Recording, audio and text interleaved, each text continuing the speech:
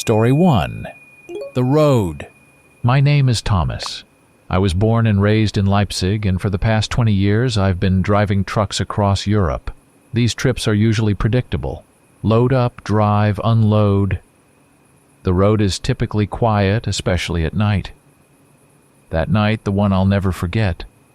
I was hauling construction materials from Poland to Germany. The weather wasn't great. Rain had been pouring since morning and the highway was as empty as usual. I'd been driving for several hours when it felt like the air around me started to thicken. The rain pounded against the windshield and wet leaves flashed in the beam of my headlights. A dark forest stretched along the side of the road, almost pitch black in the downpour. The wind rustled the branches, but it seemed like the entire forest had frozen. Only my truck kept moving, cutting through the heavy rain. The clock read about midnight when I saw something flash by up ahead, right on the edge of the road. At first, it was just a vague silhouette, barely visible through the rain and the shadow of the trees. I thought it was just a person, maybe a traveler who had lost their way.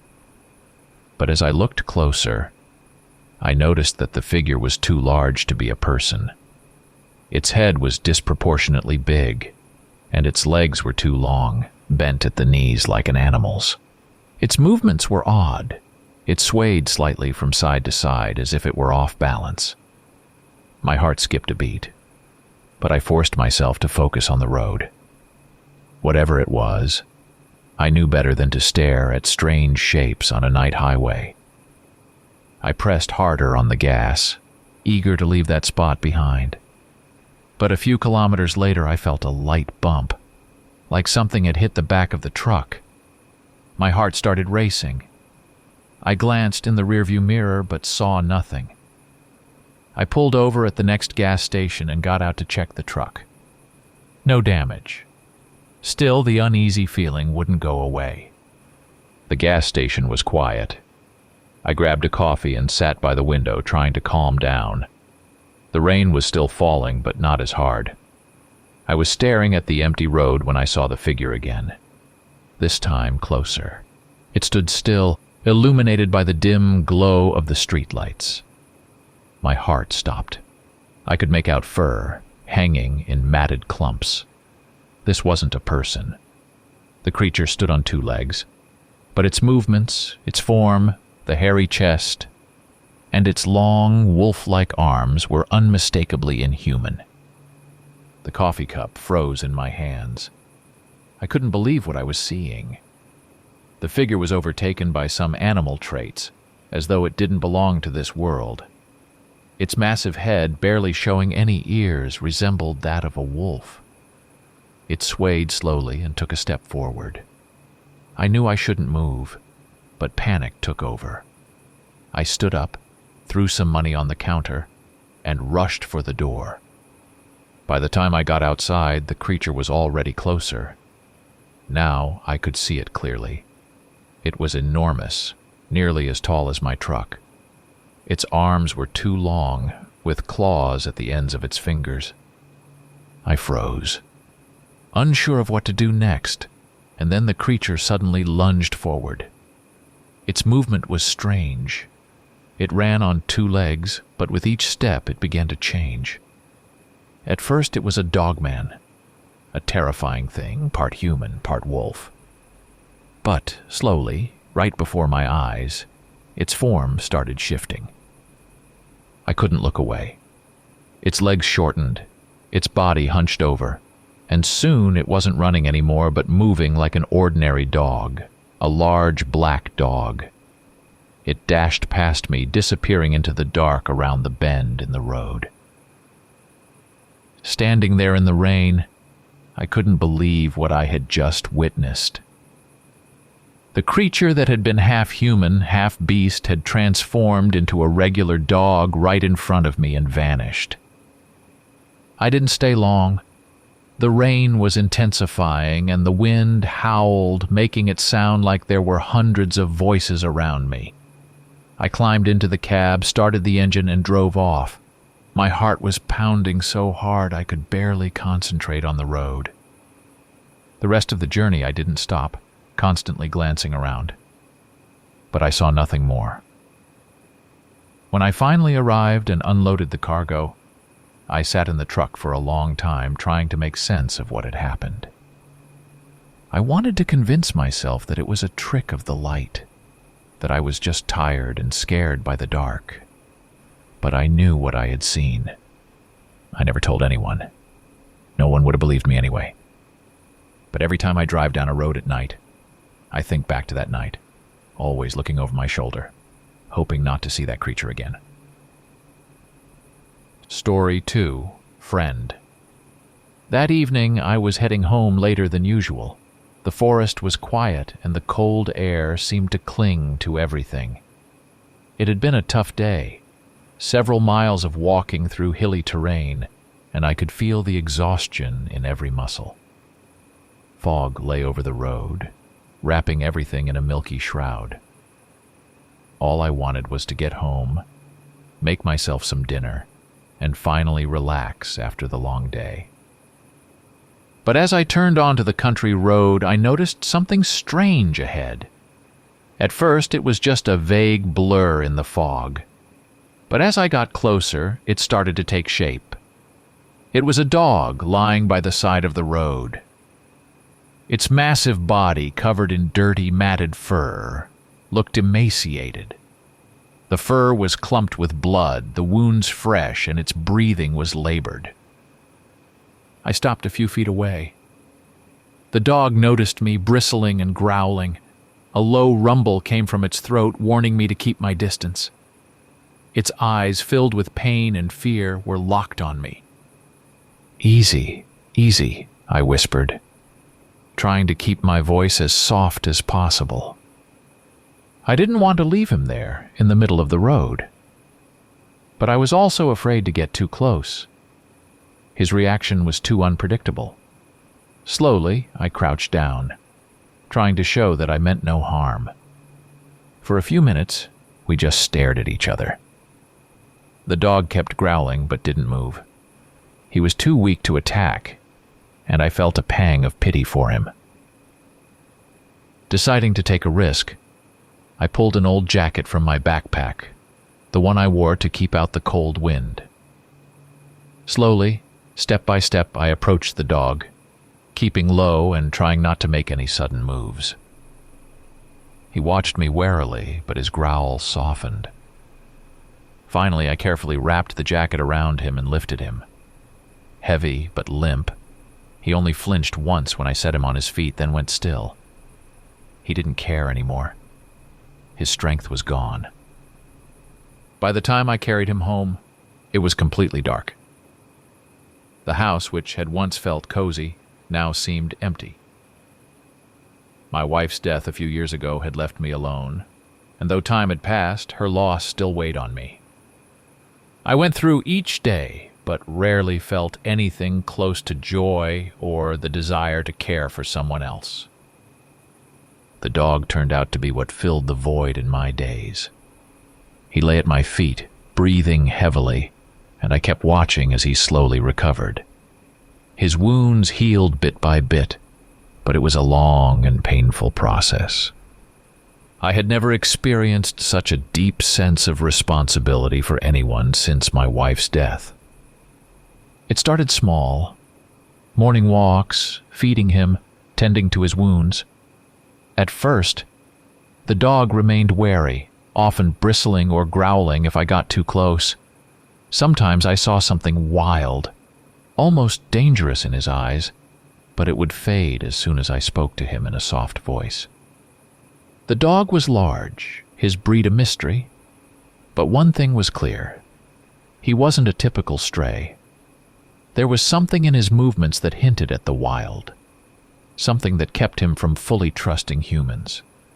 Still, he began to accept my presence. Gradually, he stopped growling at me, started following me around the house, and even looked me in the eyes as if he wanted to say something. The lonely days stretched on slowly, with time blurring into a monotonous routine. The dog became part of that routine, filling the emptiness I'd felt since my wife died in a car accident. I began to see him not just as an animal, but as a companion who shared the quiet of the house with me. A few months ago, I never could have imagined finding the strength to care for anyone again. My wife's death had left a deep wound in my soul, and I had stopped seeking comfort or company. But this dog, who appeared so unexpectedly, began to ease that pain. Every time he came closer, watching me, I felt a little lighter.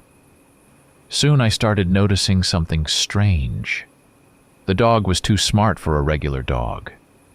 He learned quickly, understood commands I hadn't even spoken aloud. Sometimes it felt like he was reading my thoughts, anticipating my actions. It was almost unreal. I tried not to give it much thought, chalking it up to luck. Maybe I had just found a really smart dog. But each day, my doubts grew. The dog's behavior was too deliberate, as though he was studying me, analyzing my habits. Sometimes I caught his gaze and it made me uneasy. There was something human in those eyes, something too intelligent for an animal. I tried to brush off the thoughts, but those moments stuck in my memory.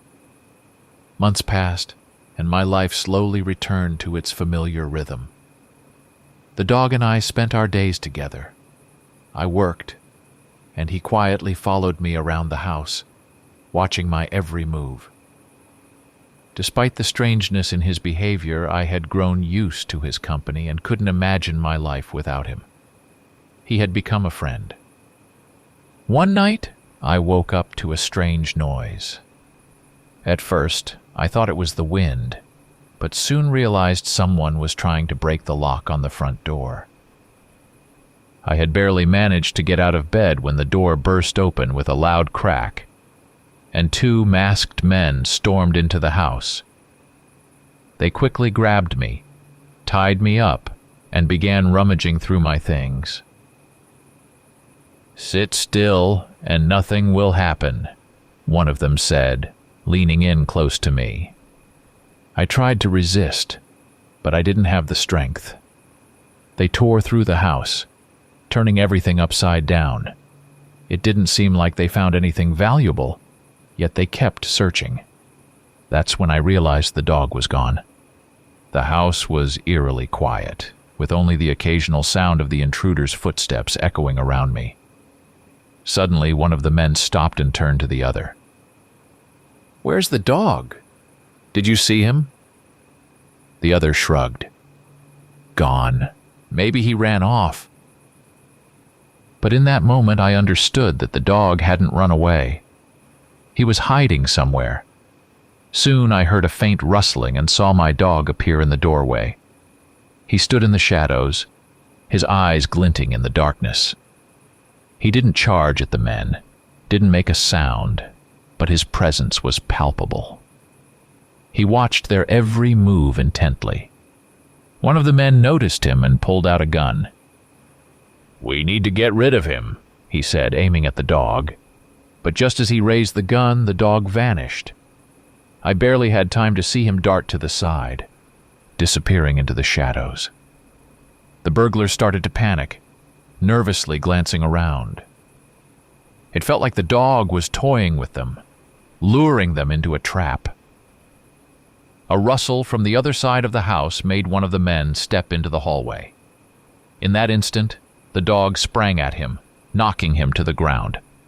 The man screamed, his weapon flying out of his hands while the dog sank his teeth into his arm with furious intensity. The other burglar rushed over to help, but it was already too late. The dog moved swiftly, almost as if he had planned every step. He didn't attack head-on. Instead, he used the dark corners and narrow hallways of the house to catch the intruders off guard. The second man didn't even have time to react when the dog leapt at him from the shadows, knocking him down as well. One of the men tried to make a break for it, but the dog didn't give him a chance. He intercepted him at the door, taking him down to the floor, and then disappeared again. A menacing silence settled over the house, broken only by the ragged breathing of the remaining burglar.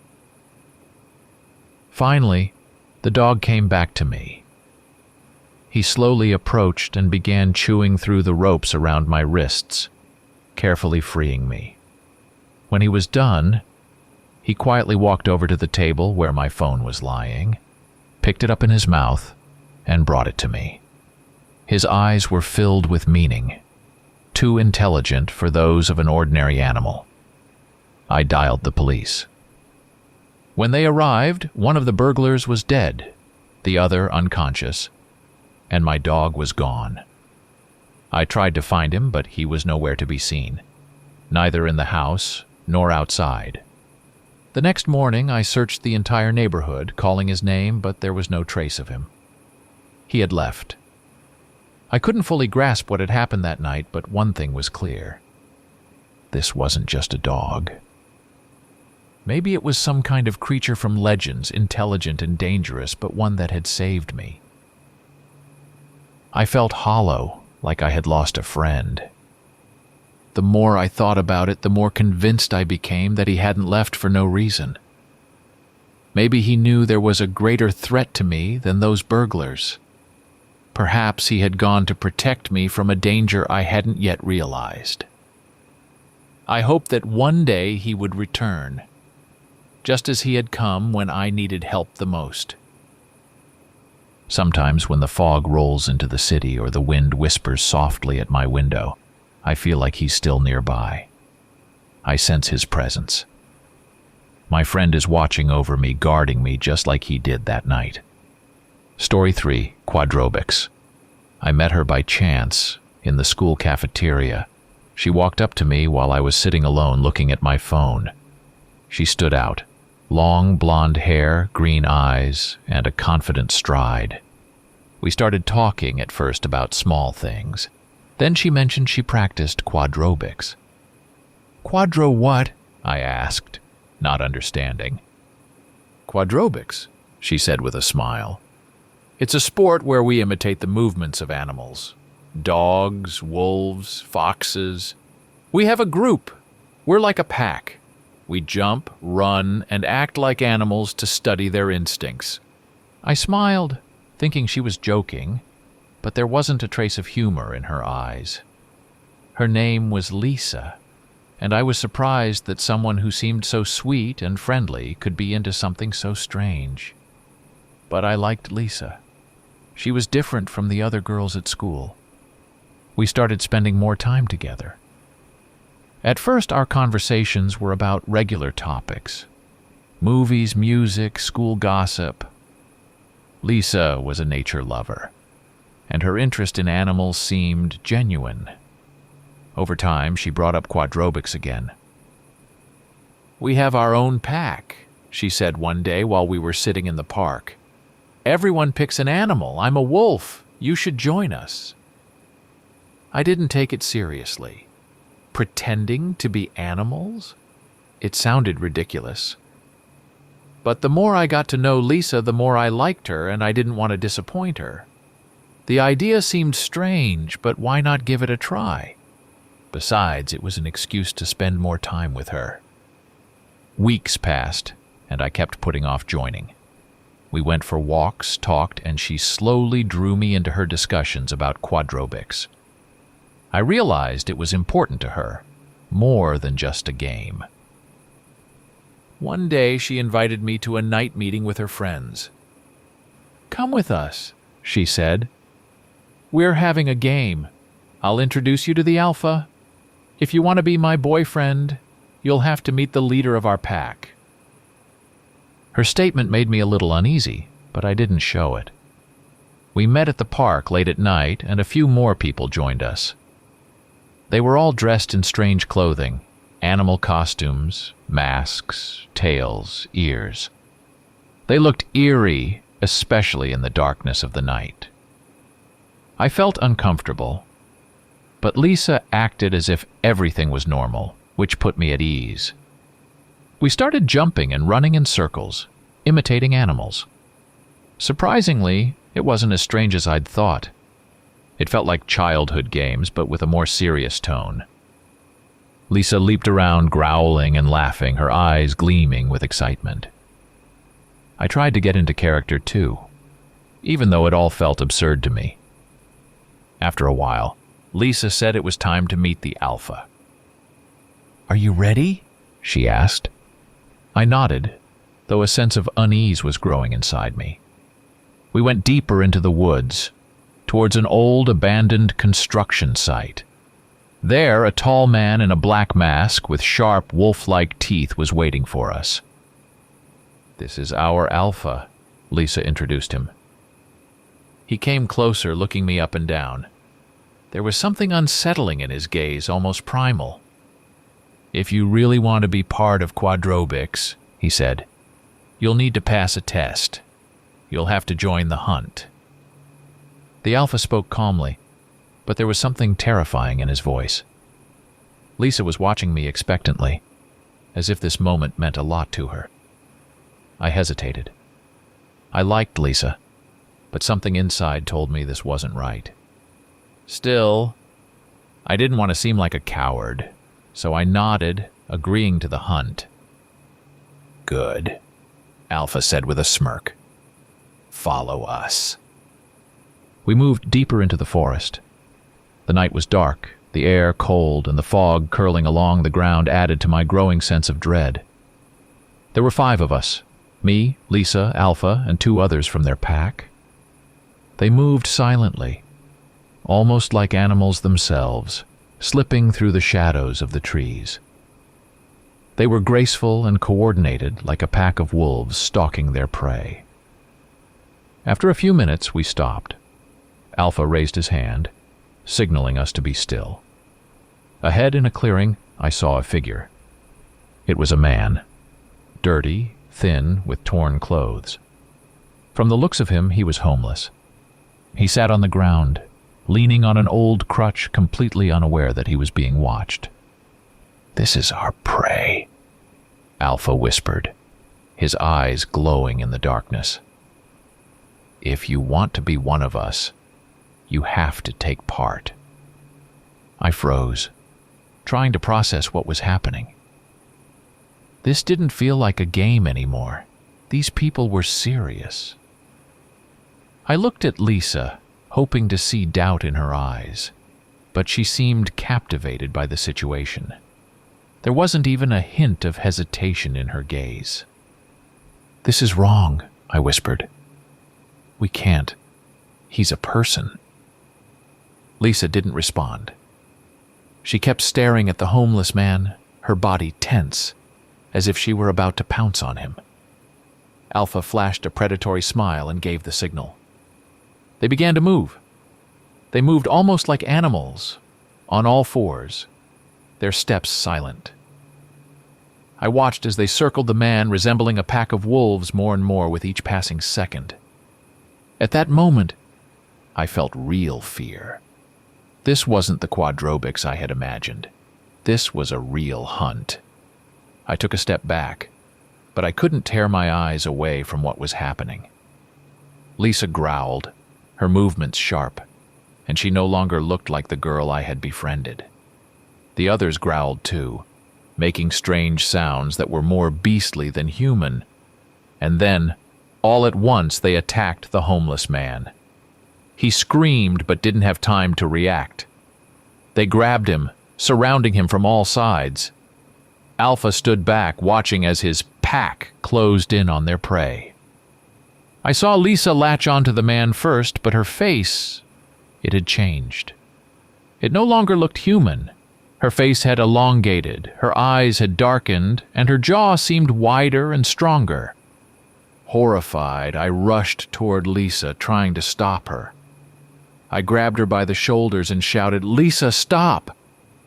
She whipped around to face me, and at that moment I saw her face. It wasn't human. Her features were distorted. Her eyes glowed yellow, and strange patches covered her skin, as if she was turning into something else. She growled at me, and for a split second I thought she was going to attack me too. I grabbed for her mask, hoping this was just part of the game, that she was only pretending. But when I ripped it off, I realized this wasn't a game. Her face had truly changed. Lisa wasn't who she seemed to be. She was no longer human. Panicking, I stumbled backward and ran. My feet caught on the roots of trees, but I didn't stop. I could hear growling behind me, but I didn't dare look back, terrified that she might chase me. It was only when I broke out of the woods that I allowed myself to stop and catch my breath. Since that night, I've avoided Lisa. I've seen her at school a few times, but she never tried to talk to me again. I didn't know what it had been, a game, something supernatural, or just madness. But one thing I knew for sure, I never wanted to see Lisa or her pack again. Story 4. Revenge. It started to drizzle as I pulled up to the house at the edge of the village. The old home stood almost in the forest, surrounded by ancient trees whose crowns loomed over the roof, as if shielding it from prying eyes. A week ago, the bodies of an elderly couple, Jan and Maria Kowalski, were found here. Their deaths had seemed strange. No signs of robbery, but clear evidence of a violent struggle. When I entered the house, everything inside looked ordinary. Cluttered, dusty furniture, old photographs on the walls. But the feeling... something had been pressing down on me from the moment I arrived. The air was heavy, thick with mildew and something else. Something indescribable. I knew something had happened in this house. Something beyond reason. In the next room, Jan's rifle lay untouched, a hunting weapon that hadn't been used in months, judging by the layer of dust. For a hunter, this was odd. The village had spoken of Jan as a devoted hunter, someone who went into the forest every day while his health allowed. But something had changed, and he stopped hunting shortly before his death. I began to dig into their past. Everything pointed to Jan Kowalski, harboring dark secrets related to his last hunt. Months ago, he had boasted to the locals about finding 2 large wolves in the forest. He had proudly claimed that he killed their pup and had shown off his trophy. No one had taken him seriously at the time. But now I started to have doubts. My intuition told me that something wasn't right. The locals mentioned that after the incident with the wolf pup, Jan had begun avoiding the forest. He seemed troubled, often staring out the windows and never letting his rifle out of reach. Yet, when death came for him, the gun was left unused. The next day, I decided to venture into the forest where, according to rumors, Kowalski had loved to hunt. The forest felt alien. With each step, branches cracked beneath my feet, and the fog thickened. My hand instinctively reached for the flashlight in my pocket. I had the unsettling feeling that something was watching me, though the world around me was still. After walking several kilometers, I stumbled upon a clearing.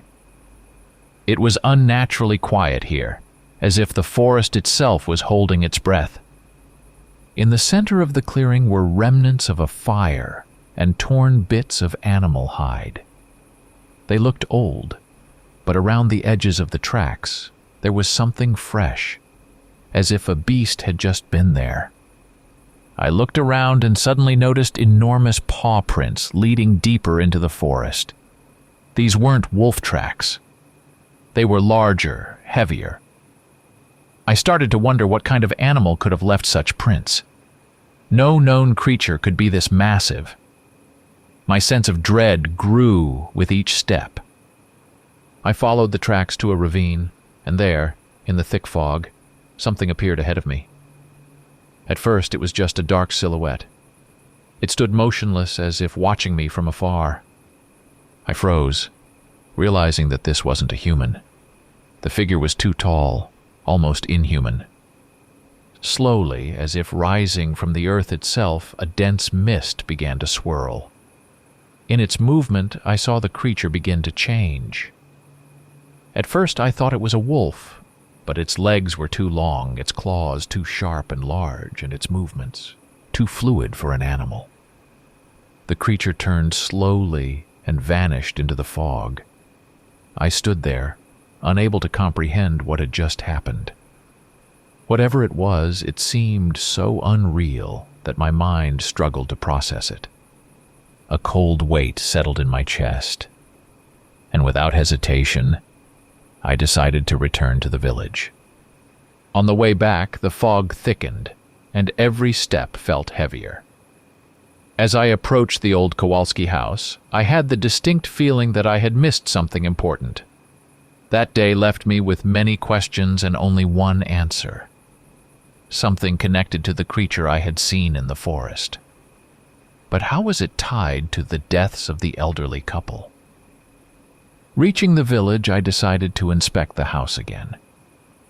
The rain had intensified, and when I opened the door, the stale air rushed out to greet me.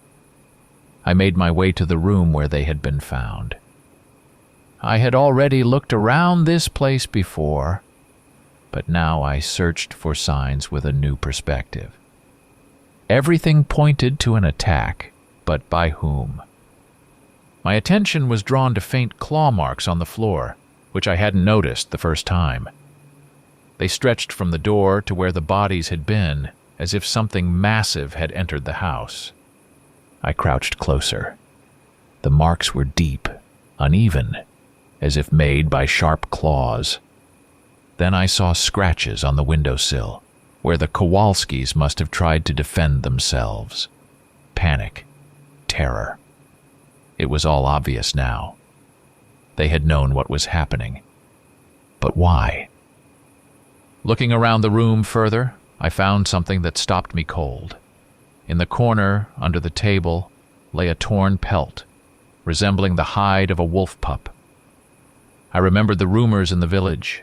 Kowalski hadn't just killed a wolf. He had killed something more. The entire village had laughed at his tales. But now, those ridiculous stories about unknown wolves seemed to be true. I started piecing together the events. John Kowalski had bragged about killing 2 large animals and their pup. And now that creature had come back for him. Revenge. It hadn't returned for prey. It had come for the one who took its offspring. Standing in that house, I realized that this revenge wasn't random. This wasn't an ordinary animal protecting its territory. This creature had come deliberately, with purpose. And its goal was clear: to destroy the one who had upset the balance. I looked at the remaining tracks and the remnants of the pelt and understood that my encounter with the creature in the forest hadn't been a coincidence. It had been the final warning. It hadn't attacked me because its mission was complete. The hunt was over. I stepped out of the house, feeling that the mystery had been solved. The deaths of the elderly couple, the slain pup, the creature, it all fit together in one terrifying puzzle. This had been revenge, pure and cold, and it had found its target. Story 5. The Missing. It happened several years ago, but I still remember that day as if it were yesterday. My nephew Yosef and I had decided to head into the forest behind the village, as we had done many times before. We often did this, especially in the summer. Lydia, my sister and Yosef's mother, had always been against these long hikes, especially without her, but the boy loved exploring the forest trails behind the house. She couldn't refuse him, and I never saw any danger in it. The morning of that day seemed like any other. The village was as it always was. People working in the fields, a few children playing by the stream, and the quiet of the mountains giving a sense of peace.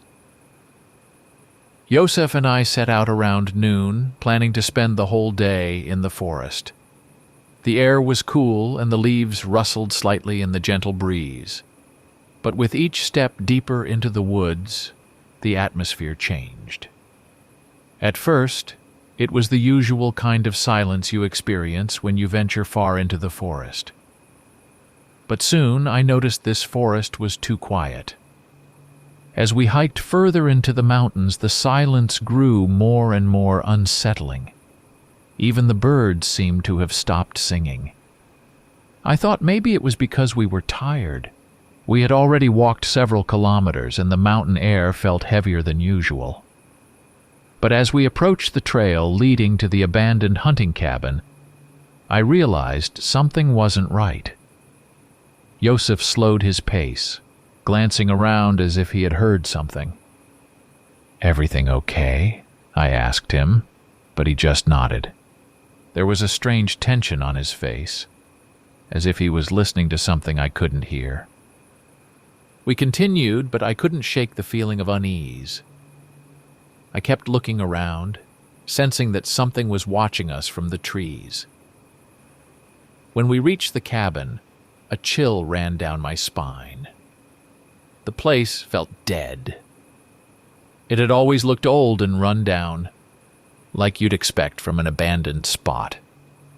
But now it seemed like everything around it had withered away. The grass was scorched, the trees were blackened, and there was a faint smell of rot in the air. Yosef stopped and stood still, listening intently. His face had turned pale, and he said nothing. That's when I heard it too. A rustling in the bushes, barely audible but disturbingly close. It wasn't the wind, it was something else. I thought maybe it was just an animal, a fox or even a deer, but the sound was too heavy for a small creature. "Yosef, stop! Don't go over there," I said quietly. But it was as if he couldn't hear me. The boy took a step forward, entirely focused on whatever was happening in the bushes. I rushed after him, but my legs felt like they were weighed down, and every movement was a struggle. We found ourselves in a small clearing surrounded by trees, and it seemed like the forest itself was closing in on us, not letting us leave. I got closer to Yosef, and then we both froze. On the far side of the clearing, in the shadows of the trees, stood something. At first I couldn't make out what it was, but when it stepped forward, it became clear that this was no ordinary animal. The creature was enormous, on all fours, with matted fur hanging in clumps, and its eyes glowed with a faint yellow light. I stood paralyzed, unable to understand what I was looking at, but every fiber of my being screamed that we were in danger. This was something I couldn't explain. Its paws were huge, and its movements were quick but unnaturally fluid for any normal beast. "Yosef, back away!" I shouted, but my voice seemed to disappear into the oppressive silence of the forest. Yosef didn't move, as though he were mesmerized by the creature. I wanted to push him out of the way, but I couldn't move either, as if my feet were glued to the ground. The creature slowly advanced. With every step it grew larger, its massive claws sinking into the earth, leaving deep impressions. Suddenly, Yosef bolted forward, not understanding what he was doing. I ran after him, but terror stopped me in my tracks. I had never felt fear like this. It wasn't just the fear of a wild animal. It was something ancient, something beyond reason. When I reached the spot where Yosef had been standing, he was gone. The creature had vanished too. Only the paw prints and tufts of fur remained on the grass. I screamed his name, running through the clearing, searching for any sign of him, but found nothing. Time lost all meaning. It felt like hours had passed, but I kept running through the forest, calling for him. But the forest remained eerily silent and cold. When I finally made it back to the village, I was soaked, filthy, and exhausted. I didn't know how to tell Lydia that her son had disappeared, but I knew one thing. Yosef was gone. That creature had taken him, dragged him deep into the forest, where I couldn't follow. I returned to the forest several times after that, searching for signs, but found nothing. Lydia eventually stopped believing he would come back. The locals said it was forest spirits or demons, that sometimes they take people who wander too far. But I knew it wasn't a spirit or a demon. It was something else, something that had been watching us from the shadows. I still feel its presence whenever I walk that path. It hasn't left, it's just waiting for the next step, ready to appear again. Story 6. She's Near. Since mid-November, cold rains and thick fog had swallowed up our town. That evening, as usual, I stayed late at work. Patients came one after the other. The cold season in full swing. When everything was done, Anna suggested we meet at our favorite restaurant to unwind after a long day. The restaurant was almost empty. Outside, rain poured down and the streets were shrouded in thick fog. Anna and I talked about mundane things, never suspecting that this evening would change everything. By the time we left the restaurant, it was already late, well past midnight. The air was damp and heavy, and it felt like the fog was wrapping around us, pulling us into its shadow.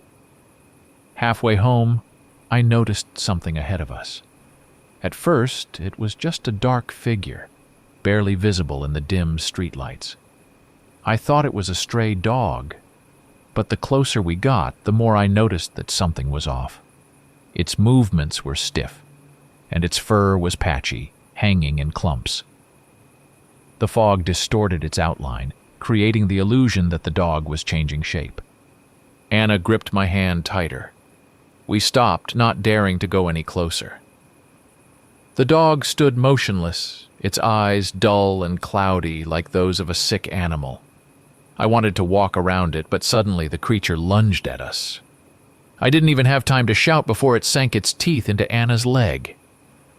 Blood immediately began soaking through her pants. I frantically tried to push the dog away, but it wouldn't let go. Its bite deep and vicious. The dog disappeared into the fog as suddenly as it had appeared, leaving us in shock. Anna could barely stand.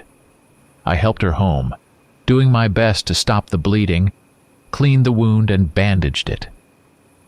But even then, something inside me wouldn't rest. This wasn't just a normal attack. The next few days were a nightmare. Anna began to change. She hardly slept, wandering the house at night, keeping me awake. I'd find her in the kitchen eating raw meat, even though she had always hated the smell of blood. Her eyes grew wild, her face tense, and sometimes it seemed like she didn't even recognize me. Weeks passed. Her condition worsened, and one night I came home after a long shift to find the house in chaos. The floors and walls were smeared with blood, and in the middle of the room lay a mutilated cat. Anna was nowhere to be found. I called the police, but the search turned up nothing. Months passed, and the hope of finding her slowly faded. Years went by. I still worked at the hospital, but my thoughts often returned to that night. Then, one day as I was walking home from work, the fog once again enveloped the streets. In the distance I saw a familiar figure. It was the same dog that had bitten Anna. It stood there, motionless, its eyes glowing faintly yellow, and something in its posture struck me as unnatural once more. I stopped, staring at the creature, and then I noticed another dog beside it. At first I didn't pay much attention to the second dog. I was focused on the first. But as the fog swirled around them, I noticed the second dog begin to change. Its outline blurred and its legs grew longer, as if the creature were stretching. The first dog began to transform too. Before my eyes, they morphed into something humanoid, but with wolf-like features. DOGMAN. I didn't move. Fear surged through me, but I was paralyzed watching as the creatures transformed. Their eyes, glowing brightly through the fog, were filled with a savage cruelty. But they didn't attack. Instead, they slowly backed away, disappearing into the fog. I stood there, frozen, until I could bring myself to move again. When I returned home, thoughts of what had happened swirled in my mind. I remembered the first dog, the one that had bitten Anna, and I realized it was the same dog I had seen that night. But the second one, when I understood that it might have been Anna, a chill ran down my spine. I knew I had lost her forever. Now I know she didn't just disappear. She became one of them. And though my heart ached with sorrow, there was also a strange sense of relief in the realization. She hadn't vanished without a trace. She had changed forever, but she was still out there, somewhere close by, in this new form. Story 7. The Government's Task. I arrived in this small town at dawn. My special assignment from the government was to investigate the disappearance of a group of archaeologists who had gone missing 3 weeks ago. The reports mentioned 8 people who had simply vanished while excavating a remote part of the forest near the Polish border. The official files were scant on information, and all I had were a few photos of their camp and statements from the locals, none of which provided an answer to the main question: what had happened? The local authorities had tried to conduct an investigation, but after a few days, their efforts had stalled. The archaeologists' camp was found intact, undisturbed, but empty. There were no signs of a struggle, no blood, just an empty site, as if the people had evaporated. That's when I was called in to solve the case. Mysteries like this had always been part of my job, but something about this story had unnerved me from the start. When I reached the village, my first goal was to talk to the locals. In small settlements like this, people always know more than they're willing to say, and my job was to extract the information they might prefer to keep hidden. Rural life is closed off and harsh, and only through careful observation and questioning could I hope to uncover the details. In the morning, I went to the village elder's house, the man who should have known more about the events than anyone. Gavril was a tall, gaunt man in his 50s, with a tense face and eyes that gleamed as if he was constantly hiding something. We sat on a bench in front of his house as I asked him questions about the camp and the missing archaeologists. "This place has always been quiet," he began, staring off into the distance. "People here live modestly. The forest is old and strange things happen there. Things that can't be explained." "What do you mean?" I asked, already sensing that he was hinting at something important. "The forest isn't ordinary. They say there's something there that was meant to stay forgotten. The archaeologists came to dig, to find bones and artifacts, but they found something more." His words were strange, but locals always love legends and mysteries. However, I wasn't quick to dismiss his claims. I had a feeling that this case involved more than just folklore. In my past investigations, stories like these often accompanied real events, merely hidden under the veil of superstition. I asked what people had been saying about the archaeologists. Gavril hesitated before continuing. "People saw them for the last time near the camp, the day before they disappeared. There was something odd about it. Some say they heard screams that night, but that's just rumors. No one dares go into the forest. It's cursed." I could see that he was nervous even though he tried to hide it. Something was off, and I needed to find out what. As I continued my questioning, I realized that the locals were holding back more than they were saying. The forest seemed to instill genuine fear in them, and they would rather not talk about what went on there. This was my first solid lead.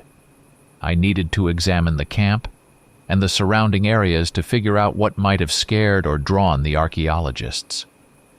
After speaking with the elder, I headed toward the archaeologists' camp.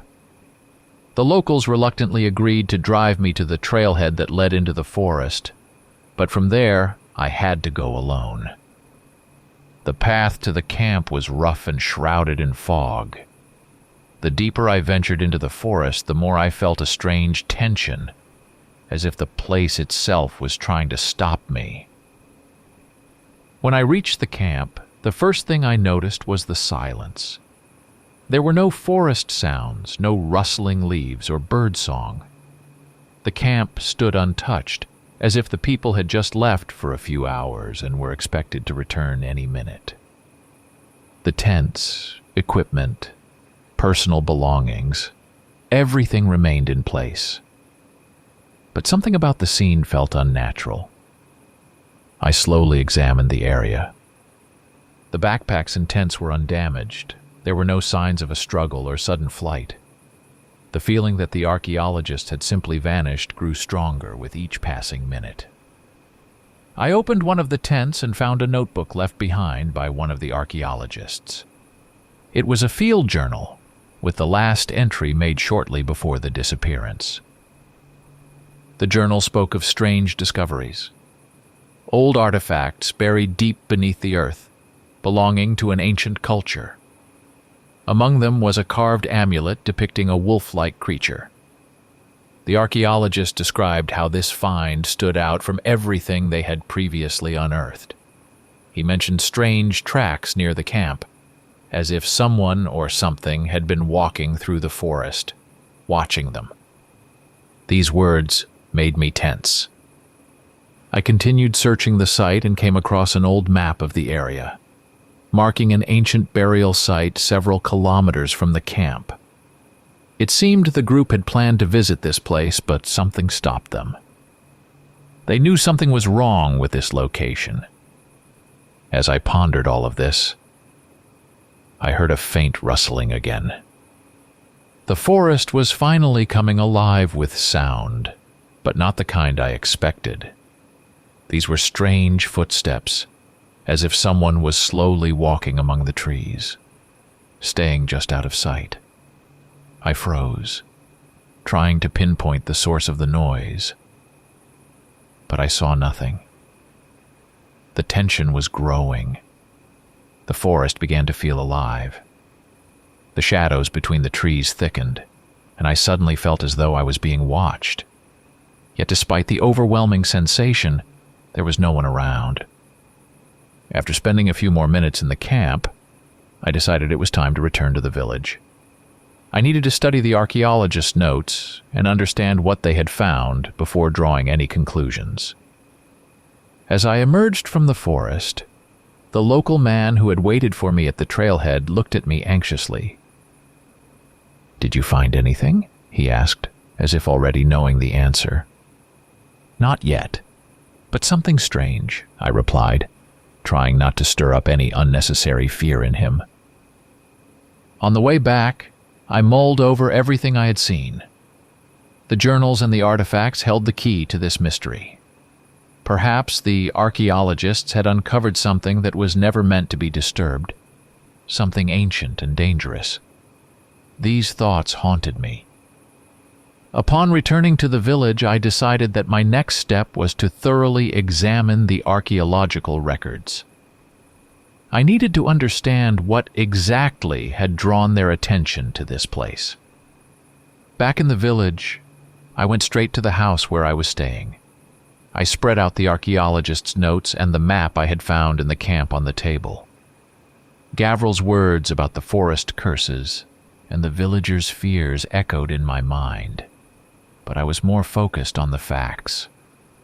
What had the archaeologists discovered that could have led to their disappearance?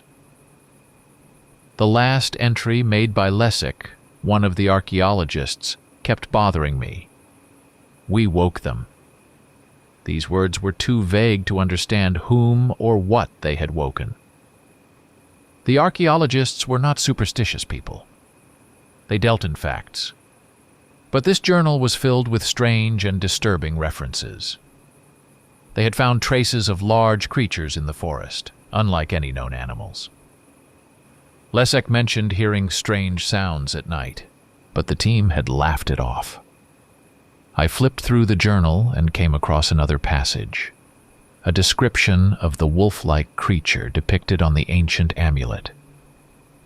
This being resembled figures from Slavic myths, legends of werewolves who guarded their lands. Could it be that the archaeologists had crossed the boundary of something ancient without realizing what they were dealing with? My thoughts were interrupted by light footsteps outside the door. I jumped but quickly calmed down. It was the village elder, bringing me more news. "I thought you should know," he said, sitting down across from me. "The night before they disappeared, the archaeologists saw something in the forest.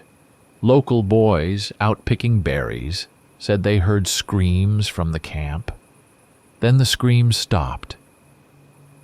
That heavy feeling returned, the sense that this story was hiding something far more sinister than just missing people." The elder stared at me intently, as if waiting for my response. "This is important. Do you know anything else?" I asked, trying to coax more information from him. He shook his head, but his gaze told me he knew more than he was letting on. I was beginning to realize that the locals were afraid of something. Perhaps they knew more about the forest legends than they were willing to admit. The next morning I decided to return to the forest, but not to the camp. I planned to visit the ancient burial site marked on the archaeologist's map, the place where something unexpected might have occurred. I wanted to delve into these ancient legends, but I knew I needed solid evidence to form a complete picture. When I reached the location, it was shrouded in fog, as if something was hiding it from view. The burial ground looked ancient, crumbling, overgrown with moss and grass. Suddenly, I thought I saw movement in the shadows of the trees. The feeling of being watched returned with renewed intensity. I stopped scanning the area but saw nothing. I moved closer and saw an old stone pillar with carved symbols, clearly belonging to ancient Slavic cultures. At the center was the image of the same wolf-like creature Leszek had written about. It looked menacing, as if it was meant to be a warning. Could the archaeologists have really awoken something that was supposed to remain forgotten? As I made my way back to the village, one thing became clear. These disappearances were no accident. The archaeologists had disturbed the peace of an ancient site, and something in the forest had come for them. I couldn't explain it rationally, but the reality of what I had witnessed was becoming increasingly undeniable.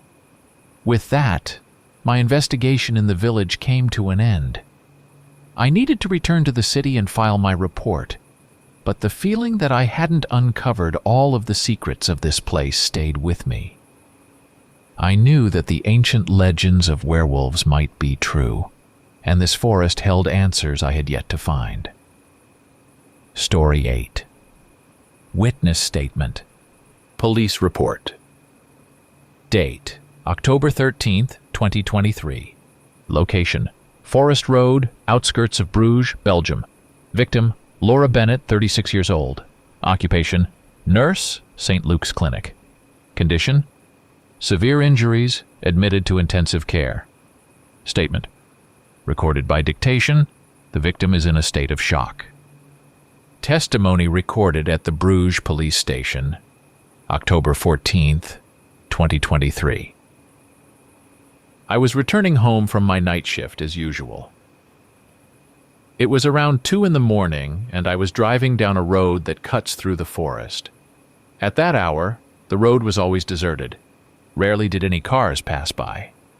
I often drove this way, and nothing unusual had ever happened until that night. As I approached a turn, my car suddenly jerked, and I realized I had a flat tire. I couldn't keep driving, so I had to pull over. I got out of the car with my flashlight to check the tire. It was completely flat. Annoyance and anxiety washed over me. The darkness around was so thick that the beam from my flashlight seemed like a thin thread barely cutting through the night air. I tried to get the spare tire out of the trunk, but everything seemed to be swallowed up by this fog. And then I heard the first rustling sound. It was barely noticeable, like something moving in the thick bushes by the roadside. I froze and listened, but there was silence. I decided it was just the wind and went back to dealing with the tire. But a minute later I heard it again, this time closer. I raised the flashlight and pointed it at the bushes. In the beam of light I saw shapes. At first I thought they were just regular dogs, but as they stepped out of the bushes, I realized they were something else. These creatures moved strangely. They were on all fours, but their bodies were longer, and their movements were too smooth and fast for ordinary animals. I froze in place as one of them came closer. It had a massive head with dull, glowing eyes. It stared at me, unmoving. Then, at some point, it stood up on its hind legs. It was a terrifying sight. This thing, which looked like a dog, standing like a human, staring at me without moving. I didn't know what to do, but slowly back away toward the car. I turned and ran for the door, but I didn't make it in time. These creatures had already surrounded me. They moved like wolves, silent, cautious, but with incredible speed. One of them jumped on me, knocking me to the ground. I felt its sharp claws dig into my shoulder. My heart was pounding so hard I could barely breathe. I tried to fight back, but they were too strong. They kept grabbing at my legs and arms, growling and baring their teeth. I had never seen anything like it. They shifted between moving on all fours and standing on their hind legs, like they were both human and animal at the same time. Fear paralyzed me, and I knew my chances of surviving were slim. I was sure I wouldn't make it out. Their movements were too fast and coordinated. They reminded me of wolves circling their prey before the final strike. One of them stood on its hind legs again, like a person, and looked me straight in the eyes. It was unnatural. Its eyes gleamed in the dark, and at that moment I realized these weren't just animals. I screamed. Desperately, loudly, hoping someone would hear, but no one answered. I was alone, on that dark forest road, surrounded by creatures that seemed more like something from a nightmare than real animals. They began to close in, tightening the circle around me. My body was on fire with pain. The claws that had ripped into my shoulder and legs had left deep, jagged wounds. I could feel the blood running down my body, but the fear and adrenaline kept me from passing out. And then something unexpected happened. One of them, the biggest one, who seemed to be the leader, stopped and turned its head as if it was listening to something. It growled softly, but the rest of the pack froze along with it. In that moment, I knew it was my only chance. I gathered all my strength, got to my feet, and limped toward the car. My head was throbbing from the pain and terror, but I moved as fast as I could. I jumped into the car, locked the doors, and with trembling hands started the engine. Through the window, I could still see them. The pack stood in the darkness, watching me. Their silhouettes faded into the fog, but I knew they were there, and they could easily catch up to me if they wanted to. The tires screeched as I backed up and sped away. In the rearview mirror, I saw them one last time. Some of the creatures were still standing on their hind legs, watching me as I drove off. I didn't understand why they hadn't chased me. Maybe something had stopped them. Or maybe they were just toying with me like a cat plays with a mouse, letting it go at the last moment. When I finally reached a nearby gas station, I jumped out of the car, shaking as I grabbed my phone. I called the police, but I couldn't even explain what had happened. Too much of it seemed unreal. Conclusion: Laura Bennett's testimony is the only account we have at this time. Police have sent an investigative team to the scene, but no traces were found except for the car with a punctured tire and blood on the asphalt. No animal or human tracks were discovered. Laura Bennett remains in critical condition, and her mental state requires monitoring. The investigation is ongoing. Story 9. The House. When we bought the house in the south of France, it felt like a dream come true. An old mansion surrounded by forests and hills, far from the noise of the city. No one had lived there for decades, and the house needed repairs. But that didn't bother us. My wife, Sarah, and I were certain this was the perfect place for a new chapter in our lives. At first, everything went well. We settled in, worked on the renovations, and enjoyed the nature around us. The neighbors were a bit reserved but friendly. They told us that the house had been empty for a long time, and no one wanted to live there because of old rumors. We didn't pay much attention to that, thinking it was just local folklore. But after a few weeks, strange things started happening. It began with small things. Objects disappearing from where we left them, the sound of footsteps at night, which we attributed to the old wooden floors. But one night, I woke up to a dull, thumping sound, like someone was walking down the hallway. I got up, grabbed a flashlight, and headed toward the noise, but there was no one there.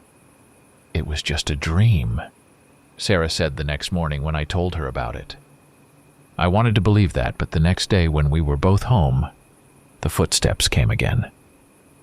Sarah looked at me with concern, now realizing that these weren't just random noises. We searched the house but found nothing unusual. Each day, things got worse. At night we heard whispers, doors closed by themselves, and once I even saw a shadow running through the garden. It felt as if the house was starting to wake up, like something ancient and forgotten was stirring inside. One morning, Sarah found an old door to the basement that we hadn't noticed before. It was locked with a rusty padlock. We assumed it was just another old storage room. I grabbed some tools to break the lock. When the lock finally gave way and the door swung open, a strange feeling enveloped us. An unnatural cold that seemed to defy the warm summer day.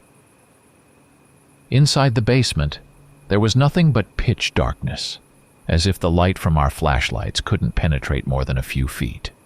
I couldn't explain why. But something inside me screamed that we shouldn't go down there. We stood at the entrance, hesitating. The cold coming from the darkness chilled us to the bone, even though it was a hot day outside. It was as if the space below was resisting our presence. Sarah gripped my hand, her eyes filled with the same unease I felt deep inside. "Maybe we shouldn't," she whispered, stepping back. But something about that basement drew me in. Like the answer to all the strange events we had experienced over the past weeks was hidden inside. I took the flashlight, took a deep breath, and stepped in. Sarah followed, still holding my hand. As we descended the narrow staircase, the air became thick and stale, like in places long abandoned. On the walls, strange symbols were carved, ancient markings I had never seen before. Sarah shone her light on them, and her face went pale. "These look like old Celtic symbols," she said. "But I've never seen them in this form." The room below turned out to be much larger than we expected. This wasn't just a typical basement for storing things. In the center stood a stone table covered with ancient, dusty artifacts. Metal masks, strange carved figures resembling wolves and humanoid creatures. Circles and lines had been etched into the floor around the table, as if someone had once conducted an ancient ritual here. "What is this place?" Sarah whispered. But before I could answer, a strange sound enveloped us. It wasn't the footsteps or whispers we had heard earlier. This was something else. Like the earth itself around us was beginning to tremble. The light from our flashlights flickered, and I felt panic slowly rising in my chest. "We need to get out of here," I said, feeling that staying any longer would be dangerous. We rushed toward the exit, but as soon as Sarah stepped onto the stairs, the door above slammed shut with a thunderous crash, as if it had been forcibly closed. We both froze, unsure of what to do. The darkness in the basement thickened, and it felt like the shadows around us started to move. Suddenly, I saw one of the figures on the wall begin to shiver and slowly stretch into the air.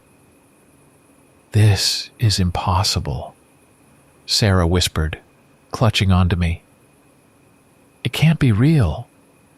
I dashed toward the door, desperately trying to open it. The lock was sturdy but not bolted. It just wouldn't budge. I pounded on it with my fists, yelling, trying to break it off its hinges, but nothing worked. The noise in the basement grew louder, and now I could see more shadows moving around us, their movements becoming more distinct and threatening. In desperation, I grabbed an iron bar lying against the wall and began hitting the door. Then suddenly it opened, with a screech, as if it had been held shut by some force that didn't want to let us go. We burst outside, gasping for air, as if we had just emerged from underwater. The basement fell silent again, as though nothing had ever happened. We slammed the door shut and blocked it with whatever we could find in the house. Sarah said nothing, her face pale and terrified. I was in shock too. This wasn't just an old house with eerie sounds. There was something more. Something ancient and malevolent that had awakened with our arrival. After we closed the basement door, a heavy silence hung over the house. Sarah and I sat in the kitchen, trying to process what had just happened. Fear lingered in the air, refusing to let go.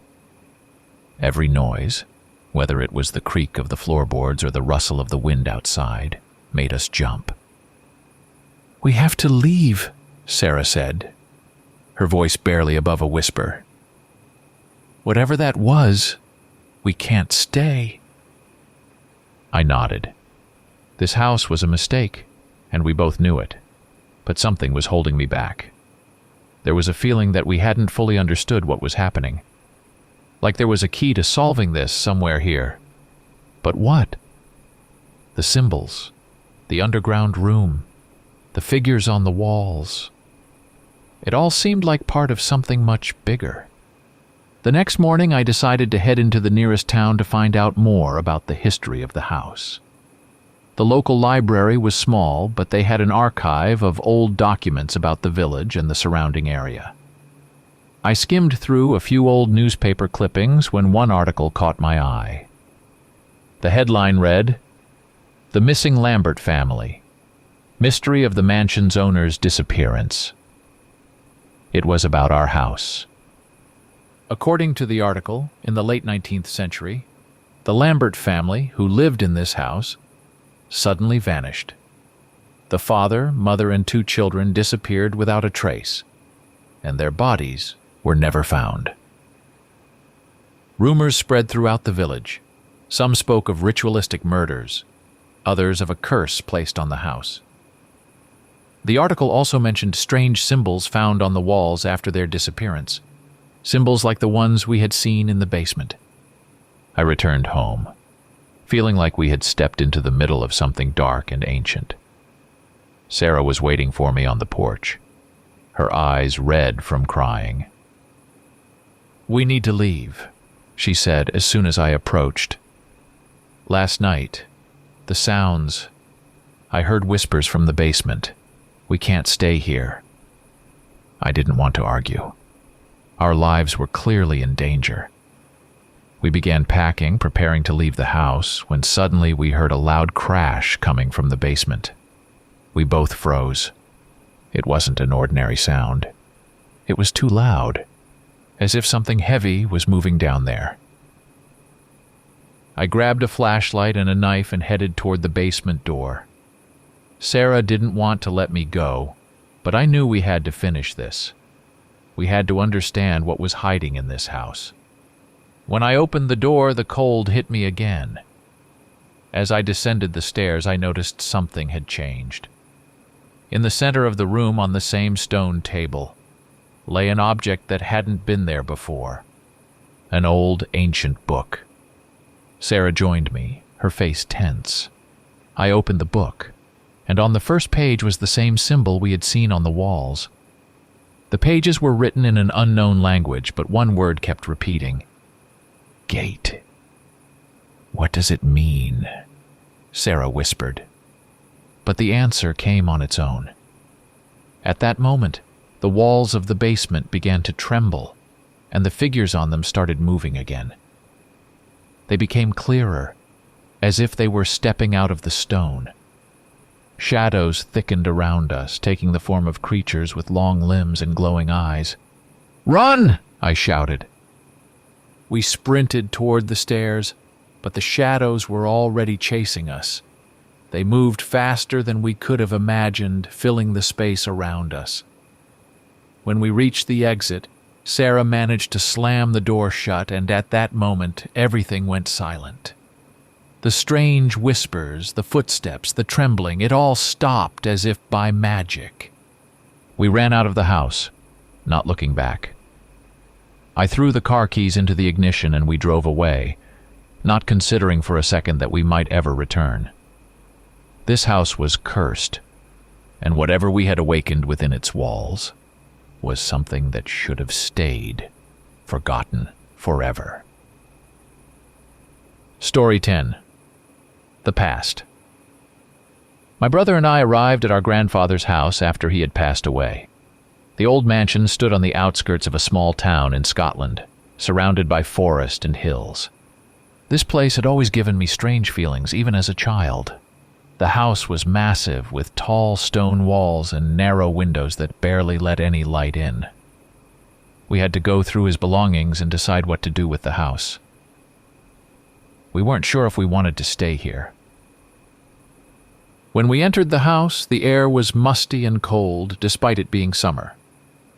Dust covered the furniture, and the floorboards creaked beneath our feet. My brother was the first to speak. "Dark place, isn't it? Strange that Grandpa stayed here all alone." I nodded. The house had always felt alien to me, especially when I was younger. We rarely visited, but every time we spent the night here, it was filled with odd sounds, like someone whispering behind the walls or tree branches scratching the glass, even when it was calm outside. We began sorting through his things, mostly old books, dusty documents, and souvenirs he had collected on his travels. But one room, which we hadn't entered for years, was locked. I remembered how Grandpa had forbidden my brother and me from going in there when we were kids. Now, with him gone, I felt like we needed to know what had been hidden behind that door. We found an old key in one of the boxes in the attic. It was large, like something from the last century. As I inserted it into the keyhole, I felt a strange unease. The door slowly creaked open, revealing our grandfather's study. The room was cold and empty.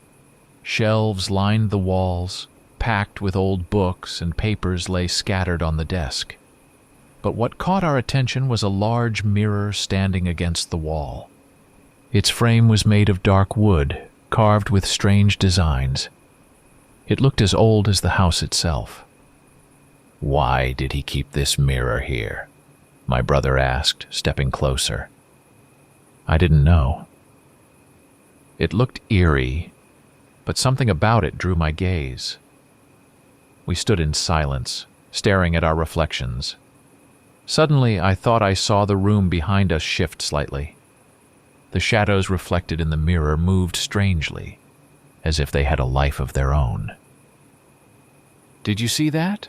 I asked, but my brother just shrugged. I stepped away from the mirror. Something wasn't right. My brother and I decided it was time for a break and left the room, leaving the door open. That night I locked it, but something inside me whispered that there was more to this room than we could understand. The next morning my brother and I felt exhausted, as if we hadn't slept at all.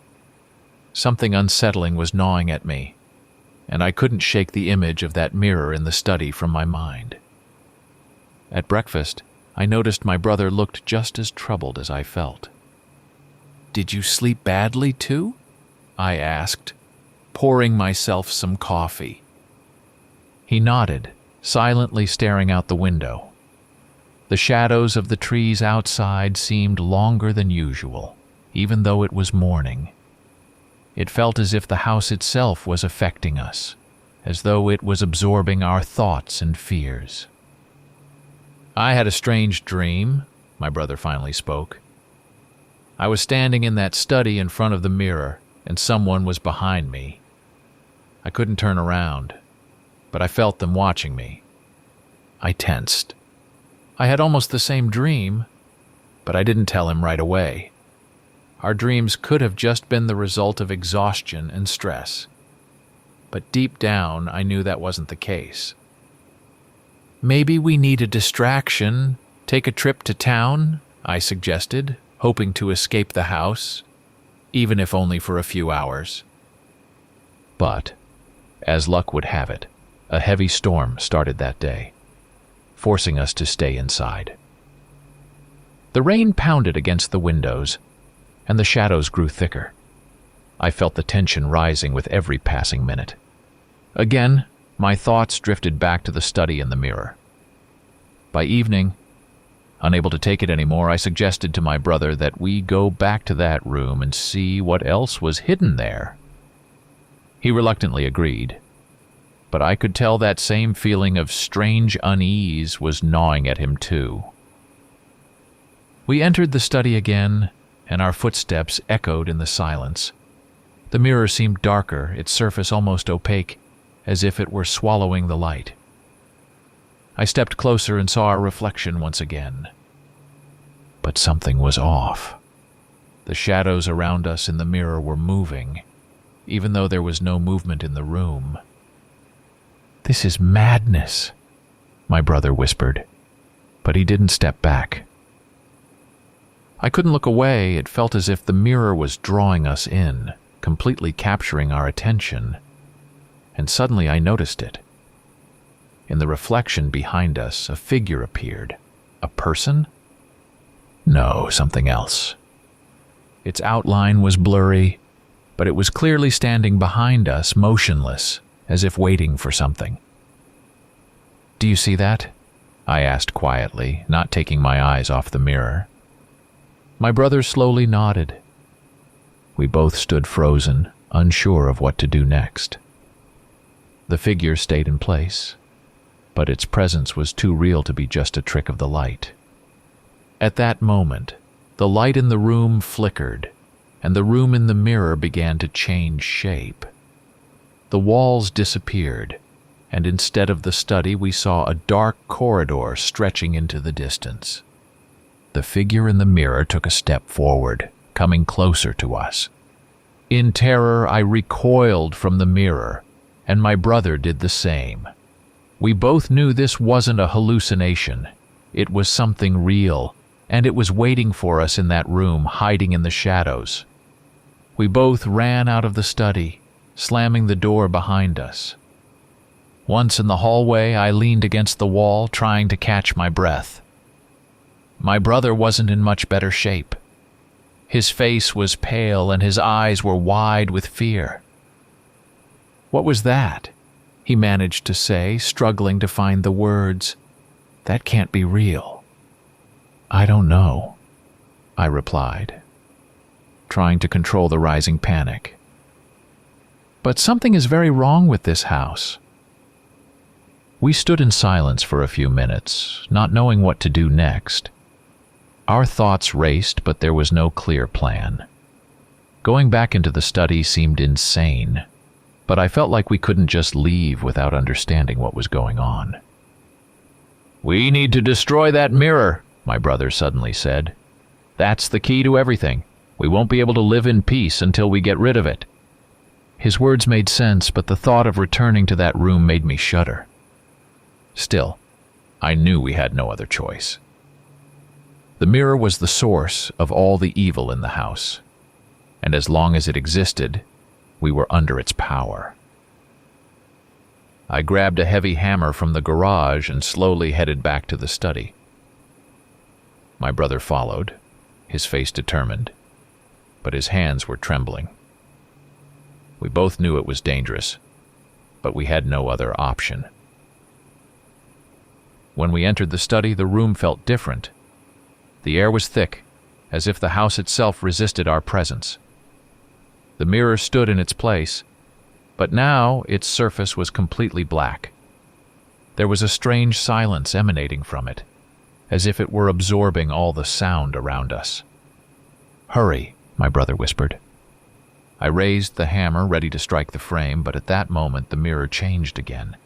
Its surface rippled like water, and figures began to emerge from its depths.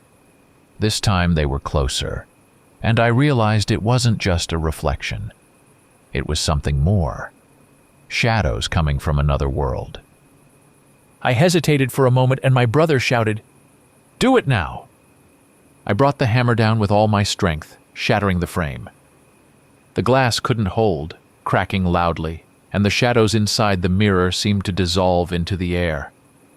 A wind rose in the room that couldn't have been real. It felt as if everything around us was falling apart. But the moment the shards of the mirror scattered across the floor, everything went still. The silence that followed was deafening and ominous. We stood, staring at the broken mirror, not quite believing it was over. "Is that it?" my brother asked, breathing heavily. I wasn't sure.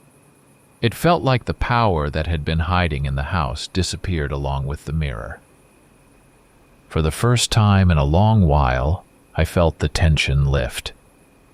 We left the study, closing the door tightly behind us.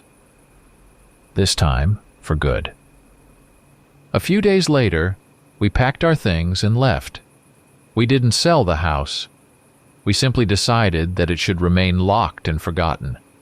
We both knew it was no longer meant for the living. Maybe the mirror was truly destroyed. Maybe we freed the house from its dark secret. But sometimes when I go to sleep, I hear faint footsteps or see shadows at the corner of my eye. And in those moments, I can't shake the feeling that whatever we awoke in that house is still watching us.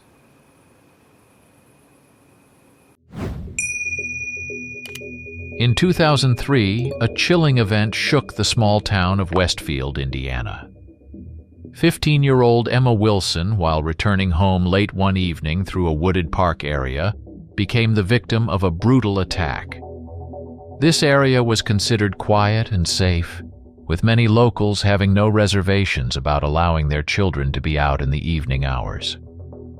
Emma often used this path as a shortcut to get home, and on that evening, nothing seemed amiss. When Emma didn't return home at her usual time, her parents immediately grew worried. Her father, Thomas Wilson, began searching for her right away. He contacted her friends and neighbors, but no one knew where she might be.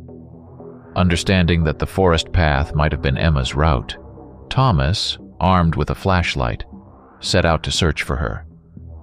He knew that the forest could be a dangerous place after dark.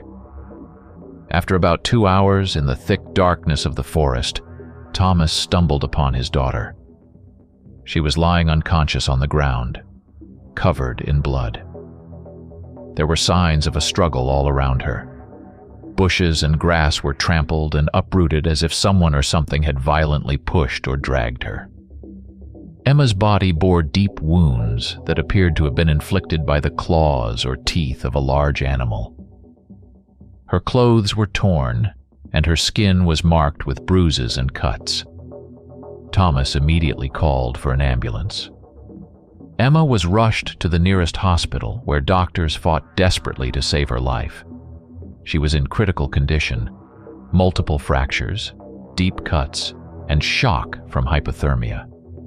Despite the severity of her injuries, Emma survived. However, she was never able to remember what had happened that night as she passed through the forest. The police launched an investigation right away. They considered the possibility of an attack by wild animals, such as coyotes or bears, but none of these theories held up. No animal tracks were found at the scene, which was strange given the violence of the attack. There were also no traces indicating human presence, which ruled out the possibility of a crime committed by a person. Despite the police's efforts, the culprit was never found. This case was the first in a series of mysterious attacks that began occurring in the area. Locals, who previously felt safe, became more cautious. Parents started keeping a closer watch on their children, and the wooded park area, once a popular spot for walks, became a dark and ominous place that few dared to enter. Emma Wilson survived, but the injuries she sustained changed her life forever. She never returned to the forest and avoided places where she might feel threatened. In 2004, in the suburb of Greendale, Ohio, an incident occurred that not only shocked the local residents but also attracted national news coverage. Matthew Johnson, a 3-year-old boy, was playing in his yard under the supervision of his mother when he was suddenly attacked by something strange and terrifying. It was an ordinary summer day. Matthew was riding his small bicycle down the driveway, enjoying the clear weather. His mother, Jenny Johnson, was working in the garden, occasionally glancing at her son. The yard was surrounded by a high fence, and the family always considered it a safe place for play. But the tranquility of that day was shattered in an instant. Jenny heard a strange noise, as if something or someone was breaking branches, followed by a loud and piercing scream from her son. In a panic, she rushed to Matthew, and what she saw made her freeze in horror. The boy was lying on the ground, his bicycle overturned, and his body bore deep wounds as if inflicted by enormous claws. Matthew screamed in pain and fear, and Jenny, without wasting any time, grabbed him in her arms and ran into the house. She immediately called for an ambulance. The doctors arrived within minutes, but the boy's condition was critical. He was rushed to the hospital, where surgeons fought to save his life. Meanwhile, the police began an investigation. Experts were called to the scene to thoroughly examine the yard, but what they found only raised more questions. Huge footprints were visible on the ground, resembling those of a large animal, but no known local predators could have left such tracks or inflicted such injuries. That same evening, another event intensified the panic among Greendale residents. In a neighboring yard, 4 dogs were found dead. Their bodies were mutilated beyond recognition, and the wounds resembled those inflicted on Matthew. Everything indicated that whatever had attacked wasn't an ordinary animal, but something more horrifying and unknown. Despite the police and experts' efforts, no one could explain what had happened that day. The theory of a wild dog pack attack was quickly dismissed due to the lack of evidence of these animals, and other hypotheses seemed too far-fetched to be taken seriously. Matthew Johnson survived, but his life was forever changed. He spent several months in the hospital, undergoing multiple surgeries. While his physical condition gradually improved, the psychological trauma stayed with him for life. His mother, Jenny, sold the house and left Greendale, unable to bear living in a place where such a terrible tragedy had occurred.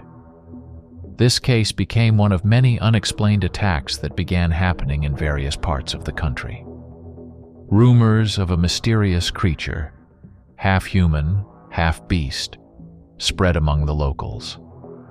No one could give a definitive explanation for these events.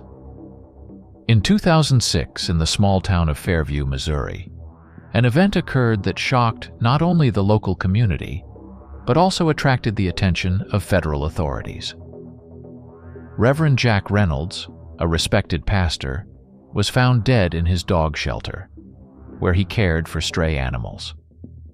Reynolds was known for his kindness and dedication to helping those in need. The dog shelter he founded on the church grounds had become a home for dozens of animals until they could find new owners. Locals often saw him walking with his charges through the streets of Fairview and respected him for his selflessness and care. On that fateful day, the Reverend didn't show up for the morning service, which was completely out of character for him. The parishioners grew concerned and decided to check his house, which was located right on the church grounds. When they entered the shelter, what they saw would stay with them forever. John Reynolds's body lay on the ground, surrounded by his own dogs. His body bore deep wounds resembling bites or scratches, but far larger and more brutal than those an ordinary predator could inflict. The kennel was drenched in blood, and even the most aggressive of his dogs appeared frightened and nervous, which was unusual for animals accustomed to the peace and care Reynolds provided. The police immediately cordoned off the scene and began an investigation. However, as in previous cases of unexplained attacks, they couldn't find any explanation for what had happened. The initial assumption that the pastor had been attacked by his own dogs was quickly dismissed. The dogs had been found tied up, and no one could believe that the animals Reynolds had so lovingly cared for could have turned on him. The tracks found at the scene only added to the confusion. They resembled large paw prints, but the shape and size didn't match any known animal.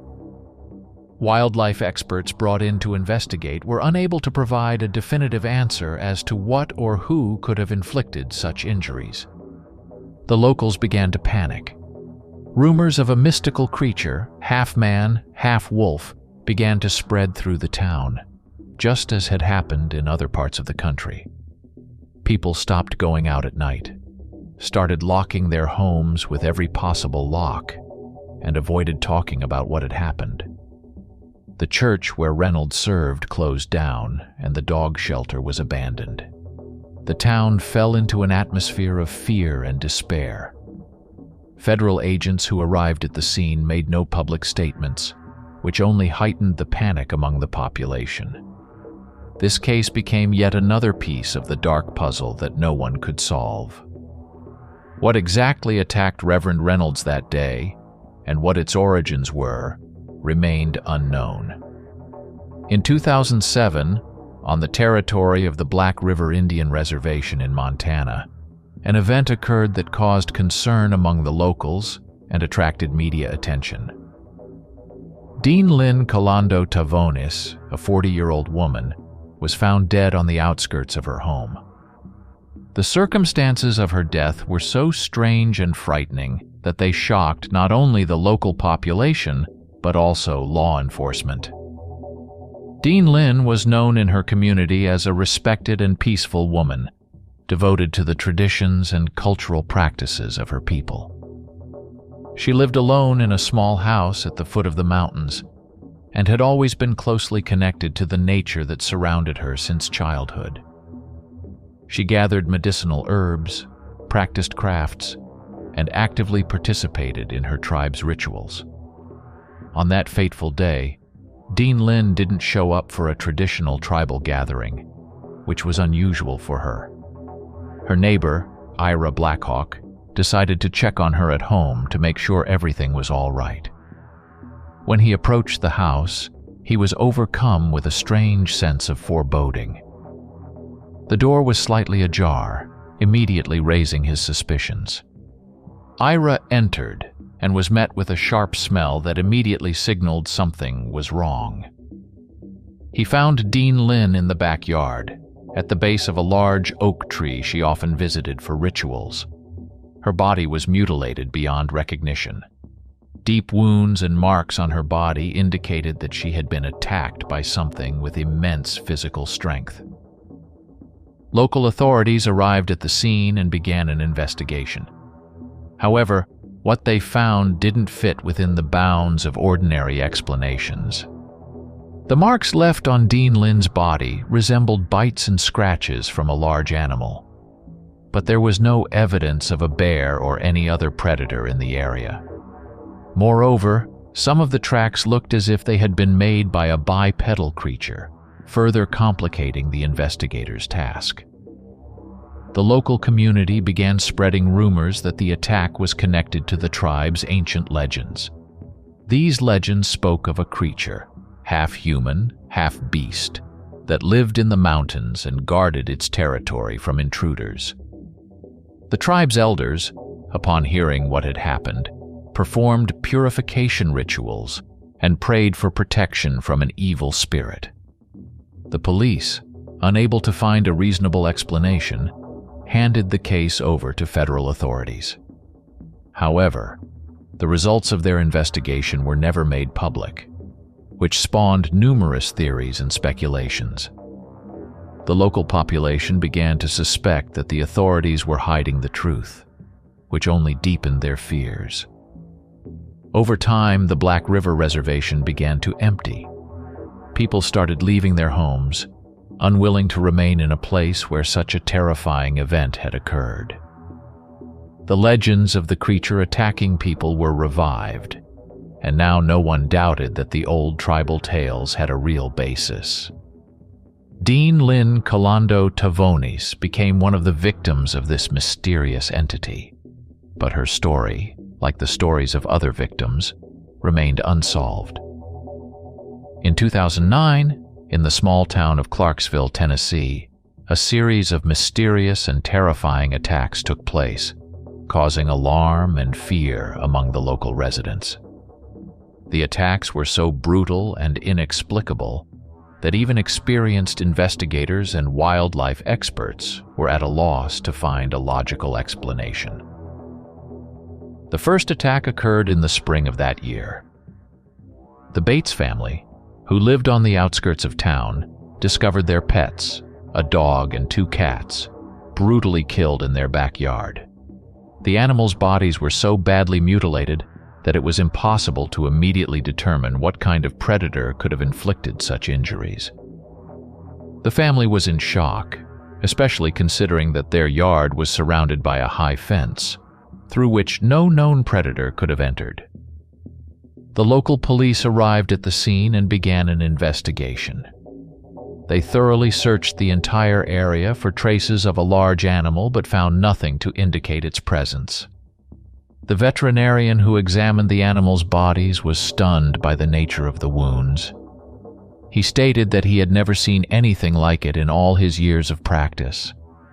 A few weeks after this incident, another attack occurred, this time on the other side of town. John Harris, a farmer, found his sheep brutally killed in their pen.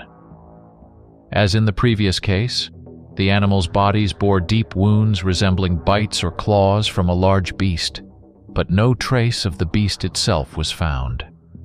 The pen was securely closed, and there were no signs that the gates had been forced open.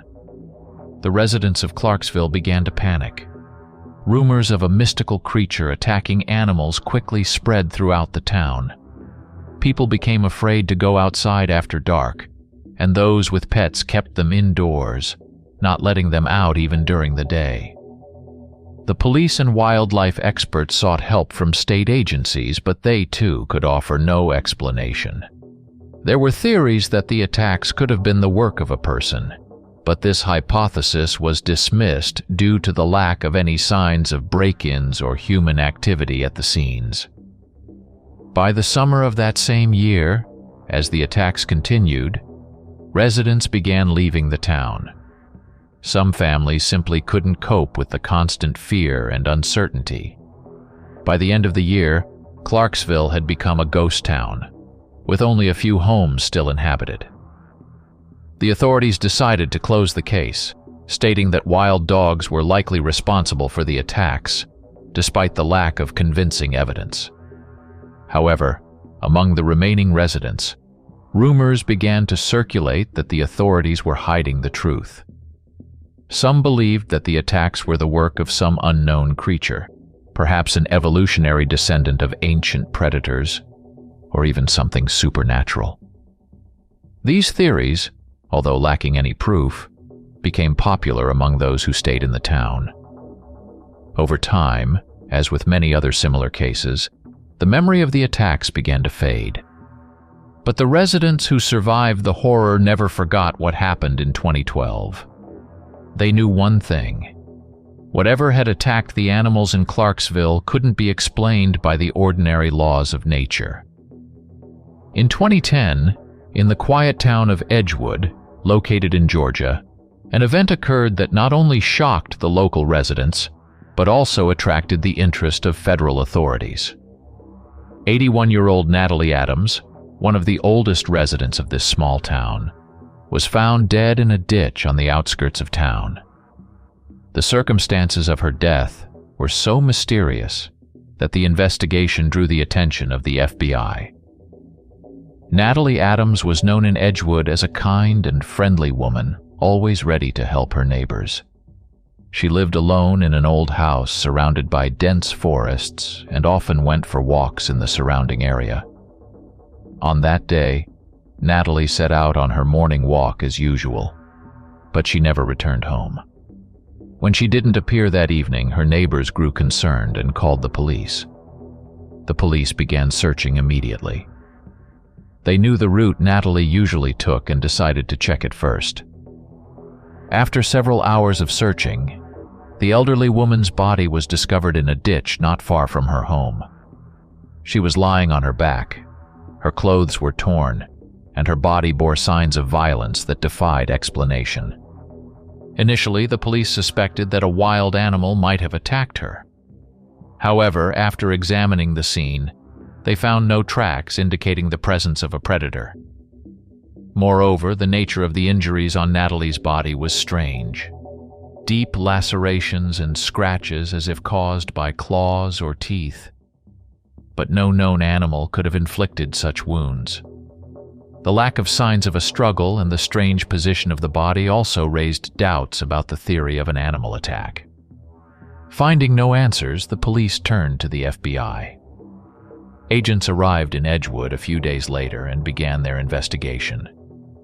They thoroughly examined the scene, interviewed Natalie's neighbors and relatives, but no one could provide any useful information.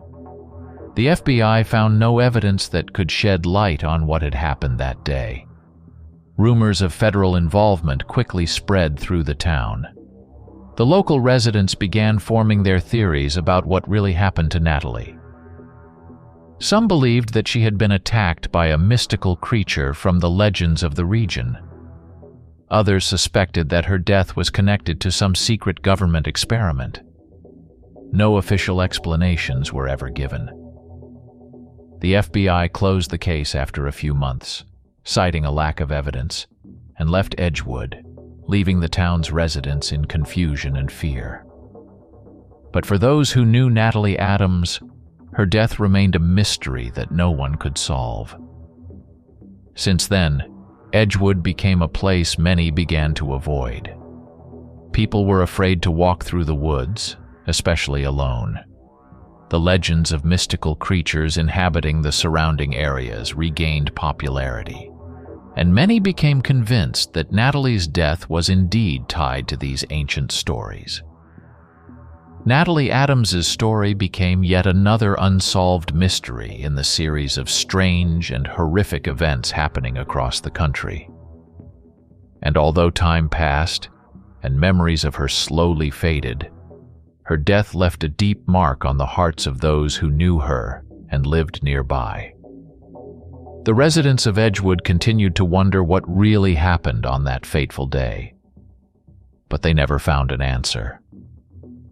In 2011, a tragic incident occurred in the small town of Pinewood, Texas, that forever changed the lives of its residents.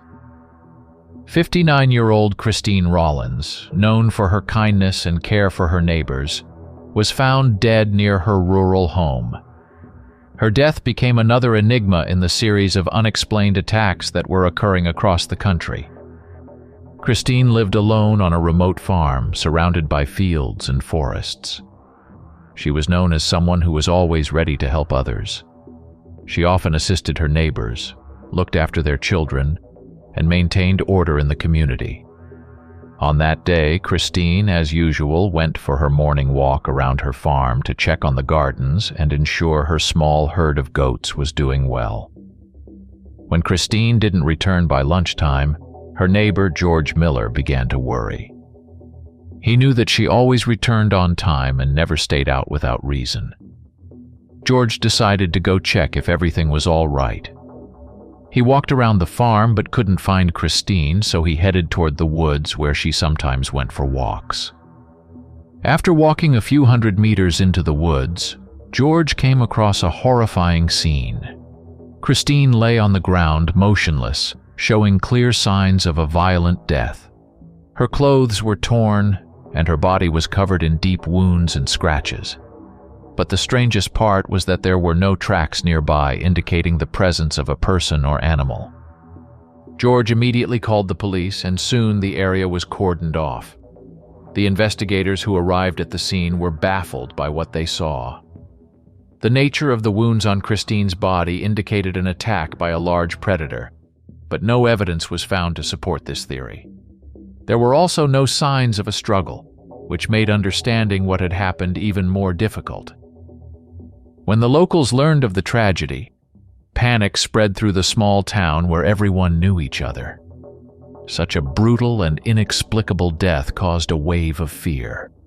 People started locking themselves in their homes, avoiding evening walks, and limiting their time outdoors.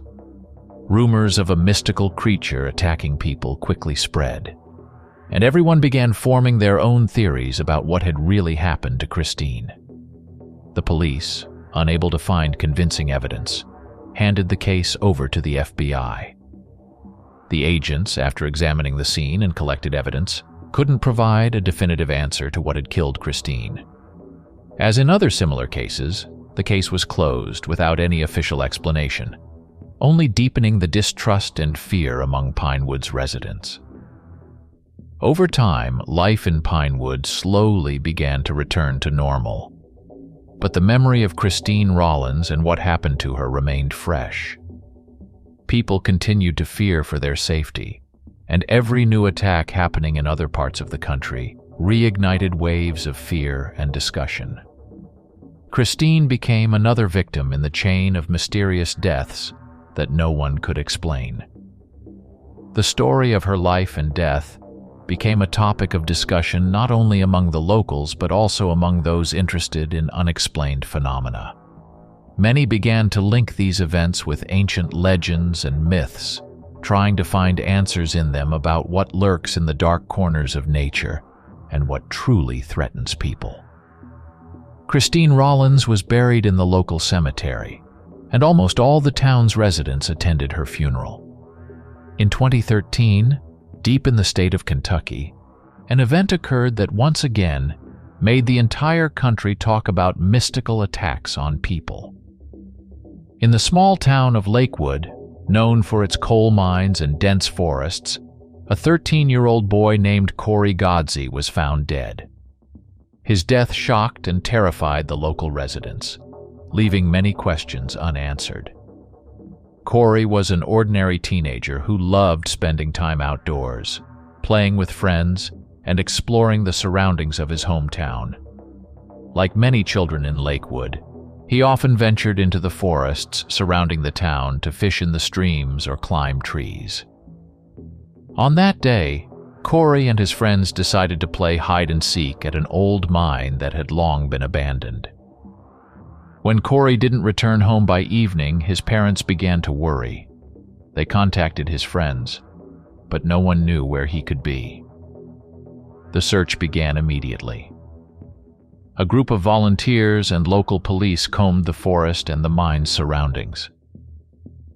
Late at night, one of the searchers, Sheriff Thomas Carter, found Corey's body on the slope of an old coal pit.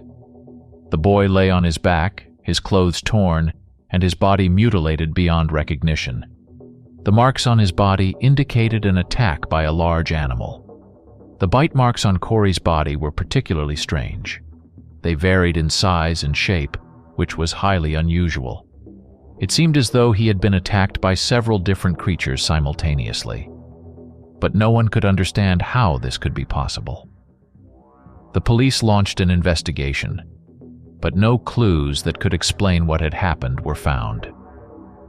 The wildlife experts brought in to examine the scene were baffled. They couldn't identify an animal capable of inflicting such wounds. There were no tracks, no fur, or any other evidence at the attack site that could help with the investigation. Meanwhile, a few miles from the scene, dead dogs were found at the old mine. Their bodies were also heavily mutilated, and they bore the same bite marks as those on Corey's body. This discovery only further confused the investigators and sparked panic among Lakewood's residents. Rumors of an attack by a mystical creature once again began to spread among the locals. People spoke of something living in the forests of Kentucky, something their ancestors knew about, but no one dared to speak about openly. The legends of strange creatures attacking people and animals, once considered mere ghost stories, were now taken seriously. The FBI, upon learning of the incident, joined the investigation. However, as in other similar cases, no concrete conclusions could be drawn. The case was closed with the official explanation being wild animal attack, although none of the experts could explain which animals could have committed such an attack. The town of Lakewood was shaken by this tragedy. The Godzai family moved to another state, unable to stay in a place where they had suffered such a terrible loss. The school where Corey studied closed for several weeks, and the children who lost their friend took a long time to return to their normal lives. This case became another mystery in the series of mysterious deaths occurring across the country. Corey Godzai's death became a symbol of fear of the unknown, and the residents of Lakewood, like many others, began avoiding forests and wild areas, fearing that the next attack could happen again. In 2015, in the rural area of Tennessee, strange and unexplained attacks began occurring, leading to severe injuries and even the deaths of several local residents. These events sparked panic among the population and left local authorities at a loss. The first attack happened early one spring morning when 45-year-old farmer James McMillan went to check on his property. His farm was located on the edge of a dense forest, and James always started his day by inspecting the fields and checking on his animals. That day, as usual, he headed to the pasture where his cows grazed. A few hours later, neighbors, noticing that James wasn't attending to his usual morning tasks, began to worry. His brother, Thomas McMillan, decided to check if everything was all right. He went to the pasture, and what he saw horrified him. James lay unconscious on the ground, his body covered in deep wounds as if he had been mauled by a large animal. Thomas called for an ambulance and the police. James was rushed to the hospital where doctors found serious injuries, including multiple fractures and deep lacerations. He remained in critical condition for several weeks, but fortunately he survived. However, he could never remember what had happened to him that day. The police launched an investigation, but there were very few clues at the scene. The only thing they found was strange tracks on the ground that didn't match any known animal. The wildlife experts brought in to examine the scene couldn't provide any explanation either.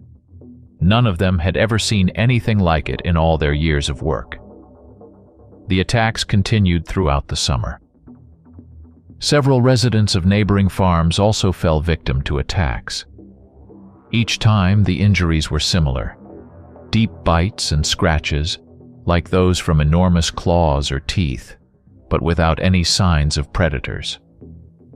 The victims couldn't explain what had happened, as most of them lost consciousness during the attacks.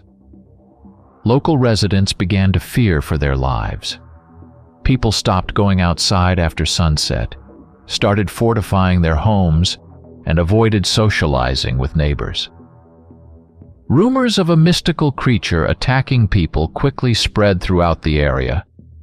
Some spoke of an ancient curse, while others linked these events to something supernatural. The FBI, learning of the strange attacks, intervened in the investigation. However, despite all their efforts, the agents couldn't find any concrete evidence or explanations for what was happening. The case was eventually closed without an official conclusion, which only intensified the fear among the local residents. By the end of the year, the attacks suddenly stopped, but the fear lingered. People in Tennessee continued to live with the feeling that the threat could return at any moment.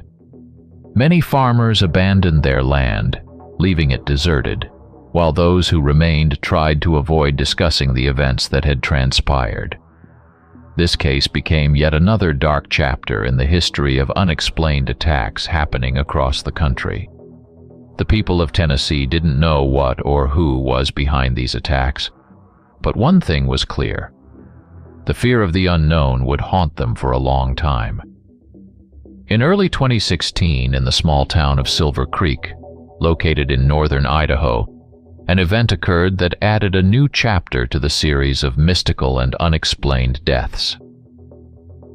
This time, the victim was 19-year-old Carlon de la Cruz, whose tragic end triggered another wave of fear and confusion among the local residents. Carlon was a young, energetic guy who had recently graduated from high school and was planning to go to college. He was known for his love of nature and frequent hikes in the forests surrounding the town. On that fateful day, Carlon, as usual, went for a morning run along a forest trail that passed through dense woods and led to a small lake where he liked to relax and reflect. When Carlon didn't return home by lunchtime, his parents began to worry. They knew that their son always returned on time and never stayed out without reason. After waiting several hours, they decided to call the police. The search operation began immediately, and soon, at the place where Carlon often visited, his personal belongings were found scattered along the trail. The police continued their search deeper into the forest, and a few hours later, they stumbled upon Carlon's body. It lay at the base of a slope, surrounded by broken branches and shrubs. At first glance, it seemed that he had fallen and sustained fatal injuries, but a closer examination revealed something much more sinister. Carlon's body was covered in numerous wounds, deeply embedded in his flesh. The bite marks and scratches, similar to those left by large predators, indicated that he had been attacked. However, as in previous cases, no animal tracks that could have inflicted such injuries were found at the scene. Additionally, strange markings were found on Carlon's body, which no one could identify. The Idaho authorities immediately launched an investigation, but no explanations were found. Investigators interviewed everyone who knew Carlon, but no one could speculate on what might have happened. The FBI also got involved in the case, as it fit the pattern of unexplained deaths occurring across the country in recent years. The agents examined all the evidence and testimonies, but none of them could find any facts that would shed light on this mysterious death. Carlon was a healthy, athletic young man, and no one could have predicted that he would become the victim of such a brutal attack. Rumors of a mystical creature lurking in the forests of Idaho quickly spread among the residents of Silver Creek. People began to fear going outside, especially at night.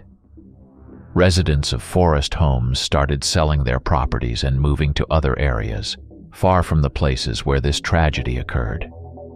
The official cause of Carlon de la Cruz's death was listed as attack by an unknown predator. But none of the local residents believed this explanation. Everyone knew that no animals in Idaho could leave such marks.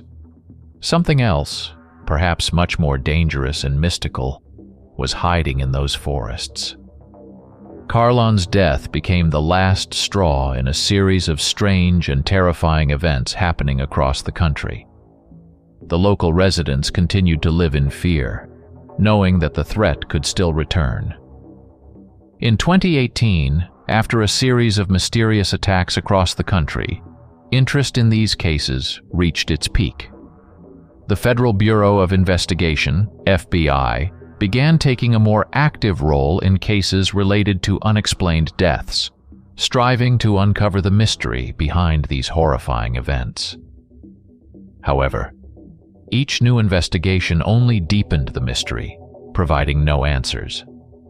For several months, FBI agents worked intensively on all the unsolved cases related to the mysterious attacks. They reviewed reports, interrogated witnesses, and examined crime scenes. But all efforts were in vain. The official explanations, such as wild animal attacks or accidents, satisfied neither the agents nor the local residents.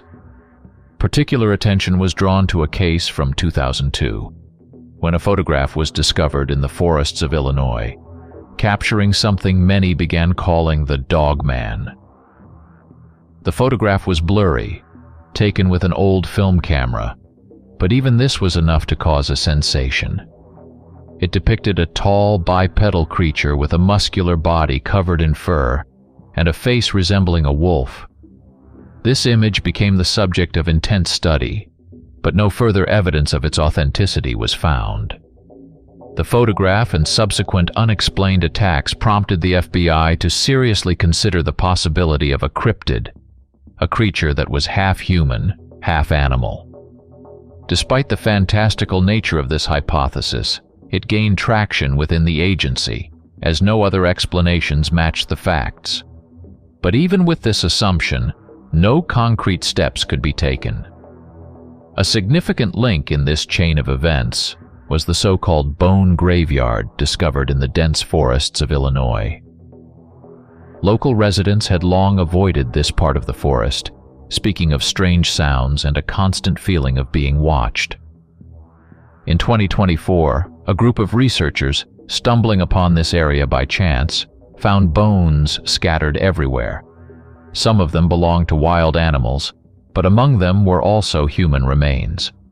The remains were severely damaged, and the nature of the damage matched what had been documented in other cases of unexplained deaths. The FBI immediately took control of this case, but despite numerous examinations, no new evidence was uncovered.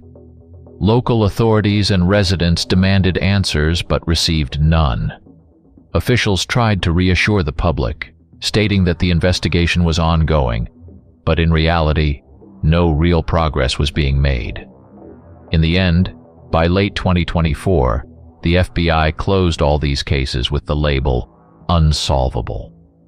Within the agency, there were strong suspicions that something beyond scientific explanation was behind all these attacks, but without concrete evidence, the agents were left with no choice but to close the cases. These events left a lasting mark on the collective consciousness, fueling fear and speculation about what truly lurked in the shadows of America's wilderness. The legends and rumors of cryptids, ancient curses, and government cover-ups only grew in the years that followed, ensuring that the mystery would never fully fade from memory. Story 2. With the keys clasped tightly in my hands, the weight of history pressed upon me, an undeniable force that whispered tales of bygone splendor and lingering tragedy. The abandoned hotel, once a majestic sanctuary nestled in the arms of nature's embrace, now stood as a crumbling relic, its former glory eclipsed by the shadows of a haunting past. As I tread through the empty halls, my footsteps reverberated, echoing the silent lament of a place frozen in time. Once, this establishment was a beacon of prosperity, a testament to opulence set against a backdrop of mountains, forests, and rivers. Nature itself seemed to caress the hotel, inviting those in search of solace and joy. Yet, the cruel hands of fate had orchestrated a devastating symphony, and a fire a decade ago had transformed this sanctuary into a desolate testament to grief.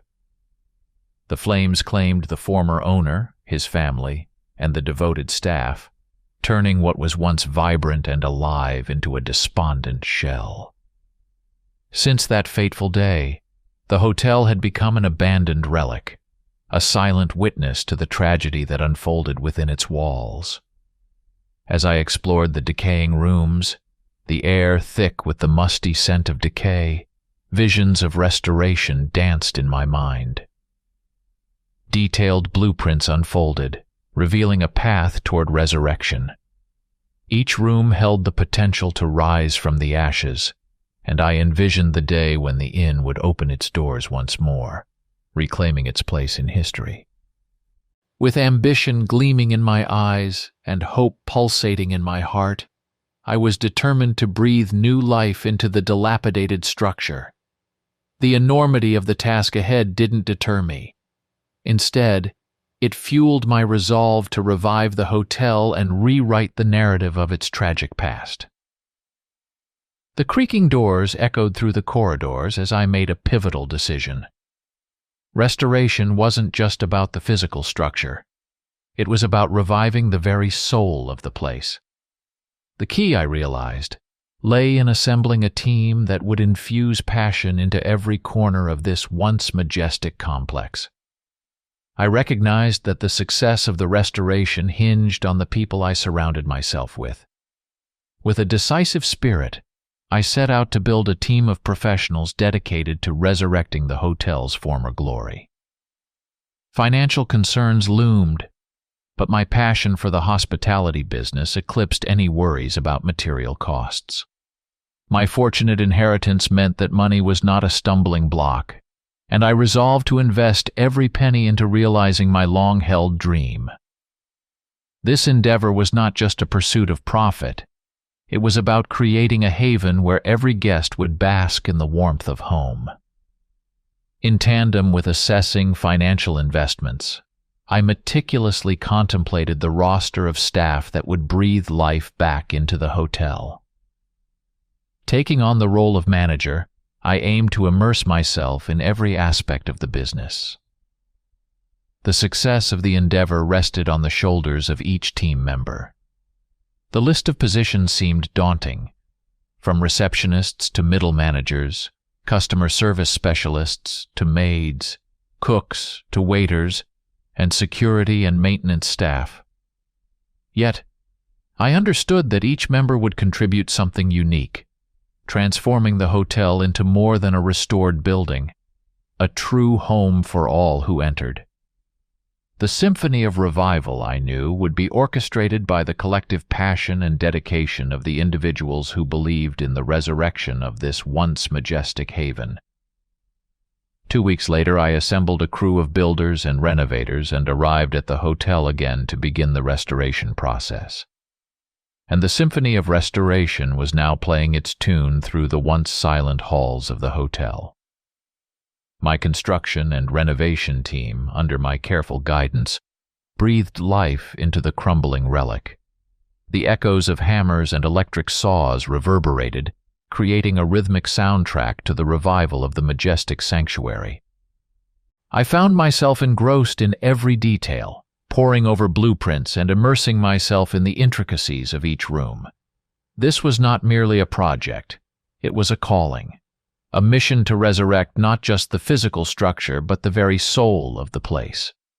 I understood the gravity of the task and became a vigilant overseer, ensuring that every nuance of the restoration received the attention it deserved.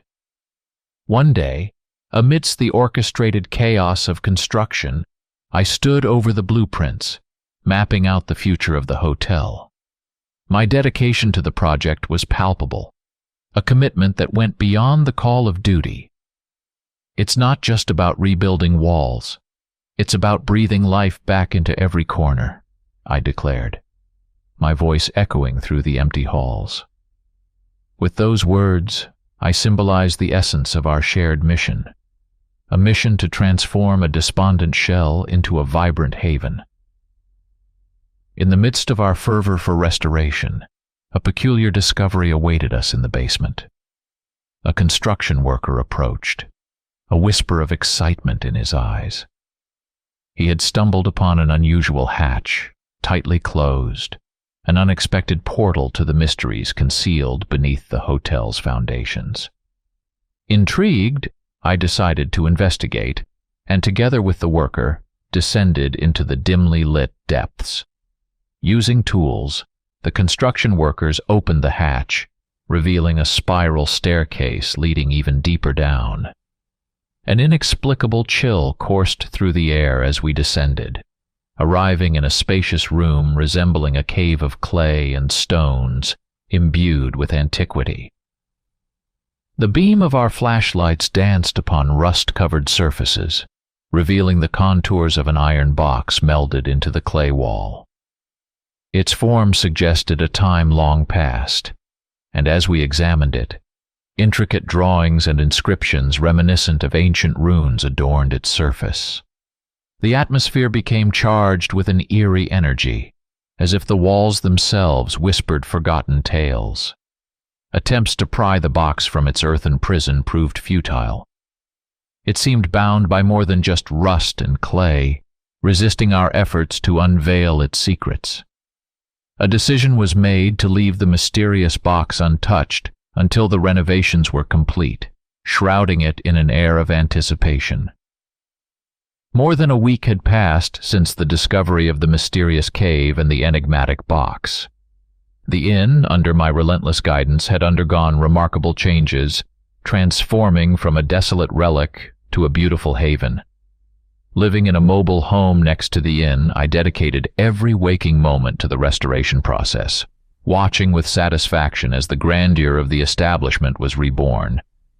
Anticipation for the grand opening filled my thoughts. However, amid the joyous metamorphosis, a somber note pierced through. Bill, the construction crew leader, approached me with a grave countenance. His words hung heavy in the air as he delivered disturbing news. One of our workers had gone missing. Bill recounted that the worker was last seen leaving the construction site 2 days ago, heading home after his shift. Yet he never arrived home, nor did he return to work. The unsettling news cast a shadow over the inn's rebuilding process. Concern etched across my face. I listened intently as Bill continued.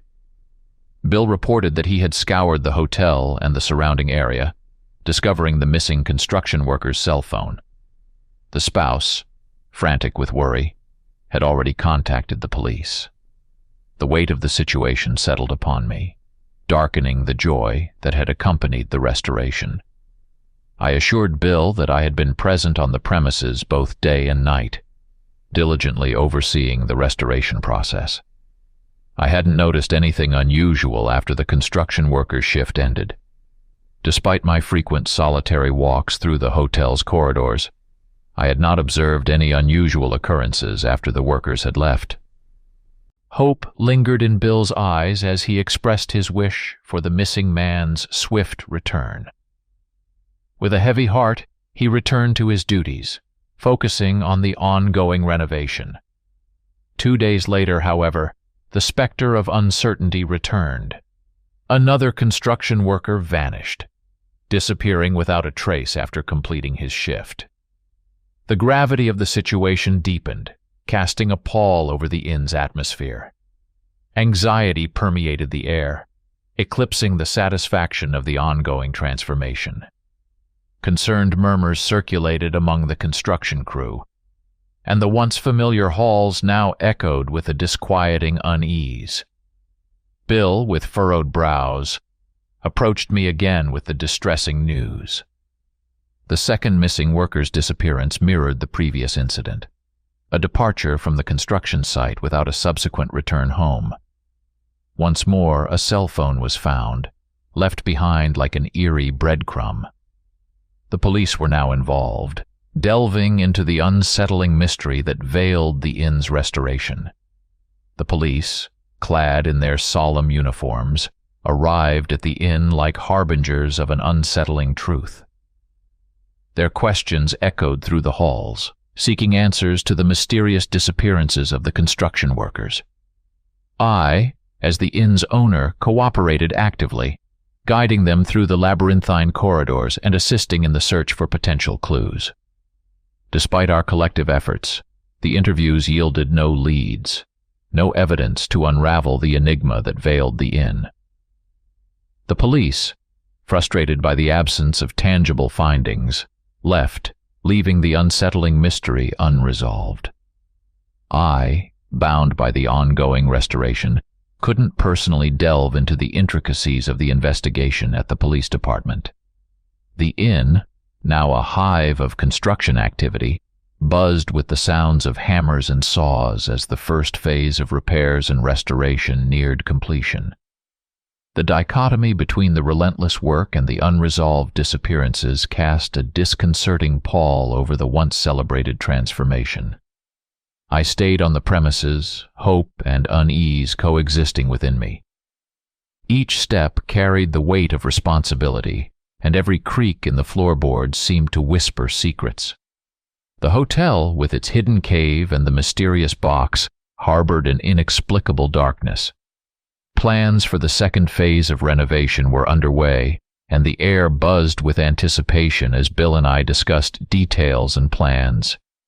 The inn, poised on the brink of a new chapter, held the promise of transformation.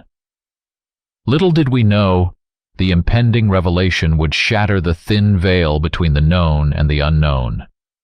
A construction worker, panic etched across his face, came hurtling towards us. Urgency hung thick in the air as he urgently beckoned us to follow.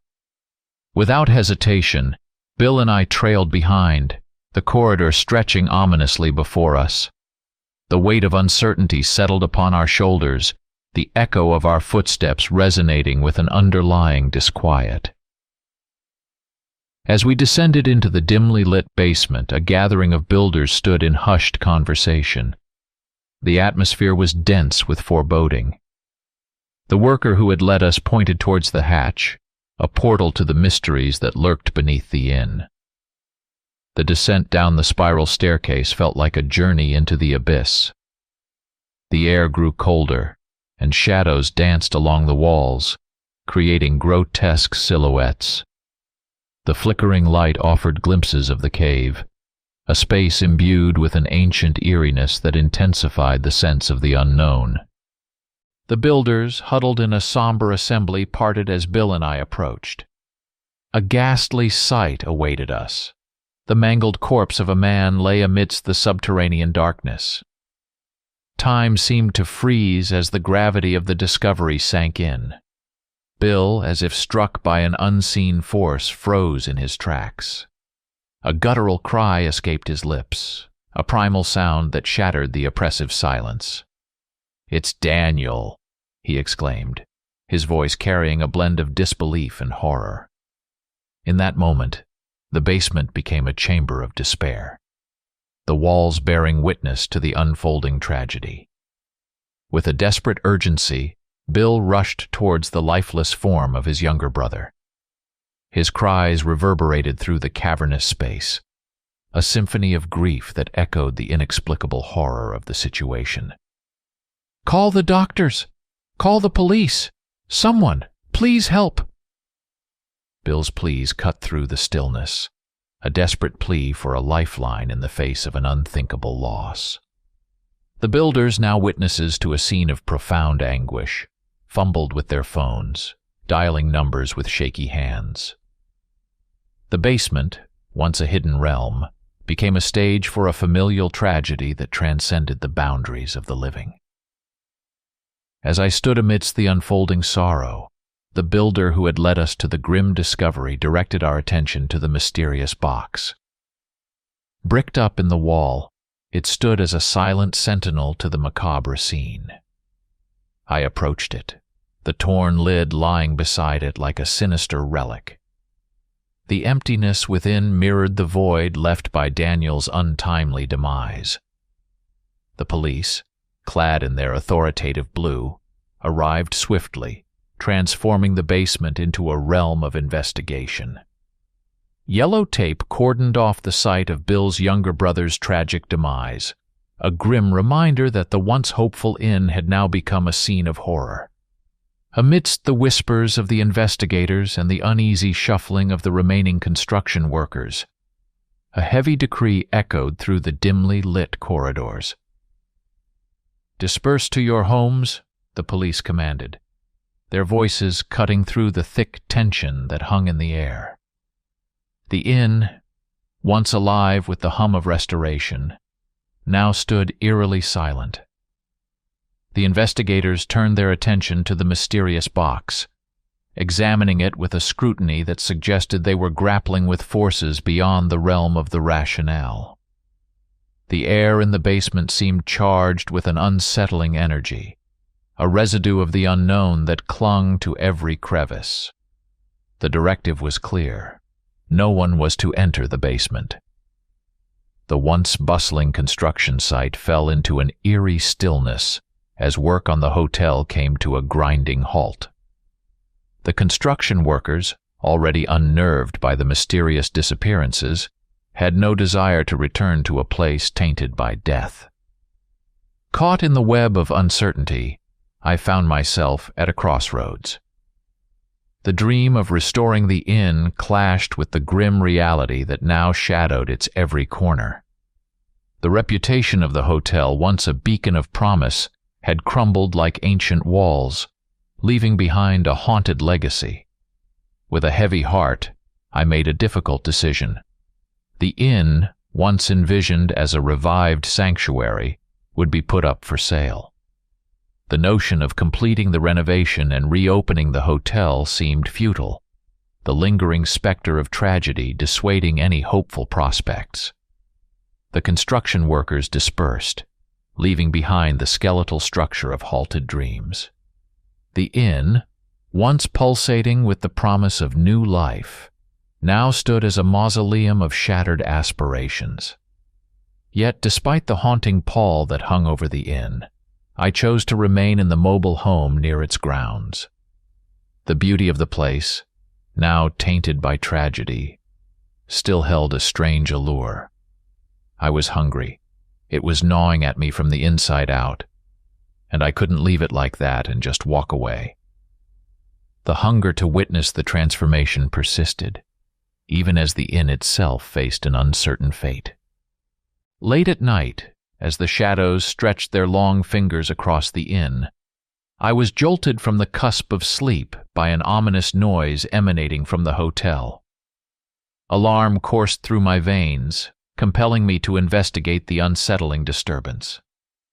Armed with a flashlight, I treaded the corridors, each step resonating with the regret of misplaced dreams. The inn had transformed in ways unimaginable.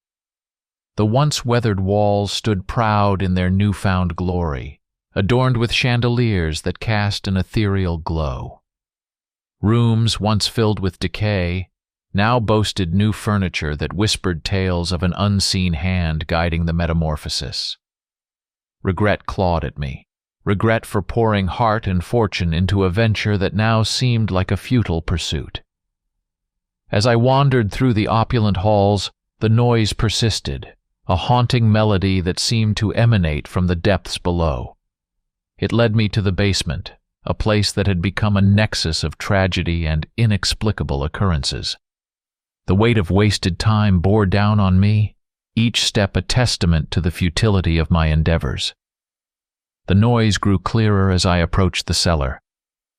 A cacophony of indistinct murmurs and rustlings reverberated, creating an unsettling symphony that resonated with the darkened corridors. With a deep breath, I mustered the courage to confront the source of the disturbance. The cellar door swung open, revealing a void that seemed to devour the feeble light of my flashlight. "Is anyone there?" I called out, my voice echoing through the subterranean silence. No response greeted me, only the chilling stillness of the basement. Undeterred, I descended into the abyss, my senses heightened and alert to the unknown that lurked in the shadows. The hatch, once tightly sealed, stood ajar once again. The noise ceased as I approached, leaving an eerie silence that hung thick in the air. A sudden movement startled me. A head emerged from the hatch, followed by the figure of a man. Recognition struck like a bolt of lightning.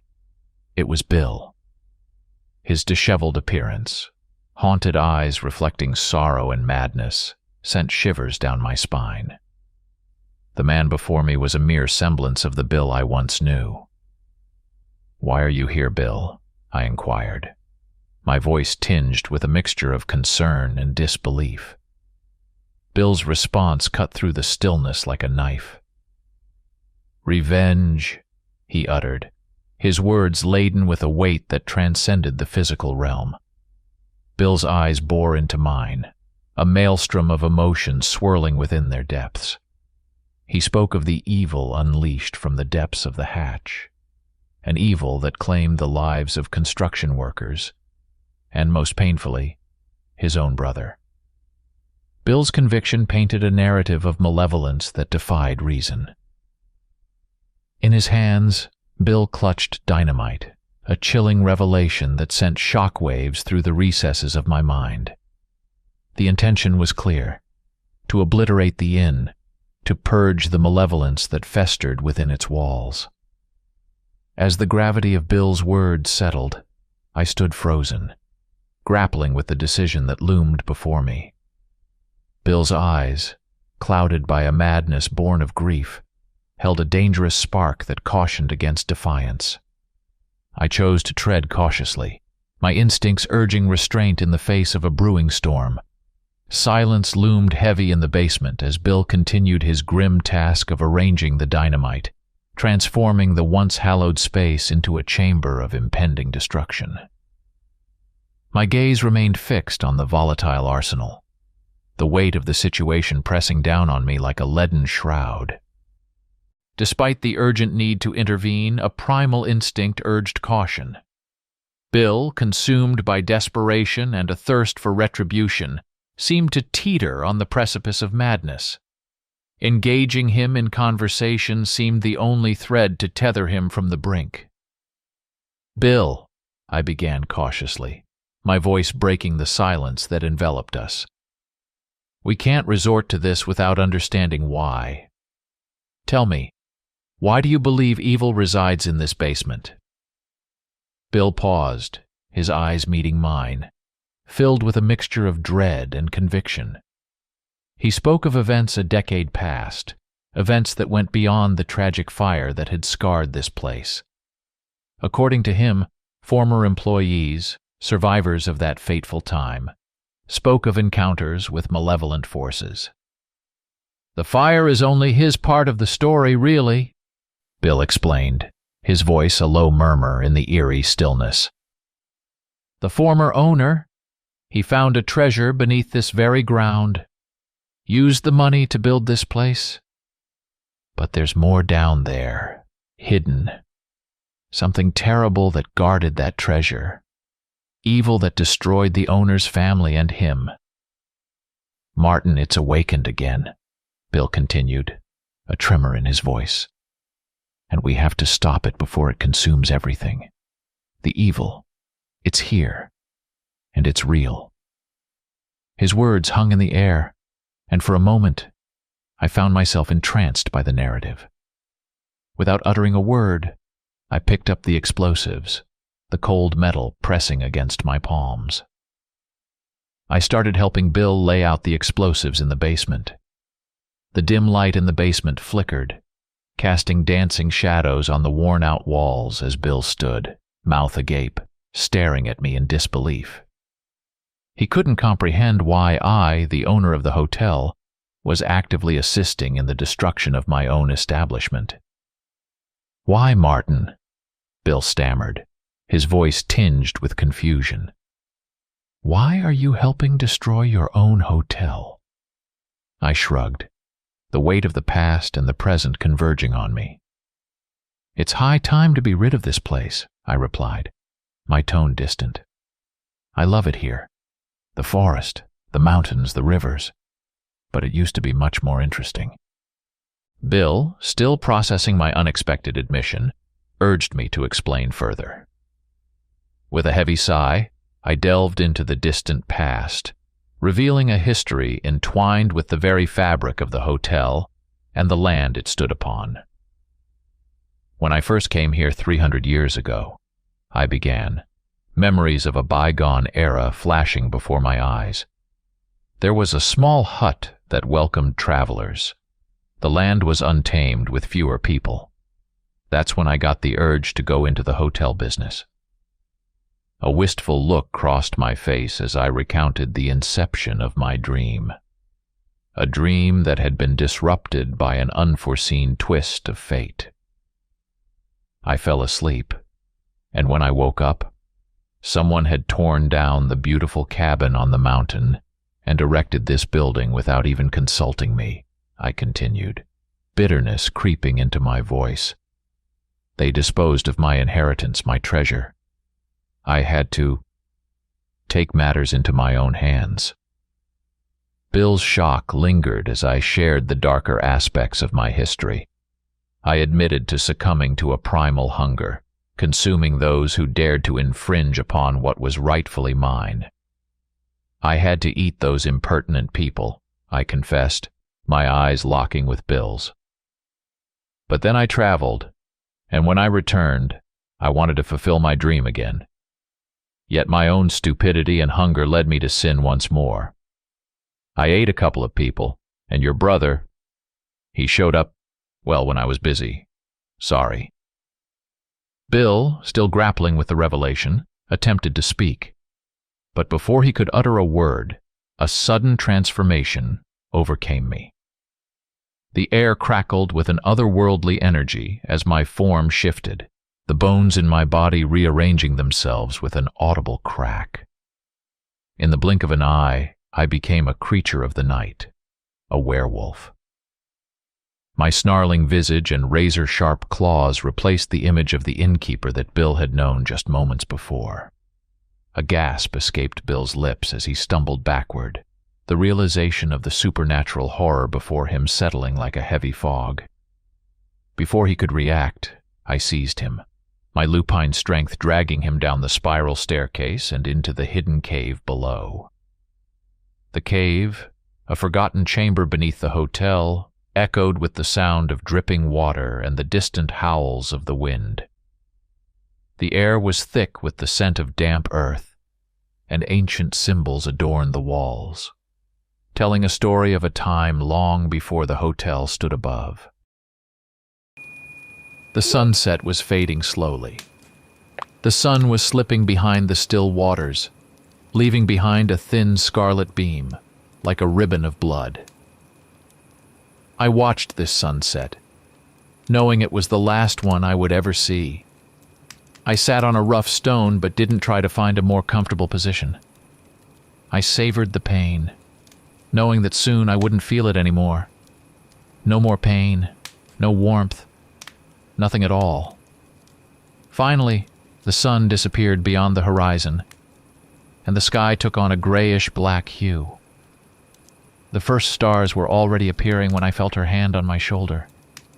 Turning my head, I saw her slender fingers, wrapped in a black lace glove. Her pale skin was barely visible through the intricate pattern. "Are you crying?" she asked. I noticed the tears on my cheeks and wiped them against my shirt collar.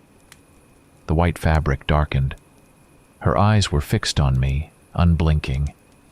It seemed like she was trying to memorize every movement, to imprint it on her memory.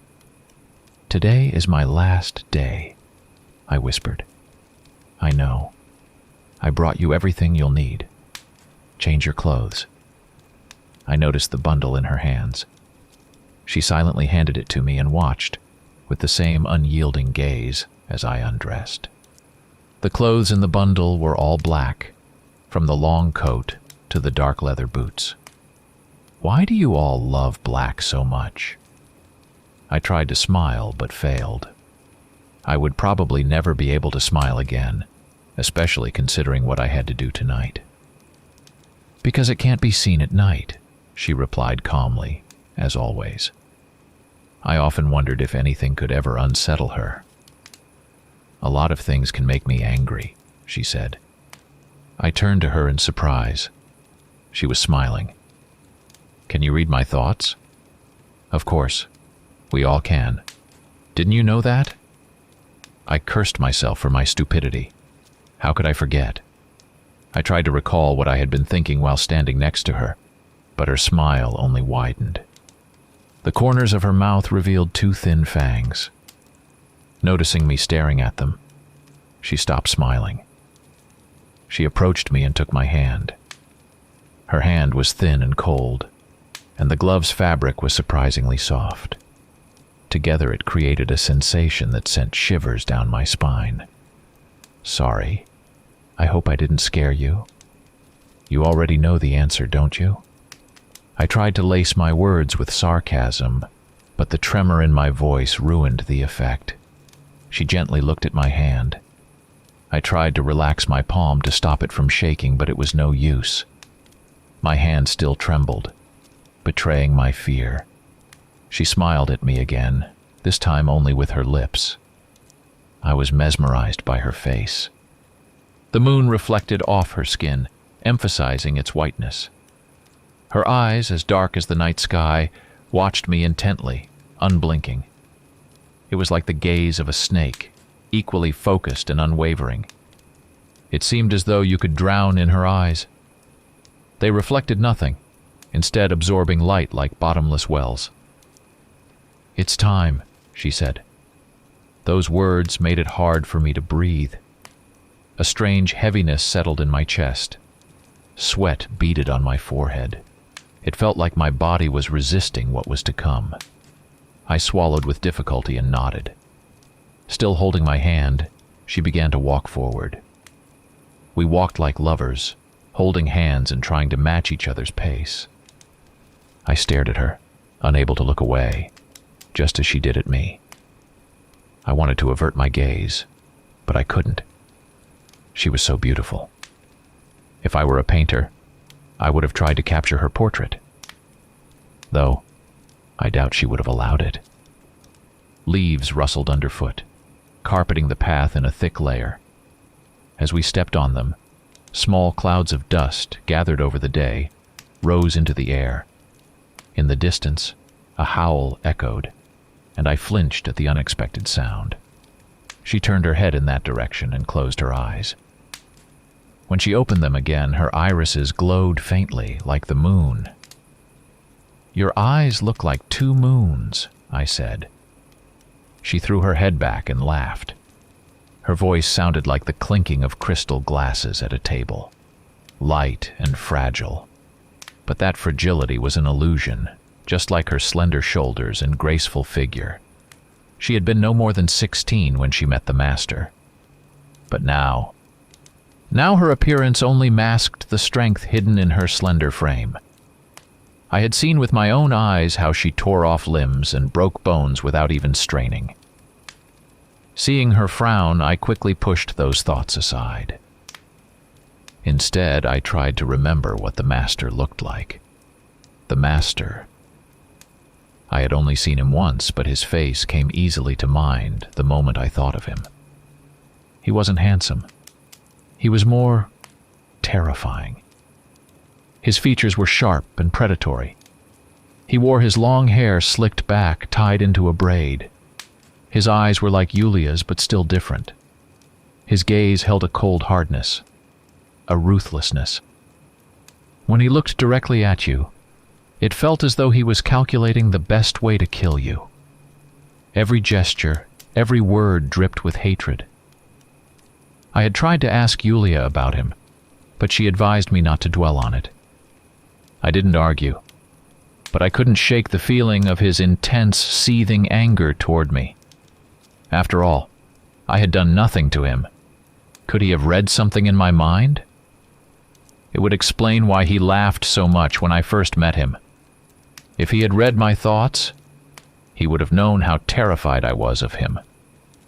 It was impossible not to be scared of him. The wolves howled again, but I was ready this time and showed no reaction. Yulia smiled at me, as if knowing everything about my attempts not to appear frightened. Who am I kidding? I reminded myself. She surely knew. I glanced at her, hoping to catch something in her expression, but she had already turned away. Yet I still noticed the faint smile at the corners of her mouth. We stepped into a moonlit clearing. Many of them were gathered here. They stood still, watching us. There wasn't a single movement, not a single sound. They stood motionless, like statues or corpses. As soon as I thought that, Yulia tugged on my hand. I understood the hint and tried not to think of anything. As we moved to the center of the clearing, they silently turned their heads to follow us. Some smiled, others looked bored. They all wore the same thing as I did. Black cloaks, black trousers, and black shirts with high collars. The moonlight seemed to be absorbed by their clothes. It was impossible to make out the fabric, though the moon shone brightly. Only darkness, as if their cloaks were woven from the night itself. In the center of the clearing stood a throne. Not a chair, a throne. I don't know where they found it, but it must have been worth a fortune. It stood on a large marble pedestal with steps leading up to it. 1, 2, 3, 5 steps separated the throne from the ground.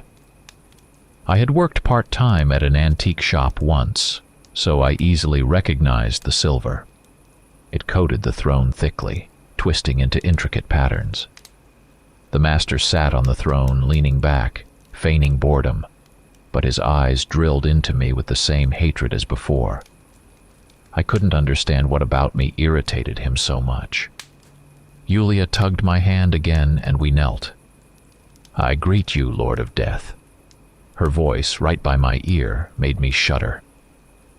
Seeing this, the master burst into laughter. "I greet you, Lord of Death. We have come for your blessing," she repeated, waiting for his laughter to subside. Grimacing, the master waved his hand dismissively. "Take my blessing if you want it so badly. If this little one doesn't satisfy you, you can come to me, and I'll give you something more." He grinned, revealing his fangs. Cold sweat broke out on my forehead. He was scaring me on purpose. Maybe he enjoyed it. The master looked me straight in the eye and nodded. Damn. He could read my thoughts. How could I forget? He laughed again.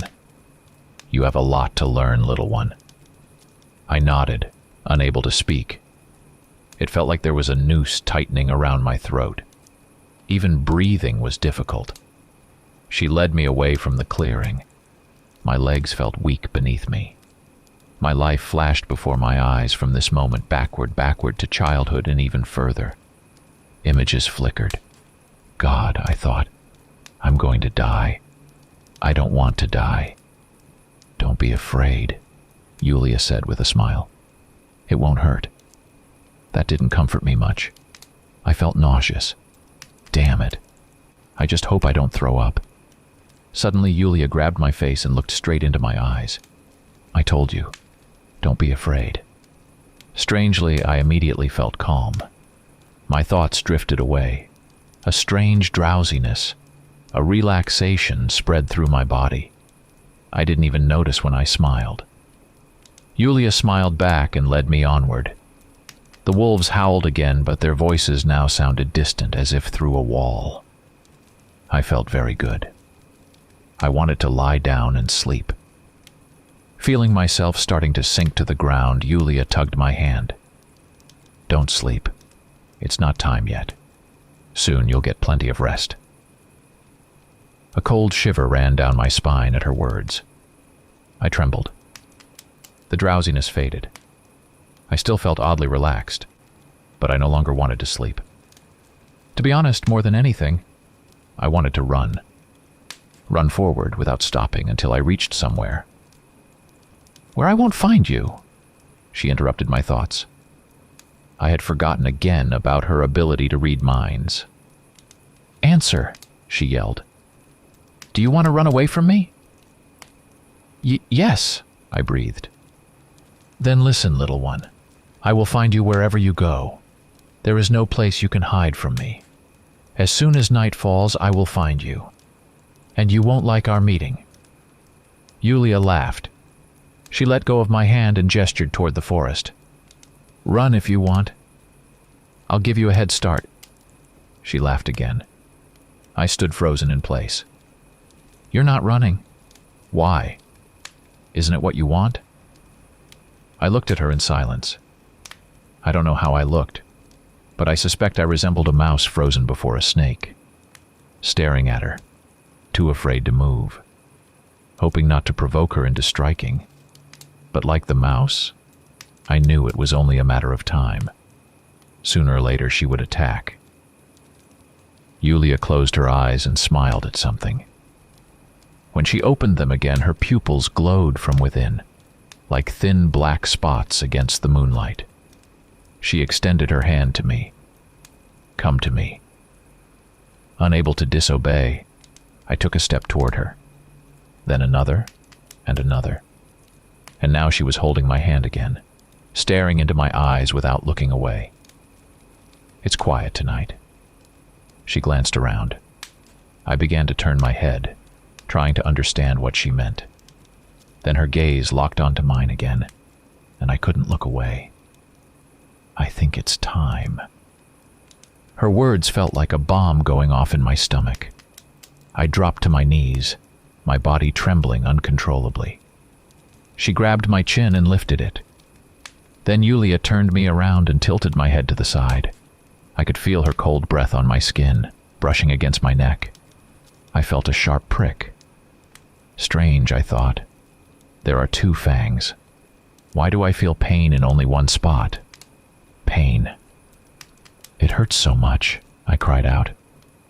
Yulia didn't answer. I could hear her feeding right by my ear, the wet sound of her drinking. "Stop." She didn't respond. I started feeling cold. Very cold. I grabbed her arms with my own, but I couldn't move them off me. My vision darkened. I could feel myself slipping away. The pain was almost gone now. My knees buckled, but Yulia held me tightly. I was practically hanging from her. Dark spots swam before my eyes. I looked up and saw the moon, drifting across the sky as if someone was shining a flashlight on a wall. Cold. So cold and dark. I slowly regained consciousness. My first thought was that I was alive. Dear God, thank you, I'm alive. That means she didn't kill me. I opened my eyes and saw nothing. Just darkness. Maybe there was something wrong with my eyes, I thought, and tried to touch them. But my hands hit something hard. After squeezing my hands between my body and the surface, I checked my eyes. Everything seemed fine by touch. The fog in my mind slowly cleared, and I could think clearly again. I was trapped. Probably just no light here. Feeling the walls, I realized they were made of wood. That meant I was in some kind of box. A coffin. They locked me in a coffin, thinking I was dead. That's what it was. I just had to hope they hadn't buried me too deep. I pushed against the lid and it gave way. With a crack, the lid broke apart. Dirt poured onto my face and I shielded myself. Fortunately, the earth was damp, so it didn't all collapse in at once, as it would have if I had been buried in sand. I widened the hole. The soil was soft under my hands. I could feel I had cleared enough space and tried to sit up. Just a few inches short, so I bent my head forward. I pressed my ear to the ground and listened. Through the layers of earth, I heard voices. Laughter. Then I recognized one laugh. Yulia. Her clear laugh stood out in the chorus of voices. So they hadn't left. They were still up there. I'd have to wait until dawn when they'd leave and I could climb out. Air. I'd forgotten about air. I'd suffocate. I needed to conserve it. I held my breath. I counted to 30, but there was no pain in my chest. I sat there, not breathing, and felt no discomfort. 2 minutes passed and I still didn't need to inhale. 3 minutes.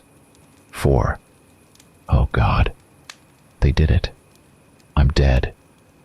I'm one of them now. A tear rolled down my cheek. I had been so happy to survive, but it turned out I was wrong.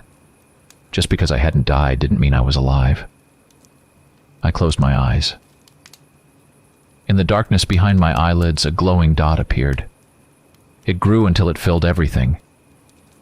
When I opened my eyes, I could see as if it were daylight. There was the red fabric lining the coffin. There was the wood, the dirt.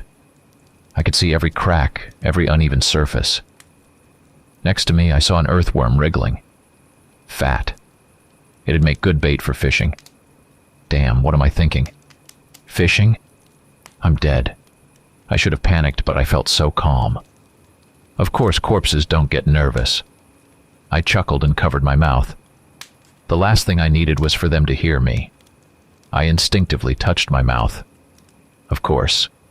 Fangs. 2 sharp fangs, curved inward. How had I not noticed them before? I looked down at myself. Clumps of dirt covered my clothes. Blood had dried on my shirt. I tried to wipe it off, but it wouldn't budge. It had already dried. How long had I been lying here?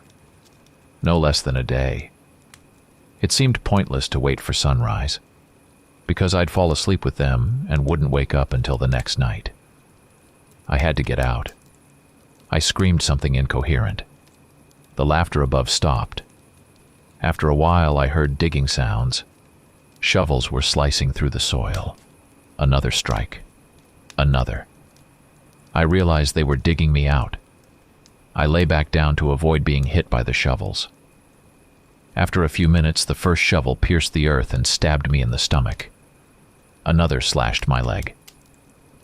I squeezed my eyes shut, waiting for the next strike, but it didn't come. From the sound, they must have realized they had reached me. I felt no pain. The shovels were pulled out of me in unison, and a gap appeared above, showing the stars. The gap was soon filled by the grinning face of the master. "Oh, our little one has woken up. Hungry, I bet?" He looked at me kindly. Oddly, the hatred in his eyes was gone. He was looking at me. Tenderly? Yes, tenderly. Like a mother gazing at her child. He reached into the hole with both hands and started scooping away the earth. Then he helped me stand and lifted me out of my grave in his arms. Still holding me, he crouched and jumped. The pit was at least 2 meters deep, but he cleared it effortlessly. Then he set me down on the ground and brought something to my face. "Drink. You need this." Only then did I realize how hungry I was. It wasn't the gnawing emptiness in my stomach like before. Now I felt an emptiness in my entire body. It felt like all of me was starving. I grabbed what he offered and sank my teeth into it. There was a squeak, but soon it fell silent. A rat, I realized. I should have felt disgusted, but I didn't. Only hunger. My fangs pierced its body and I tasted blood. The fur left an unpleasant taste on my tongue, but I didn't care. I drank. I drank. With every gulp, its warmth flowed into me. The slightly salty taste of its blood filled my mouth. I swallowed, making wet noises as I chewed the body. I tried to squeeze every last drop, draining it completely. But then the blood flow stopped. With a loud slurp, I sucked up what was left and tossed the rat aside. "More," I croaked. The master nodded to someone behind me, reached out, and caught another rat. Everyone silently watched as I finished drinking. Finally, the second body was drained. How was it? The master looked at me tenderly. He pulled a black handkerchief from his shirt pocket and wiped my lips. "Tasty," I replied. Are you full? Yes. Then come, play with us. He laughed. The others joined in his laughter and began to run. I jumped to my feet and chased after them, trying to catch up. They slowed down a little, waiting for me, but then sped up again. Our running was flawless. The trees around us blurred into one continuous mass. I jumped, ducked, dodged, not even seeing what I was avoiding. My body seemed to know exactly what to do. I just gave in to the feeling and laughed. The others laughed too. We ran, and our laughter echoed in all directions. I tried to imagine what a random traveler would feel if they saw us, and I laughed even harder. Yes, now just the sight of me would strike terror into people. People. How quickly I had stopped thinking of myself as one of them. The thought was so funny that I nearly fell over. We finally stopped. In front of us was a house. It stood alone, the road leading up to it and ending there. No other houses were nearby. The windows were lit. The other vampires had already approached the windows, peering inside. When I joined them, I made sure to stand next to Yulia. "What are we going to do?" I whispered. She looked at me and smiled. "Tonight we feast. We will eat together. We've welcomed a new member into our community, and it must be celebrated properly." I glanced through the window. Inside, I saw a young woman sitting in a chair reading a magazine. "Is she alone?" I asked Yulia. Instead of answering, she looked at a small, quick vampire, and he silently jumped onto the roof. A few seconds later, he leaned over and whispered, "5 people, 2 adults, 2 children, and 1 old woman." "The old woman is mine," someone behind me whispered. I turned to see the master. He was smiling at me, clearly waiting for my reaction. I said nothing and looked back through the window. The master placed his hand on my shoulder, turning me toward him. "You must choose too. It's your right. Tonight is your celebration, and you choose your meal alongside me." "Then I choose her," I said, pointing at the young woman reading. A disappointed sigh came from nearby. Clearly, I wasn't the only one interested in her. The master stepped away from the wall and raised his hand. Everyone watched him in awe. He paused for a moment before swiftly dropping his hand. The sound of shattering glass and screams filled the air. The vampires burst into the house all at once. Some climbed through the windows, others ripped shingles from the roof, and one grabbed the door and tore it off in a single motion. Within seconds, only the 3 of us, Yulia, the master, and I, were left standing in the yard. I looked at Yulia in surprise. She understood my question without words. "Oh, I'm the one who turned you. I think you'll share your prey with me, won't you?" I nodded. There wasn't much point in arguing with her. Finally, the screaming from inside the house stopped. 2 vampires dragged out a struggling young woman and an elderly lady in her 60s. They pulled the woman toward the master, who sunk his fangs into her throat with one swift motion. The old woman's convulsions slowed and eventually ceased. The second vampire dragged the young woman to us and dropped her on the grass. Both quickly returned to the house. They didn't want to miss the feast, I realized. The master tossed the woman's limp body aside. The girl whimpered and crawled toward her. "Grandma, where are you going?" Yulia laughed, grabbing the girl by the leg. After dragging her across the ground, she let go of her leg and smiled down at her. The girl breathed heavily, tears streaming down her face, mumbling something incoherent. "Your first bite," Yulia said, nodding toward the girl, inviting me to start the feast. If I had been as hungry as I was before, I would have bitten her without hesitation, but now I hesitated. The hunger hadn't overwhelmed me enough to calmly kill a person just for nourishment. Sensing my hesitation, Yulia chuckled softly. "Fool, she's already dead. It's just a matter of time." Don't wait. Eat." I grabbed the girl's hand and pulled her toward me. She was surprisingly light, almost weightless. It felt like I could crush her bones with just a little more pressure. I looked into her eyes and whispered, "Forgive me." Then I quickly bent down and sank my fangs into her neck.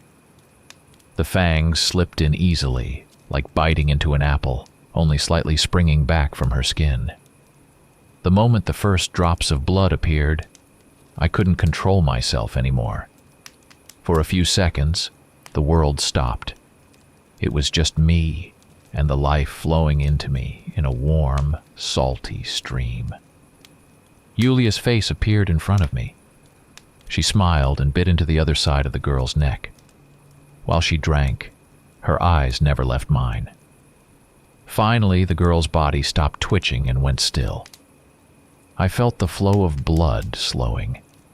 Yulia noticed too and bit deeper into the flesh. At last, the blood stopped flowing completely. I loosened my grip, and the girl's body fell to the ground. Yulia brought her face close to mine and kissed me passionately. Her tongue slipped into my mouth, intertwining with mine. After a few seconds, she pulled away and started licking my face. I ran my tongue along her lips, licking off the remaining blood. We turned at the same time to look at the master. He was watching us with a smile. He walked over and took both our hands, joining them together. "Do you love him?" he asked Yulia. "Yes," she whispered. I was surprised. I knew she liked me, but love. I never thought she felt anything serious for me. "And you? Do you love her?" "Yes," I answered without hesitation. "I bless you, my children, in marriage. May you be together in sorrow and in joy until—" He laughed. "Until hell freezes over." We smiled and embraced. We would have plenty of time now, and nothing could tear us apart. Story 2. Dusk had fallen. Alfred, a young and bored vampire, stepped out of his house. It was an ordinary evening, one that didn't seem to promise anything out of the ordinary. He simply walked along the moonlit road, passing a bench where two thugs he despised sat. "Hey, you, got a smoke?" One of them yelled drunkenly, his bulky frame swaying, but Alfred, ignoring him completely, continued on as if nothing had happened. Alfred soon found himself far from the city, wandering across a desolate field, when he noticed an enormous, terrifying-looking, long-abandoned house. Shards of glass protruded from the windows, and the plaster had almost entirely peeled off.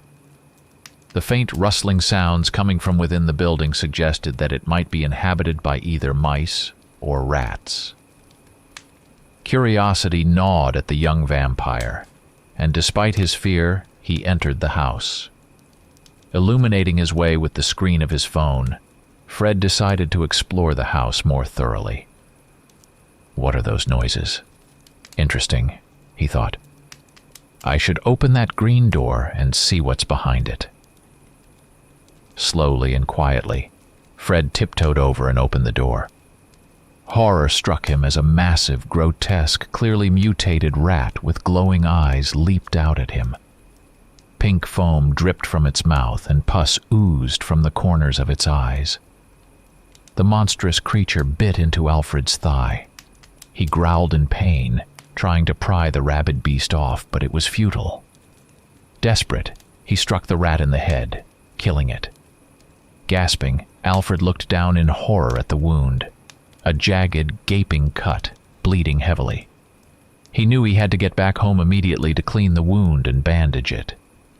But the pain in his leg was excruciating and he could barely walk. Cursing his curiosity under his breath, Fred limped heavily on his injured left leg. The poor vampire made it home by midday, utterly exhausted from both the injury and his walk under the blazing sun. Angelica greeted him with a gentle embrace. "Fred, darling, where have you been all this time? I've been worried sick. I didn't know what to do." "Angel, sweetheart, don't worry, I'm fine." I was just taking a walk across the field at night and I decided to check out an abandoned house." "So what?" Angelica replied a bit harshly. "That doesn't explain why you're coming home at 3 in the afternoon. What's that on your leg, babe?" "A rat bit me. In that abandoned house." "Don't worry, it'll pass," Fred said, holding Angel close. "We'll just clean the wound, bandage it up, and everything will be fine." Angelica carefully cleaned the wound on Fred's leg with hydrogen peroxide, applied some antiseptic, and bandaged it with a generous amount of cotton padding. Evening came and dusk thickened. Fred and Angelica started getting ready to hunt at the local nightclub, Morpheus. It was a hot spot for the local Gothic elite, and there was always someone to feed on. Putting on their new Gothic outfits, the vampires stepped out onto the porch. "Beautiful," Fred drawled. "Full moon tonight," Angelica added. Just then, a biker pulled up to their house. It was their friend, Ahriman, a biker and metalhead who worked as a tattoo artist at a local beauty parlor. The guy was 28, but already sported a sizable gut. "Hey guys, need a ride to Morpheus?" Ahriman asked with a wide grin. "No, thanks, it's not far, we'd rather walk," Fred quickly replied. "Suit yourselves, friends." "I'm out!" Ahriman called out as he kicked up a cloud of dust and sped off into the unknown. The young vampires walked arm in arm along the moonlit road. "How much longer until Morpheus?" Fred asked his beloved. "Not far now. Just 2 more blocks and we'll be there," Angelica whispered softly. "But I'm so tired, and my leg hurts like hell," Fred whined. "It's okay, sweetheart. We'll be there soon. You'll have some fresh blood, and the pain will go away," Angelica reassured him, kissing his forehead gently. "Look, we're almost there," the vampires exclaimed joyfully as they approached the nightclub. As soon as Fred opened the door to the club, a Gothic guy named Milred flung himself into his arms. He was always in a state of euphoria, fueled by absinthe and maybe a bit of weed. "Freddy, my dear, when are you going to turn me? You've been promising for 2 years. Turn me tonight and I'll give you $500. I won it in the lottery," Milred babbled rapidly. "Fine, I'll turn you tonight. But keep your money," Fred whispered softly. Fred and Milred left the club and headed into the dark park. "Come on, do it already. I'm tired of waiting," Milred shouted, unable to hide his nervous excitement. They stood in silence for a moment, embraced, and suddenly Fred let out a feral growl, baring his fangs. The moonlight illuminated his long, sharp teeth, and his eyes turned the color of molten lava. It felt as if the entire hell, with Satan at its head, was reflected in those eyes. Fred's muscles tensed, his body turning rock hard. Milred wasn't scared, didn't try to run away. Instead, he clung even closer to Fred, exposing his neck for the bite. And then Fred bit him. Milred didn't feel any pain. In fact, he felt a bliss he had never known before. He moaned softly and rolled his eyes in ecstasy. At that moment, the two of them looked like a pair of kissing lovers, but that wasn't the case. Both Fred and Milred were straight young men, but that didn't stop Milred from placing his hand on Fred's athletic rear. When Fred finished drinking Milred's blood, he tenderly kissed him with his blood-stained lips. Then, Fred gently pushed the Goth away, bit into his own wrist, and offered his blood to the newly turned vampire. Milred drank greedily from the wound. After about 5 minutes, Fred abruptly pulled his hand back, and the vampire and the Goth walked back to the club, arm in arm. "Milred, you should rest now. Go home. If anything feels wrong, call me. My number is 666, 811, Fred said. "Okay, I'm going." "See you later," Milred replied, heading off to his house. Meanwhile, Angelica, having finished her meal of a cute goth boy, smoked hookah with Daymore, and watched the news on Abriel's portable TV, which he had built himself. A little about Abriel. Born in 1988, he graduated with honors from the Faculty of Radio Technology at the Polytechnic Institute, and was passionate about creating all sorts of high-tech gadgets. His latest invention was a portable wristwatch TV with GPS navigation. The breaking news was being delivered by the head of the city's epidemiological control, professor of virology, doctor of medical sciences, Lonely Forstrage. Today, 4 cases of infection by the deadly Crete virus have been confirmed in the city. This is truly the most terrifying virus on Earth. Infection guarantees the most agonizing death imaginable. Additionally, it is the most contagious disease on the planet. One only needs to walk through an area where an infected person has passed to contract it. Furthermore, there is no vaccine yet, but we are working on one. Unfortunately, the virus is poorly understood, and we have little hope of success. Now I will describe the symptoms of this truly monstrous disease. Viewers are advised to keep children, the faint of heart, and pregnant women away from the screen. What is the Crete disease? The virus attacks every organ and tissue in the human body except for skeletal muscles and bones. The virus is the perfect parasite, transforming nearly every part of the body into something resembling digested stomach contents, all saturated with the virus.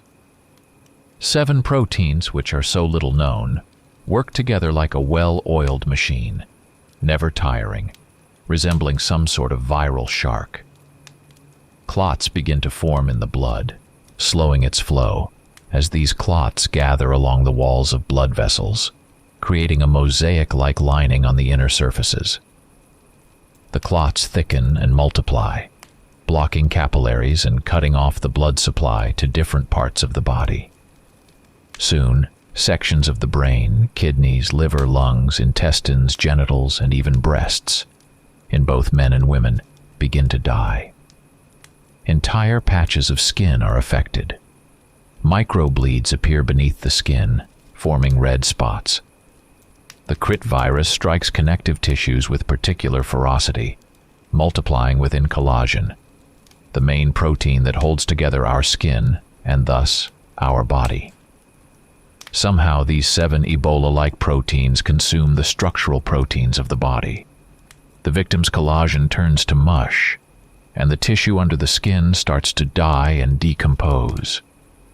Uncontrollable fissures form across the skin, and blood immediately begins to ooze from these cracks. The red spots grow, turning into massive bruises. The skin becomes soft, puffy, and any pressure causes it to peel away. The mouth bleeds, the gums bleed, nearly every small opening in the body starts to bleed. The surface of the tongue turns purple-red, and its skin begins to slough off, either swallowed or spat out. They say one of the most intense known pains is the loss of the tongue's protective surface. This layer is ripped away during bouts of black vomit. The linings of the throat and airways also peel off, falling into the lungs or being coughed out. The heart hemorrhages into itself, softening the heart muscles, causing blood to spill into the chest cavity. The brain clogs with dead blood cells, leading to a state known as brain pollution. Crete attacks the inner surfaces of the eyes, filling them with blood, often blinding the victim. Blood begins to seep from the eyes, trickling down the cheeks in such quantities that it looks like tears. And still, the blood refuses to clot. A stroke may hit, partially or fully paralyzing the victim. Yet even as the body fills with dead clotted blood, the blood that escapes outside doesn't coagulate. If you were to examine it under a microscope, you'd see that the blood is dead. The red blood cells are destroyed, appearing as if the blood was run through a blender. Crete kills vast amounts of tissue while the victim is still alive, triggering necrosis in the body's internal organs. The liver swells, yellows, becomes liquefied, and eventually cracks. A deep fissure splits the liver, running inward until it dies and begins decomposing within the still living victim. The kidneys overflow with dead cells and clots, ceasing to function. Blood is immediately poisoned with urine, unable to exit the body. The spleen turns into a large, solid mass of clotted blood the size of a baseball. The intestines fill with clots. The inner lining of the stomach dies and sloughs off in pieces, which pass through the rectum, exiting the body during defecation, along with a large amount of blood. For pregnant women, the crit infection is fatal, resulting in spontaneous miscarriage. The fetus is born with blood-red eyes, a bleeding nose, and is literally saturated with the virus. Crit also devastates the brain, and victims often suffer from epileptic seizures, especially in the final stages of the disease. Their entire body convulses, eyes rolled back, blood spraying in all directions. In some devilish way, this is how the virus most effectively spreads, infecting others through the blood of the convulsing victim. Crit replicates so quickly that infected cells turn into crystalloid blocks, or bricks of compressed viral particles. These formations spread through the heart, intestines, eyes, essentially every part of the body. After death, the corpse suddenly, rapidly, decomposes right before your eyes. The organs, dead for days, trigger a sort of dissolution of the body, resulting in instantaneous decay. And now, that's all for the news today. Stay vigilant, as the virus is most commonly transmitted by bats and vampires, which do not get sick but carry and release the virus into the environment. A bite from an infected vampire is fatal, so if you meet an alluring undead on a dark street, run as fast as you can. Vampires themselves aren't dangerous. Only those bitten by an infected rat are. Unfortunately, it's impossible to distinguish between an infected vampire and a healthy one without medical tests. And lastly, beware of rats. This is Professor Lonely Forstridge, virologist, infectious disease expert, and coincidentally, your city news anchor here in Suceava, Romania. Remember to wash your hands before eating and stay healthy. Until next time, stay safe, and I'll keep you updated throughout the day. Oh, how horrifying, Angel whimpered. I'll never be able to sleep now. I told you TV is the root of all evil, Daymore calmly replied. Try to forget about it. Meditate. Damn, that's not it. I'm worried about Fred. Last night, a nasty rat bit him, Angelica said, tears welling up in her eyes. I noticed Fred limping today, but didn't think much of it. We need to catch that rat that bit him and take it to Professor Forstridge. She might be able to create a vaccine and stop the epidemic. You're right, but we need to find Fred first. Only he knows where that abandoned rat-infested house is, Angel whispered into Daymore's ear. Let's go. April's TV with GPS navigation will come in handy. Hopefully April won't mind if we borrow it, and the news might be useful too, Dame said, heading out of the club with Angel by his side. Meanwhile, Milred woke up feeling some unexpected changes in his body, but not the ones he had hoped for. As he tried to get out of bed, pain racked his body. Reaching for the table, he shakily grabbed a mirror. What he saw couldn't be described with words. His face and body were covered in huge, festering sores. Is the transformation into a vampire this painful? And why didn't Alfred warn me about this? Milred wondered to himself. I need to find Fred and ask him how to become a full vampire and get rid of these symptoms. Barely managing to rise from his pus-soaked bed, the half-decomposed yet still living Milred stumbled out of the house. Seeing this grotesque figure, people on the streets scattered in all directions, some hiding in their homes, others running aimlessly to escape the hideous, disease-ridden Milred. "Help me! Call an ambulance! I need to be hospitalized!" the desperate Goth shouted with his remaining strength, but no one responded. After just a few more steps, Milred collapsed, dead. Within minutes, his body had turned into a foul-smelling sludge. At that moment, Margot was walking down the same road with her beloved German shepherd Serge. Margot, a pretty 16-year-old girl and a friend of Alfred's, adored animals. "Serge, no, don't do that!" Margot screamed in horror, watching her dog devour the remains of Milred. But it was too late. The dog had already contracted the deadly virus. It was like a ticking time bomb with no way to stop it. Margot barely managed to pull Serge away, hugging the dog and kissing his muzzle, now smeared with the foul-smelling ooze. "What reckless youth we have nowadays," she muttered to herself. "Mom always said never to kiss animals." "You bad dog," Margot mumbled under her breath, wiping Serge's face with her handkerchief before heading home to clean herself and the dog. As soon as Margot arrived home, she rushed to the bathroom. But suddenly, she felt sick. The unfortunate girl vomited up her entire breakfast and lunch, mixed with bile and blood. The entire bathroom floor was covered in vomit. Horrified, she looked into the mirror. If you could even call it a face, her skin was now covered in festering boils. She grabbed some soap, and despite the excruciating pain, washed her face, leaving chunks of skin and flesh in the sink. The once beautiful girl now resembled a 2-week-old corpse that had been lying in the heat. Barely making it to the phone, Margot called for an ambulance. Half an hour later, the girl was taken to the city's main infectious disease hospital. "Good afternoon, Professor Forstridge. I'm afraid we have to report that another patient has been admitted with symptoms of the crit fever," a young nurse said nervously into the phone. "I'll be there right away," Professor Forstridge replied. 2 minutes later, Professor Lonely Forstridge entered the patient's room. Despite her young age, she had already achieved significant success in virology and immunology. At 26, she was the chief doctor at the city's primary infectious disease hospital and had unparalleled knowledge of rare and dangerous diseases, which were far more common in Romania than elsewhere. After examining Margot, Professor Forstridge sympathetically shook her head. "She's got maybe 2 hours left to live.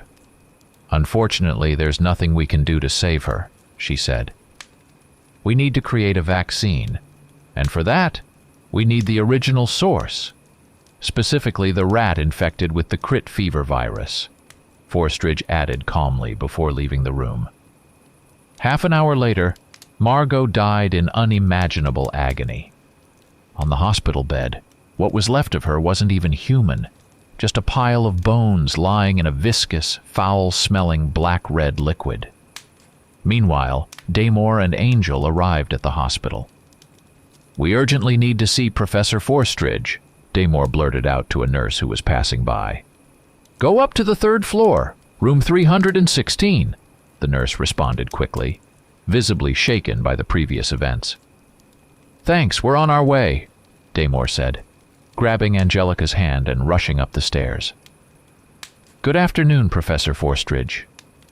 I need to discuss something with you." Angel greeted her calmly. "Take a seat. Tell me what you need," Professor Forstridge replied. "The thing is, my dear Alfred Magnet was bitten by a mutant rat infected with the crit virus.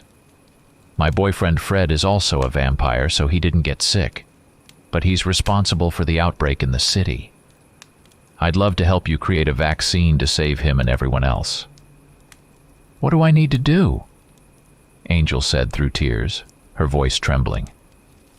"All you need to do is catch the rat that bit Alfred and bring it here, along with Alfred himself for research," Forstridge answered in an even tone.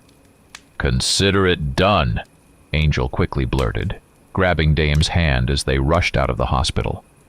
"You're probably wondering where Alfred is right now and what's happening to him. Well, the fever does affect vampires, but not as rapidly as it does humans, and the symptoms are quite different, though the infectious disease specialists aren't aware of this. Vampires have a much stronger immune system than humans, which extends the incubation period, but the virus is still able to break down even their immunity to common diseases. Alfred Magnet is living proof of this. Exactly 1 week after being bitten, Fred got sick. What are the symptoms of this terrifying disease in vampires, you ask? Let me explain. The symptoms resemble a well-known disease, rabies. Incidentally, rabies is the only disease vampires can contract. Once the virus reaches a critical level, it invades the vampire's brain, triggering a wild, unrelenting rage. In this state, the vampire's physical strength and speed increase dramatically, and their mind shuts down, leaving only primal instincts. The afflicted vampire experiences bleeding gums and excessive saliva production, causing a constant stream of pink foam to drip from their mouth. Their eyes turn a fiery red-orange, glowing with anger, hatred, and fury toward all living things. Their face becomes twisted in a permanent snarl. Their fangs appear even larger due to gum inflammation, and dark circles form around their eyes. In this state, the vampire loses the ability to speak coherently, able only to growl and howl. They no longer have thoughts or feelings, just an animalistic thirst for blood and a compulsion to bite as many people and healthy vampires as possible. This is no longer the gallant, intelligent vampire from a year ago. He's now a terrifying, deadly creature doomed to suffer until someone kills him, which is nearly impossible. The fate of this beast is to kill everything in its path, spreading the deadly virus wherever it goes. Such vampires are called Death Heralds. Alfred Magnet, the first Death Herald, became the source of a monstrous epidemic that wiped out more than half the population of the city, and has already spread to other parts of Romania. All the vampires in Suceava have turned into Death Heralds, roaming across the country, and there are hardly any healthy people left.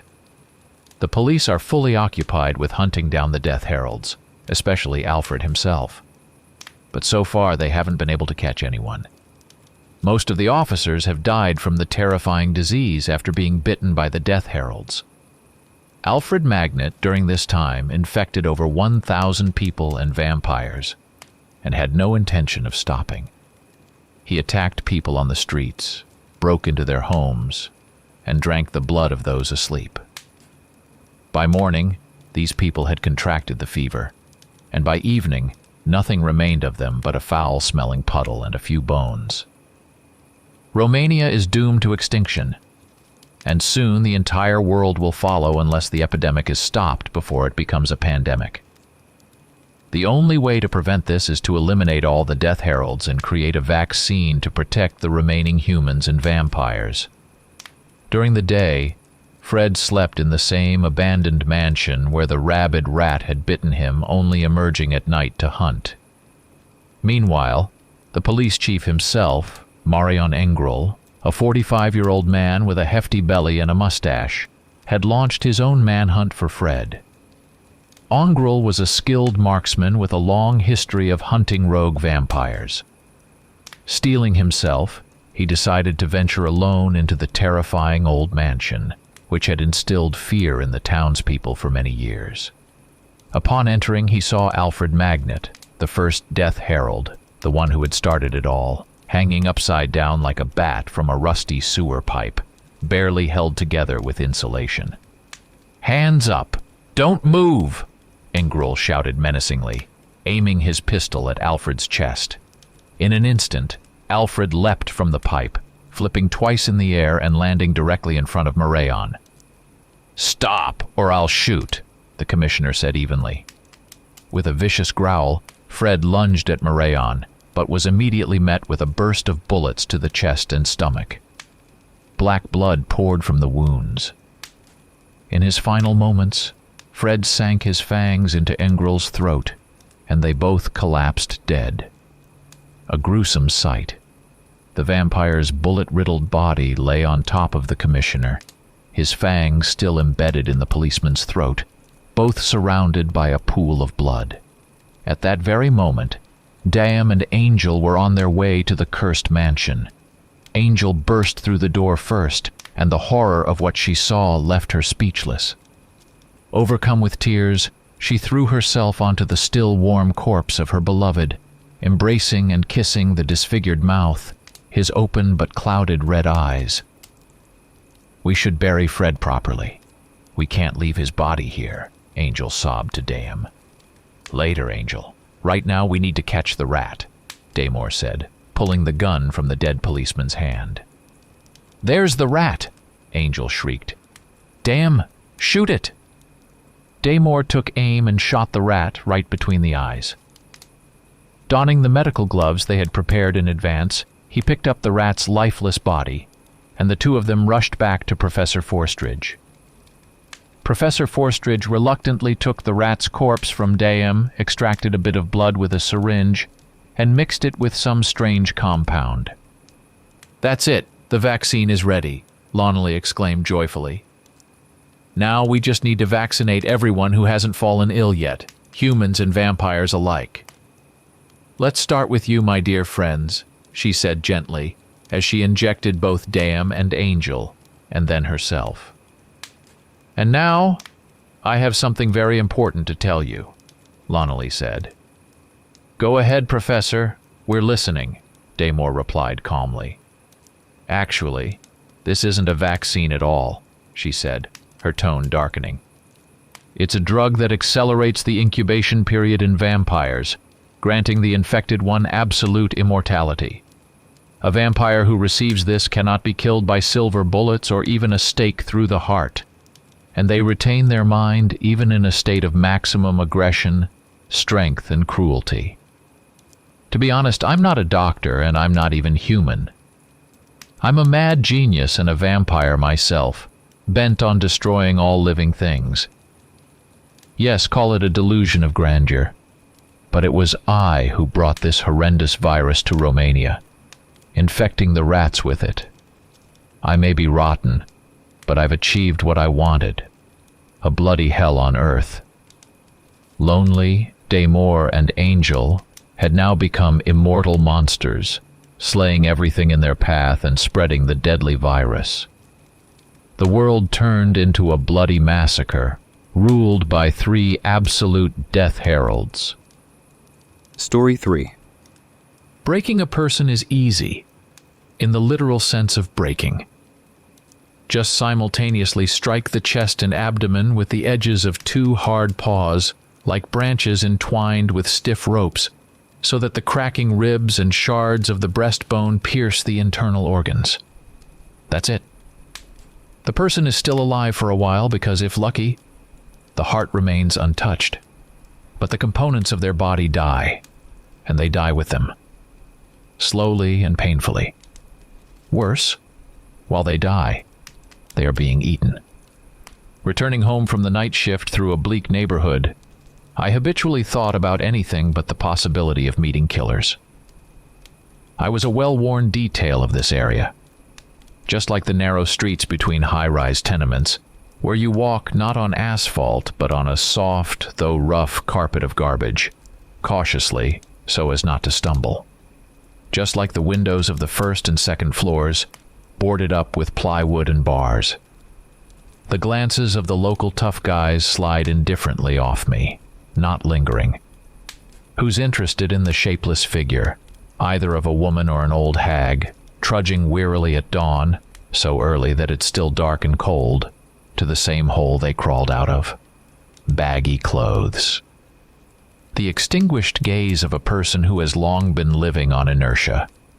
What were the parents thinking, living in a hopelessly impoverished area, naming their child the romantic Jilly, Night Violet? In a certain sense, one of their own, especially since everyone knows I work as a dishwasher, which means there's nothing much to take from me. But these ones found something to take. They dragged me into a narrow gap among the garbage containers just as I seemed to have passed them. A blow that knocked the wind out of me threw me onto the foul pile of trash that didn't fit on top. Or maybe it hadn't been taken out for a long time. They threw me so hard that my head hit the wall of the building, and I lost consciousness. That was the last thing that was a blessing for me. Because when I came to, I found out my mouth was tightly sealed by a hairy hand, more like a paw. Probably so I wouldn't scream. But I couldn't scream anymore anyway. It seems the one holding my mouth soon realized this and joined the one who was tearing at my clothes, along with my skin and insides. And then both of them started tearing into my flesh. I was choking on the blood spilling from my mouth as my body was roughly held to keep it from slipping, and the two cannibals growled softly and ripped chunks of meat from me.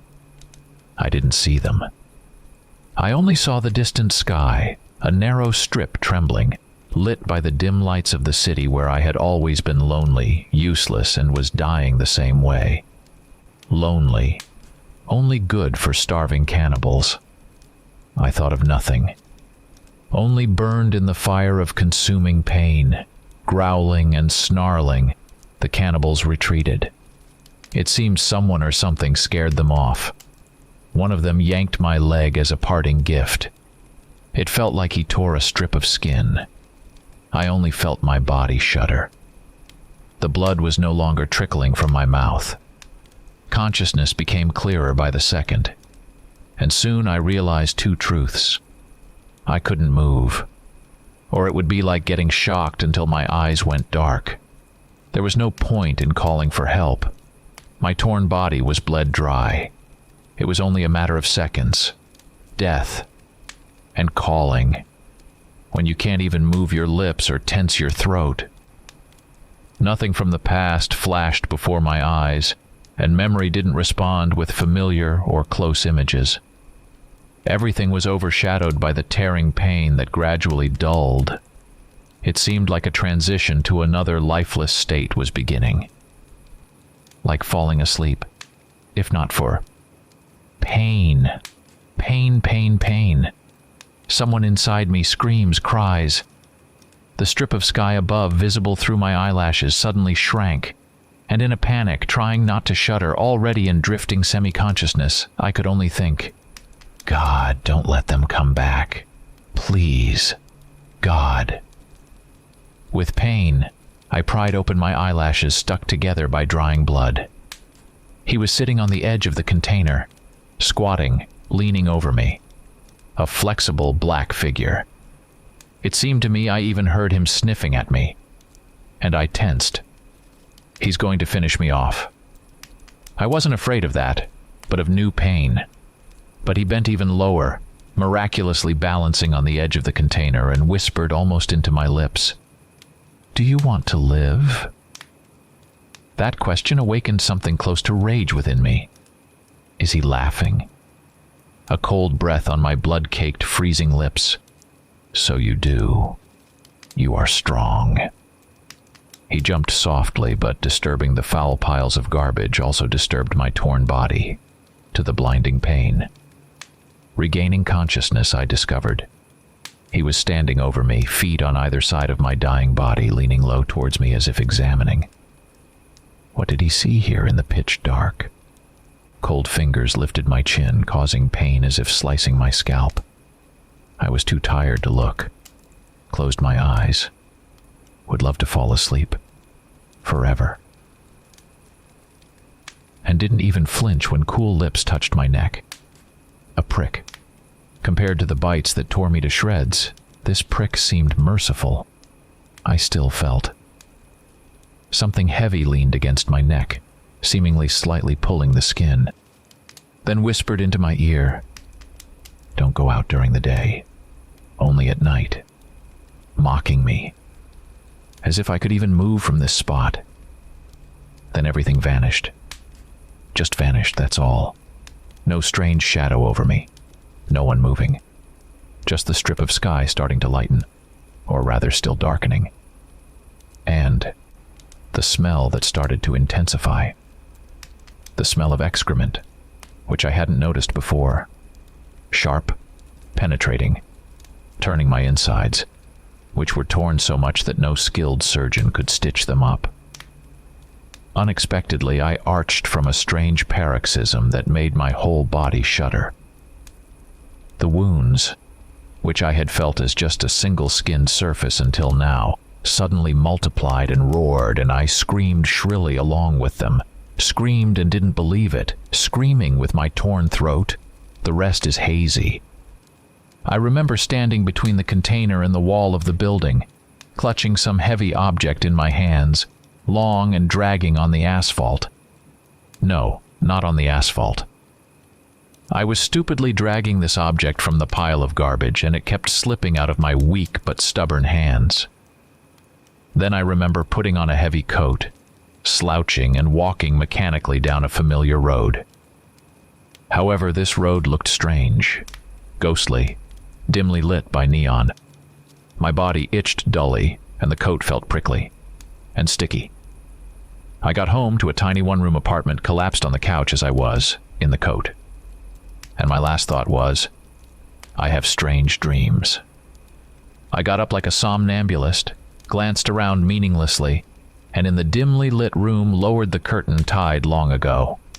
Then didn't bother to throw an old flannel blanket, left over from childhood, over the curtain. Why? Was I scared of something seen in a dream? I don't know. A violent shiver from the cold under the coat woke me up. Sitting on the bed, I shivered and looked around the room.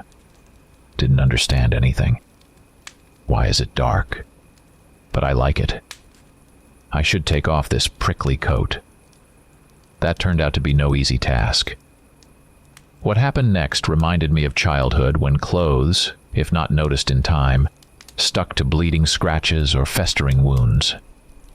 Carefully, I tried to peel the torn lining off myself without causing pain, even the smallest, and suddenly realized the coat had stuck not to wounds, but to skin with drying blood. I gathered my courage and sharply pulled the lining off my knee, bracing for pain. No pain. Rather, there was a slight one, like pulling off an old bandage along with stuck hairs. But I didn't experiment further. Went to the small bathroom and just stood under the shower. Soon the heavy coat slid off me, taking most of the blood staining me with it. In my bathroom, the mirror is narrow, hard to see yourself entirely. I took off the remnants of clothes, which would never be needed again since they were torn to rags, and stared dumbly at what I saw in the mirror. I was, in fact, rather plump, with 10 or 12 extra kilos for sure. Used to be. As my mom used to say, only the poor are fat, on potatoes, pasta, and various flour products. Damn. The mirror reflected a skinny, anorexic girl with a hungry look. Not a single wound. Still staring at the mirror, I touched my hips and stomach. Never thought my fingers were so sensitive. They immediately determined that the skin where the flesh had been torn was as thin as single-use bag films. But I'm alive, just as promised. I stood under the shower again and washed off the remaining dirt and blood with my hands. After thoroughly squeezing my hair and wrapping myself in an old towel, I came out and, glancing at the curtained window, climbed onto the bed with my legs. Hugging these very legs, thin as sticks and not full, with protruding veins from standing work like recently, was it only this morning? I tried to reason. The one I had become had a crazy metabolism. That's why in a few hours my wounds, even the most terrible ones, healed. It helped that in that same recent past I was plump. But how soon will the retribution for acquiring such a metabolism come? How soon will I want to? I imagined needing to find a person and bite into their neck, just because I wanted to live, even in such a form. Damn. Timely thought. My stomach immediately growled, and my stomach nervously tightened. Good thing I sometimes think illogically. Well, kind of. My thoughts jumped from one subject to another. I looked at my sorry legs again. Curiously, what will I wear now? My size has decreased drastically. That's when I remembered and felt the greatest gratitude to my mom, who never threw away things, even those left from my childhood. From the built-in mezzanine above the entrance door, I took out 2 suitcases, and half an hour later was looking at myself in the mirror again. There's only one big one in the wardrobe door. God, what a horror. Short jeans, a sweater hanging like on a hanger, and I'm hungry. At one glance at this scarecrow, I bent down, rolled up the jeans just below the knee. Now it's okay. I started to look more like those girls who hang out with the cool guys in our neighborhood. And my face now looks okay too, like those girls. I took my father's belt, wanted to buckle it, but just laid it against my back, flattening the sweater when I heard a quiet knock on the door. The entrance one. Strange. Neighbors usually don't come to me in the evening. They sit at home, afraid to even go out to the stairwell. And I don't have a peephole. Sneaking to the door, I cautiously pressed my ear to it. Quiet. The old Jilly would have gone to the room, to sit and be afraid. But I, already a true child of my city, headed to the kitchen. There you can find something to defend yourself with, if necessary. Just as cautiously, I stepped back a few steps. Only the threshold to the kitchen remained to be crossed. The door slammed shortly, but so hard that I jumped. No, I knew my locks were flimsy. But this... 2 burly, some kind of bullish guys stood on the threshold. However, they didn't stand for long. They quickly flew into the hallway, slammed the door behind them. One jumped at me, grabbing my elbows and covering my mouth. Again? Out of fear and despair, I bit into his palm. The second, baring his teeth, suddenly began to rock his torso back and forth strangely, as if about to sneeze. But with each swing, his head quickly and horribly transformed. He threw off his jacket, and I stared in shock at his bare chest, rapidly expanding and covered with coarse fur. Couldn't watch further. The first, howling in pain from my bite, threw me against the wall near the kitchen. For a moment in flight, I thought it was the end. But the arms extended forward, strangely enough, softened the terrible blow, almost smearing me against the wall. Another second, and I found myself under the ceiling, from where I unexpectedly hissed at the intruders in my home. I managed to notice that they both were transforming into some kind of beasts, huge, monstrously muscular, now frozen from my unexpected hissing from such an unexpected place. And I inhaled to take in more air and hiss again, scaring them, and a stream of sweet, rich aroma gushed into my nostrils, overturning all my insides. This smell... I immediately saw it coming from the bitten hand of the first one. Just didn't quite understand why I didn't sense it right away after biting. Maybe from the fright. They didn't have time to move as I leaped from the wall and darted towards the bitten one. Slim, light as the wind in the night, and as tenacious as a tick, in the sense that I jumped on the first one's back, onto his shoulders. They could have pounced on me and torn me to shreds, but all I wanted was to eat. I wanted so much.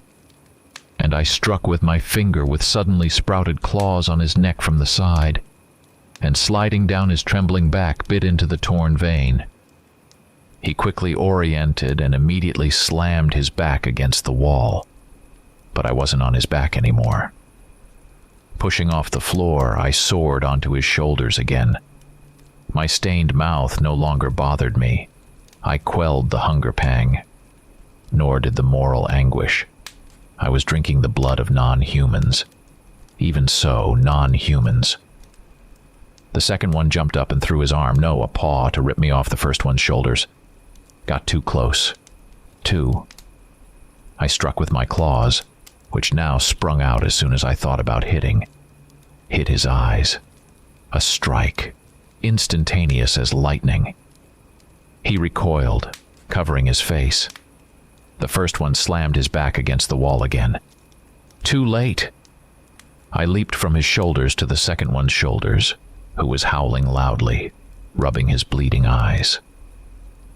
The first one rushed at him, waving his paws. I glimpsed how quickly the skin I had torn on his neck regenerated. I didn't know if these monsters had feasted on my body last night, dragging it into the dark place. But did it matter? They could have been. So why would I hesitate when I can satisfy two thirsts at once? Blood and revenge, killing those who made me go through the pain inferno. The human in me receded into the background. I too turned into a beast, swift, mad from the smell of blood and the desire to kill. And this beast in me tore down all constraints. The second didn't bother me. The eyes are a sensitive and complex organ. They will take a long time to regenerate. So without hesitation, I tried again. Jumping from the shoulders of the first one, like a phantom leaf of burnt paper, I darted to the second and struck at his eyes. Something burned me painfully, hit my legs and skin with fire. Reminder, I am without shoes, with rolled-up pants. What is it? Struggling to regain some understanding, close to consciousness and still intuitively, I realized. The air I moved through at insane speed, almost invisible to the werewolves, was burning me. But my two fingers didn't slide over the eyes of the first one, like the second. Flickering over the fanged maw of the werewolf, they rammed into the eye sockets with such force that they hit the bridge of the nose between them. I pulled my fingers out of the wet elastic mess and jumped back from the rising roar and the flailing claws in front of me. Jumped back again. From the second one, whose eyes, though bloody and flamed, were already regenerating. He clearly still saw dimly, but his ugly nose wings twitched, and he jumped at the scent. Only I wasn't there anymore. He too turned around with incredible speed. But I was already standing nearby, shoved my bloody fingers into my mouth. What their blood did to me. But the main thing, I got information, and strength with it. While the second realized I was right in front of him, I struck at his throat, broke through the stone-like flesh with claws, and yanked the vertebrae towards me. The head flopped back like a poorly sewn head of an old toy. The remaining skin couldn't hold the weight, and the shaggy head thudded to the floor. The falling body I kicked into the first one.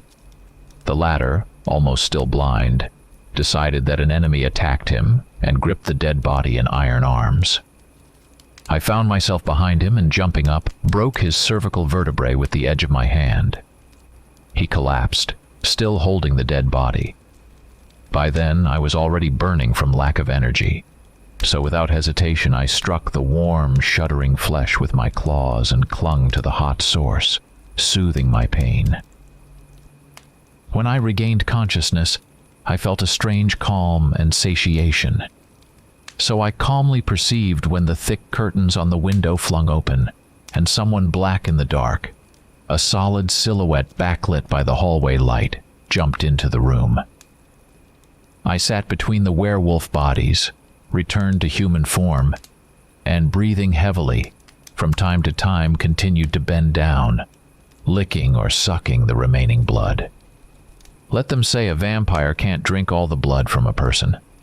Turns out they can, if they need to restore their strength, and themselves. "What have you done?" he said quietly. "You shouldn't have started with their blood. It was either them or me," I replied hoarsely without detailed explanation. "He'll understand anyway. You will have to fear both sides." He glanced at something in his hand, shrugged, placed the item on the floor in the room, and left the way he came. I stood from among the bodies and stepped into the room. A medical bag, with blood. So had these not come, things could have indeed been different. Well, all right. Too late to think about what and how would have been. I stood at the window. This world has turned to me in a different way, but I intend to survive in it, despite everything. A knife with a narrow and thin blade whistled through the air and crashed into the wooden target leaning against the wall under the windowsill. I dragged the target home in the dead of night, noticing the needed one in the fence around a house set for demolition. Recently, I would have been afraid to even pick it up. Now, I approached and didn't even think it might be too heavy for me. Sitting on the hallway floor, I threw the next knife. The distance is considerable, from the hallway to the farthest corner of my tiny apartment. Stolen knives. Turns out I'm very resourceful. Anyway, what else to do when you have a lot of free time? Now I can't sleep. Well, I can, but I have such strange dreams that even after waking up, I don't always understand whether I saw intricate phantasmagorias emitted by my sleeping brain, or if it was reality, which is becoming more and more fantastical for me. Or I can stay awake and roam around to my heart's content. I had to quit my job. Who would believe that the skinny girl who showed up was the same bulky, hunched woman known to everyone as the most silent dishwasher? I think the cafe didn't worry too much. They waited for a couple of days and quickly found a replacement for me, probably imagining how I would come back, and they would, smirking and spreading their arms, say, "Well, you shouldn't have disappeared for so long. There are plenty of people for your place." But I wanted to keep my apartment. A convenient little corner, small and in such a suspicious building that a suspicious lady who loves to walk at night doesn't attract much attention. For the neighbors, I came up with a reassuring story about the transformation of my appearance. Got sick, lay at home for a week without food, lost my job. Some felt sorry for me, and the old hag from the apartment opposite, who still remembered my parents, even brought me boiled macaroni. Turns out, I'm good at stealing. Swift movements, which have become my second nature, didn't allow outsiders to notice what exactly I was doing. The set of knives came from several cafes I visited. They were poorly secured. True, I'm afraid to steal much, especially in open places. Now I know that someone else might still track my quick gesture. Soon I'll owe for the apartment. The landlord will remind me of that with the next mail. Another month, and he will kick me out. I have an idea: to find a job closer to the wealthy quarters. I want to eat too, in all senses. I sighed and stood up. Time, 11th hour. Just the right time to walk and think in the fresh air, especially considering what I usually wear for these walks. Sewn and re-sewn clothes adapted to my current thin figure, looking pretty good in the dark. In general, the saying is true. All cats are gray in the dark. Dressed simply not to attract attention, a jumper comfortably hanging on me. Over it, a vest made from an old sweater. Old jeans from childhood, cut below the knee, because I could still fit into them, but the length was too short. The outfit was completed by boots bought on sale, never worn because I bought them in the evening and my feet swelled in the mornings. Now they fit just fine. Despite the gnawing feeling in my stomach, I smiled, almost laughed. Whatever happens. 2 stolen knives were tucked into my boots. There are leather pockets sewn by me. The leather from a boot found in a garbage container. That's it. Ready to go. In the tiny hallway, I looked in the mirror and shook my head again. Is this really me? This skinny girl with a pretty nice nose, eyes though not big, but looking normal against the general hungry appearance. My mouth was always small and slightly compressed, but now it looks fitting. Seems even pretty, in the dark, or in dim light. Better, in the shadow. On the way out of the building, I quietly greeted a group of guys, among whom you would not immediately notice two girls. Someone answered. Someone snorted. They know me, as they know about my misfortune with illness and work. Don't bother me. However, "Hey, Jilly, wait." A dark-haired guy caught up with me already at the corner of the building. Tall, broad-shouldered. Due to the warm evening, dressed lightly, a fashionable boxer-like t-shirt and wide pants, the bottoms of which are tucked into high boots. I don't know what they're called. Lots of tattoos on his shoulders and chest. But he's handsome. High-cheeked, with regular features, and his smile is every girl's dream. Although I'm not used to communicating with men, I immediately tensed up. He noticed it right away. "Don't be afraid, Jilly," he said condescendingly. "I just wanted to warn you that you wander around at night too carelessly. And our neighborhood, you understand. Want me to teach you to fight? All our girls can. Come to the basement at the end of the building tomorrow. We have a club there." "Maybe it's too late for me to learn," I said timidly. "We know you're not very young," he smiled. "But we have some older women too. They just learned self-defense techniques. By the way, you look pretty good now that you've slimmed down. You look like a girl. Watch out, they might start hitting on you. Here, just in case." And he handed me some strange stick. Not very hard, about half a meter long. "What is it?" "A police baton?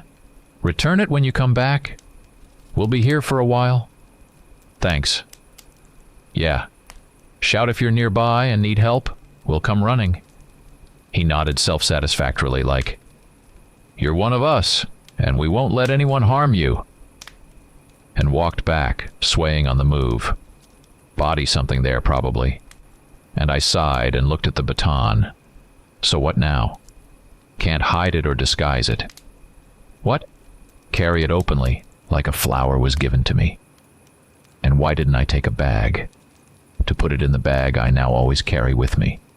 It would look strange. But nothing else came to mind. So I put the baton in the bag, slightly narrowing it. Looks okay now. And most importantly, in my hands. Somehow it really does feel safer.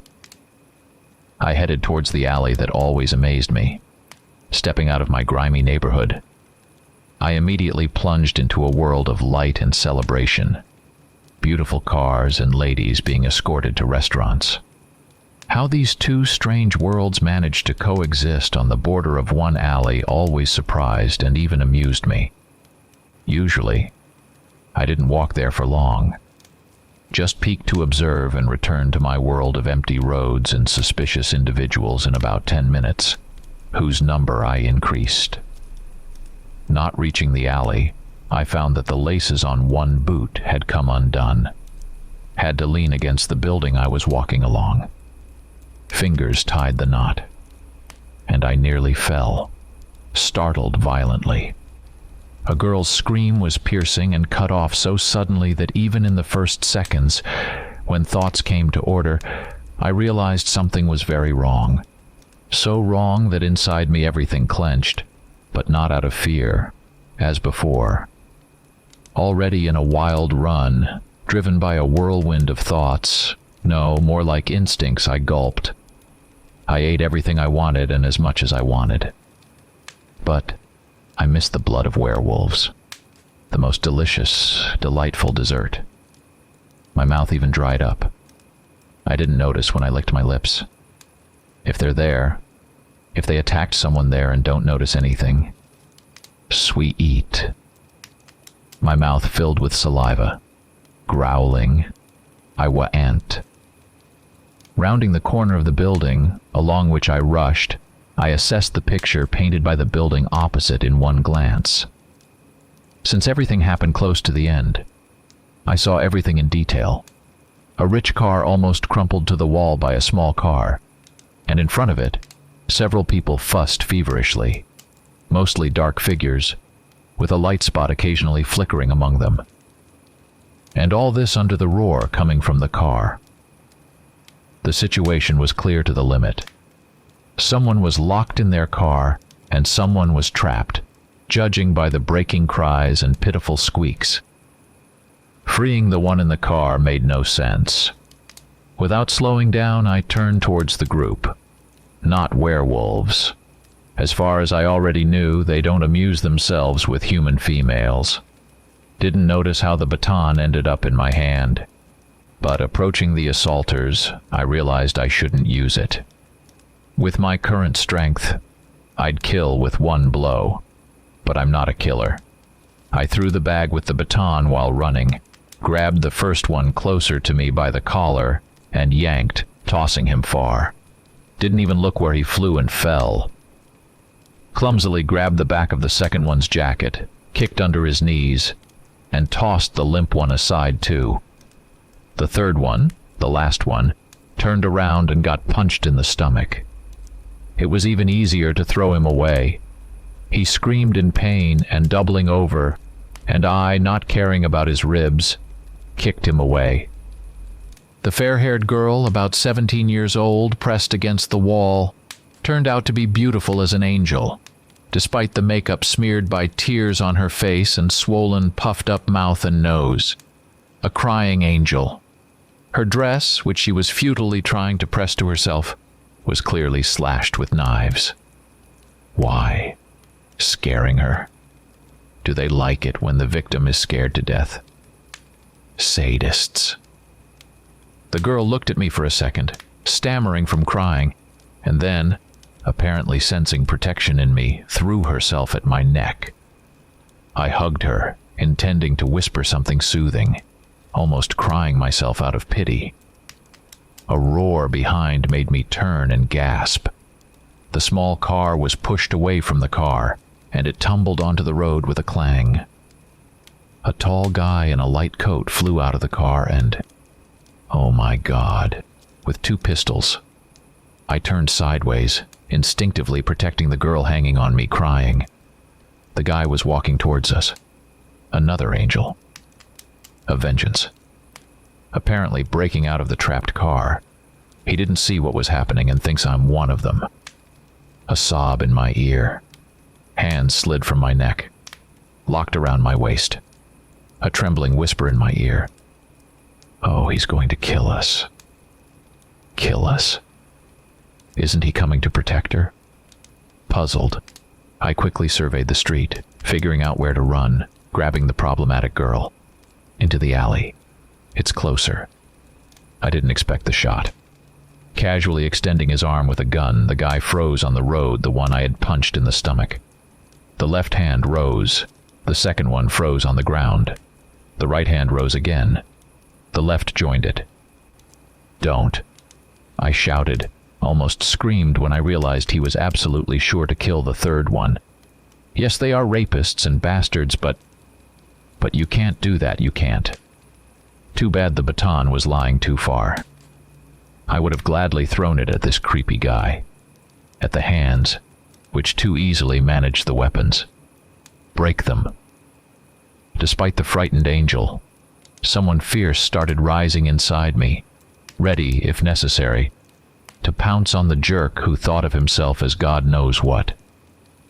The guy stopped, looked in our direction. Carefully, slowly lowered his hands and walked towards us, as if completely forgetting about the crawling one on the road, though he was walking towards us as if he wanted to shoot everyone who made him nervous. Long, shoulder-length blonde hair fluttered in the night wind, and for this beauty alone, I hated him with all my heart. Although it was the hair that became the clue that he wouldn't do anything bad to the rescued girl. Surely her brother. He'll give her a scolding, that's all. Probably. That's what the blonde girl meant when she was afraid. Oh, he's going to kill us. As I recently did, the guy pulled the girl from behind me by the scruff. She obediently unclasped her hands from my waist and hung in his hand like a misbehaving kitten. Big eyes blinked with long lashes, and the charming little mouth twisted, ready to sob at any moment. "Can you stand on your feet?" the guy asked calmly, and put her on the ground. On the asphalt, that is. The girl waited for him to put away his pistols and take out his mobile, and with tiny steps approached me again. Thin fingers squeezed my hand. He stared at our hands unblinkingly while monotonously ordering the phone to call a tow truck and come for him and his sister, I guessed right, at a local bar. "Is there any bar with a restroom nearby?" he asked me irritably, without taking the phone from his ear. "Yes." The lame onager. "Heard that? Bring the car there." "I'm not going anywhere looking like this," the girl complained, spreading her arms so he could see her in all her pitiful condition. The guy looked her over. "It'll do. I'll get your purse and shawl from the car. It's long and wide enough to cover the consequences of your whims." But He simply didn't listen, turned to the car and walked away. Oh, his hair is long to his shoulders only on the sides, but down his back flows a luxurious tail. So trendy. I wonder how many shampoos he uses to maintain this perfection. I instinctively touched my dark twisted in a knot hair. Could wear it loose. It's not long, but it's greasy from the dirt. I wash it only with hot water. On the way he bent down, grabbed the scruff of the third guy, the one not shot, and dragged him to the car, throwing him at the wheels. Even from here, from us, you could hear him clearly say, "Guard until the tow truck arrives. If you fail, you'll join your buddies. Got it?" With things in hand, he approached us, detouring slightly to pick up my bag with the baton. I got worried. What if he takes it away and I have to return it? The thing was given to me temporarily. "What is this?" "It's mine." "So you drove them off with this?" "Yeah.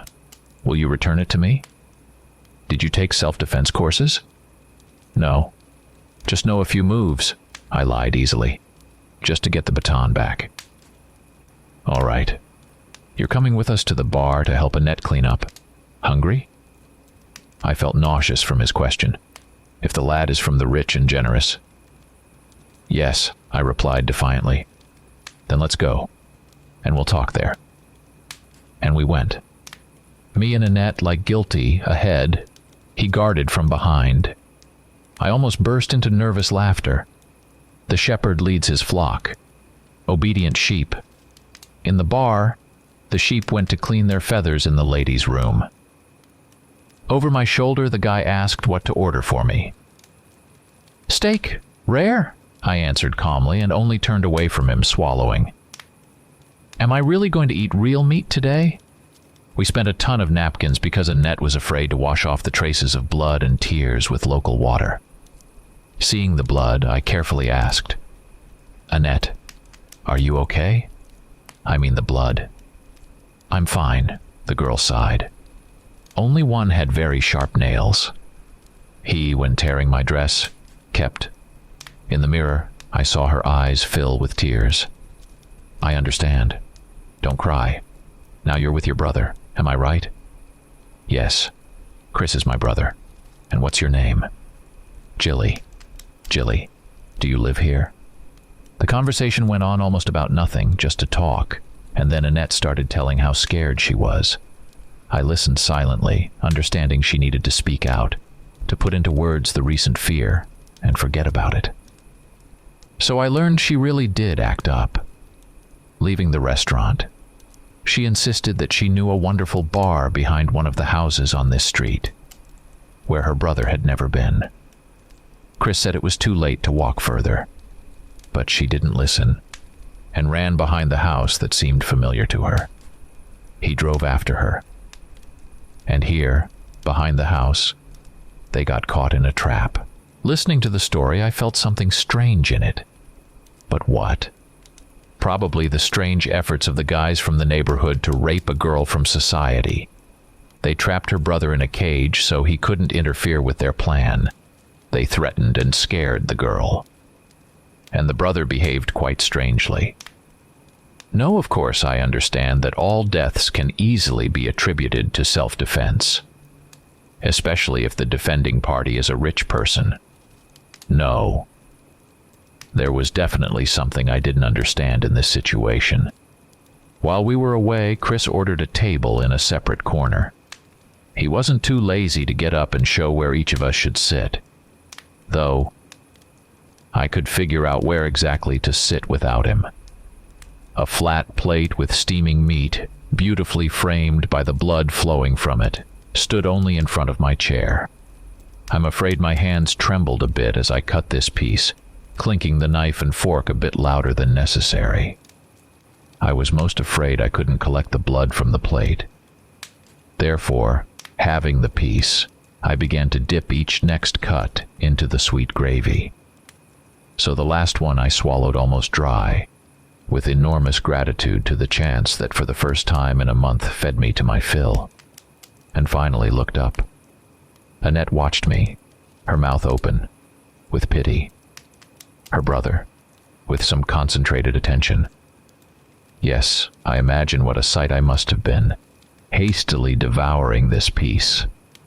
I wonder how I should address this Chris now, by name or calling him Sir. And I'm also curious if he will order another portion of meat, seeing my gluttony. He did. This time I tried to eat the piece to enjoy it fully. And Chris, thoughtfully watching the rapidly shrinking meat, offered me a job. As a companion for his sister. An unofficial bodyguard. Like introducing me to everyone as a distant relative.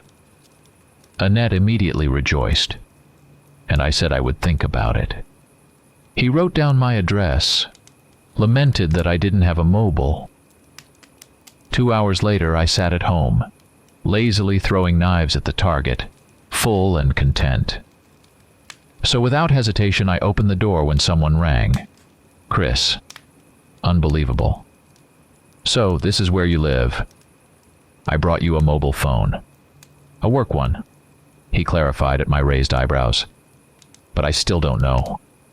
I didn't notice his quick movement. His hand lay on my neck. He leaned towards me and pressed his lips to mine. The upper one couldn't withstand the pressure and split. The pain drowned in bliss. I couldn't imagine kissing could be so... And he ruined it.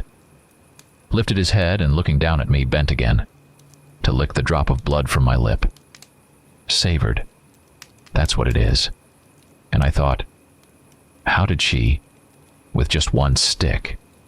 How come the coven doesn't know about you yet? Anyway, I don't care. Starting tomorrow, you're on duty as a companion. He nodded arrogantly and left, leaving me honestly in turmoil.